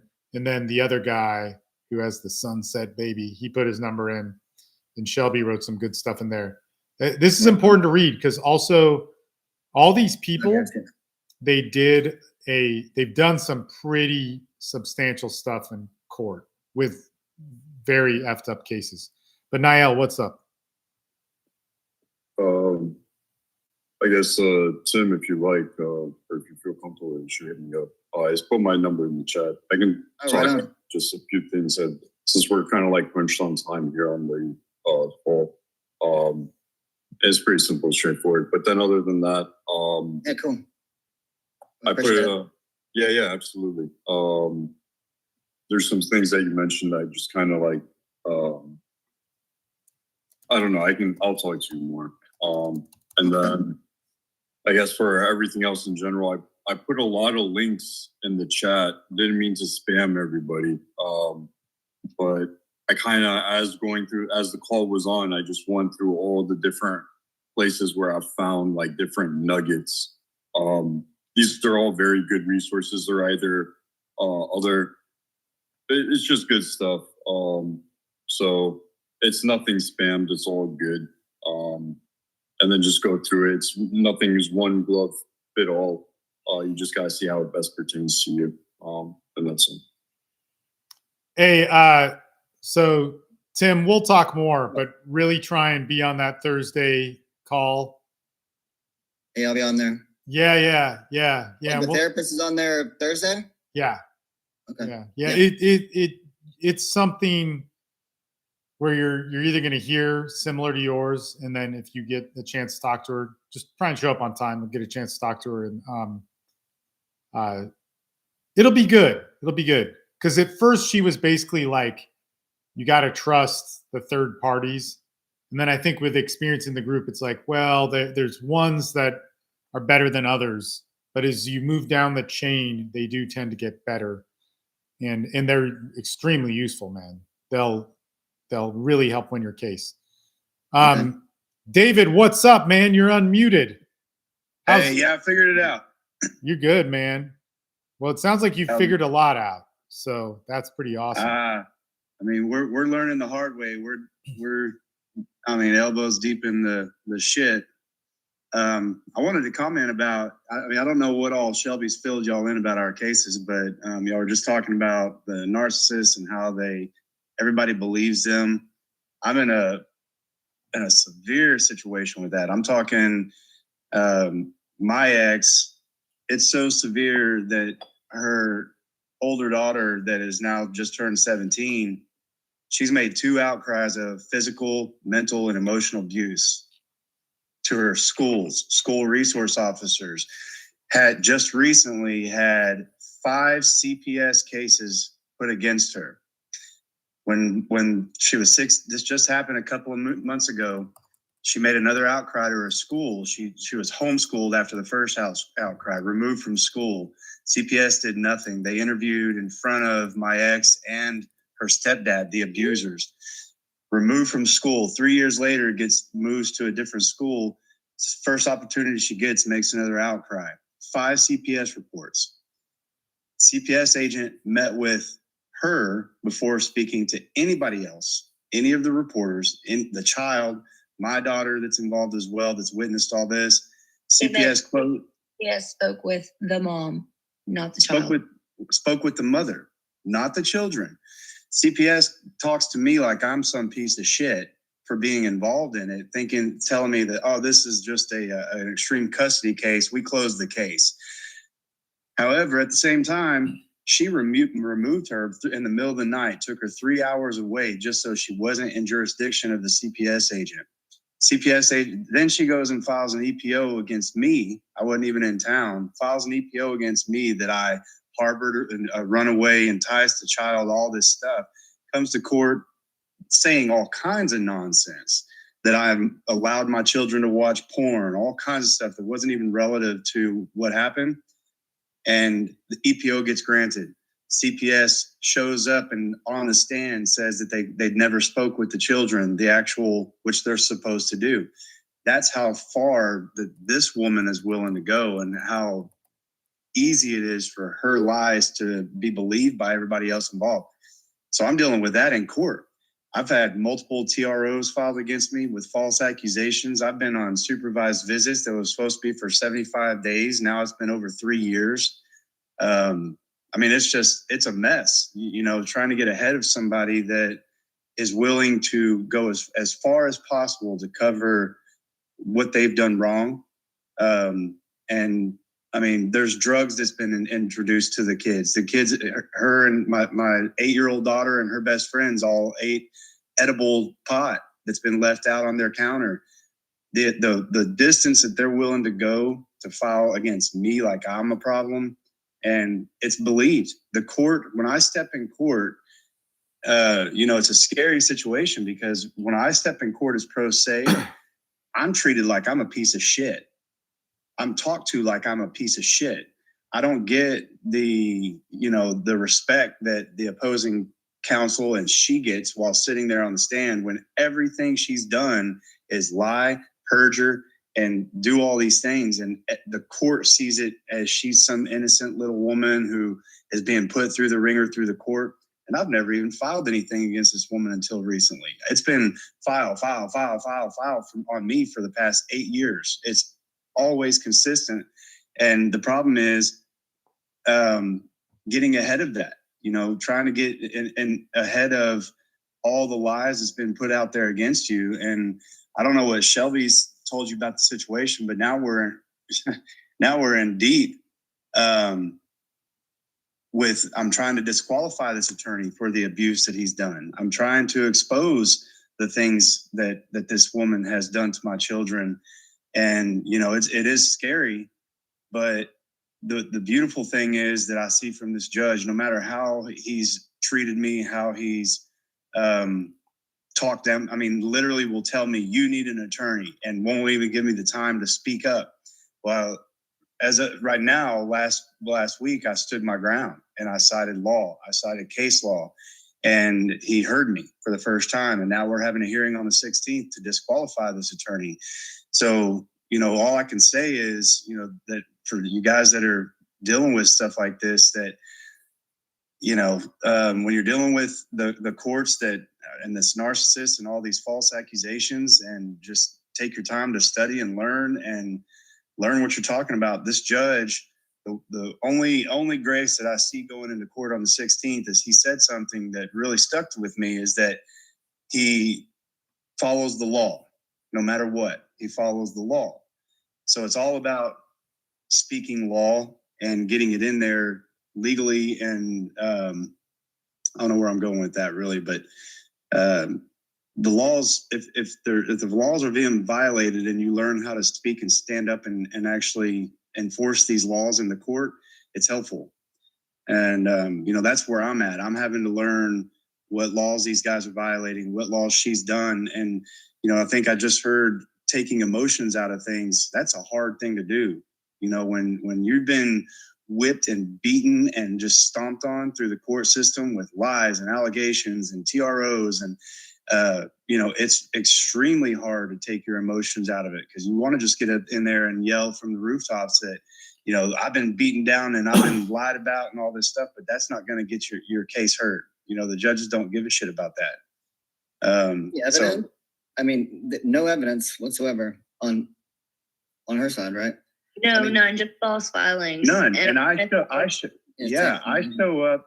The TROs are getting granted with just affidavits, a written affidavit by her. Well, no, your last TRO didn't get granted. Well, no. So the last TRO did not get granted. She, you know, we went through that EPO hearing. She originally showed up with pro se, so I felt extremely confident, and I brought to the EPO hearing the evidence of the abuse, and that's where I failed. I had a hard lesson in an EPO hearing. I didn't stick to the relevance of, what the EPO allegations were. I let my emotions get involved. I was trying to protect the child and bring up the evidence of the abuse and the things of that nature. And I didn't stick to what she wrote in her application for the EPO. So the EPO got granted but she tried to get it on my child that's involved in the SAPSR from a different county. So fortunately, Shelby found that they were forum shopping because they turned around and tried to get that EPO filed into my SAPSR and use another TRO against me with a falsified EPO. And I had the opportunity, thankfully, to write a response to the TRO accusations, and it got dropped. The TRO did not get granted. It's a mess. But it gets to the point where, we've gone through attorney after attorney after attorney. Attorneys don't give a shit about, actually filing the things that need to be done for your kids. And it gets to a point where the only way you can do it is doing it yourself. Only we know our story. Only we know what the truth is. And it's, but the problem is for me is learning how to properly introduce evidence and how to properly get things out there for the court to see it and accept it. That was a really hard thing with that EPO hearing is, she showed up at our secondary hearing because she knew what I was coming with, all the evidence. I had hard factual evidence against her. And that judge made a comment to her saying, okay, after I see this, I believe that I need to speak with this child. And she said, I don't have the jurisdiction to grant a motion to confer, which I filed. But she asked my ex, can I speak to this child? And she said, hesitated for about 2 minutes and then said yes. Well, the next hearing we had, she showed up with this attorney she's been slamming me around with in my SAPSR in a different county. And I had extremely hard time. I mean, I literally was waving around evidence of extreme child abuse, all this stuff, but of course didn't want to hear it because it wasn't properly introduced. And he was able to keep it out. So there's some hard lessons learned and before you go into these hearings on, properly getting your information in there, properly getting your motions filed, properly getting your evidence there so that the court actually will consider these things. Yeah, evidence is the hardest part. I mean, I couldn't figure it out the first time at all. Yeah, I mean, the same thing with that EPO hearing is I'm sitting there with a binder. I'm thinking this is gold. I've got it color coordinated. We took our time, put it together. I'm thinking we can just flip to this thing. And, she goes in there saying that I sit and watch porn with my children, my daughters. And that wasn't the case. I caught my daughter watching porn. I messaged her thinking that's the right thing to do and told her that I just caught the girls watching porn. It's time for you to have a sex talk with them. It got flipped around saying that I sat and watched porn. Well, I had the text messages where I reached out to her saying, hey, I just caught the girls watching porn. Could not get that in there. And when you're thrown in there without preparing for that and not understanding how to get evidence admitted, they can keep it out. I mean, literally you could wave around the murder weapon and it doesn't matter if you're not properly introducing it. So hard lessons do get learned. And the unfortunate thing is, when you got to go through now I have an EPO against me, a false EPO against me. And she looks like a victim when nothing ever happened on my end. You know what I mean? Dude, I gotta wrap it up, but we'll talk. I messaged your wife something. You guys will message me, and we'll figure something good out. You guys have some really good stuff going. There's a lot of things that I have, like Jose has his hand up too, but it's been 4.5 hours I've been on this, so I'm gonna kill it. But I appreciate, dude, we'll talk. It'll be good. But yeah, man. Anyway, guys, thanks for the live stream. TikTok, I'm gonna end it. I know there's good people on TikTok, but there's always punks. But we'll see you guys next time. I'm probably gonna do one tomorrow night that's much shorter. YouTube. I don't know what the hell's going on here, man. But YouTube will reconvene at some other time. And then Zoom, I'll cut you guys last, but I do got to sleep. Man, 4 hours and 28 minutes. We're not going to go to 4:30. We're not.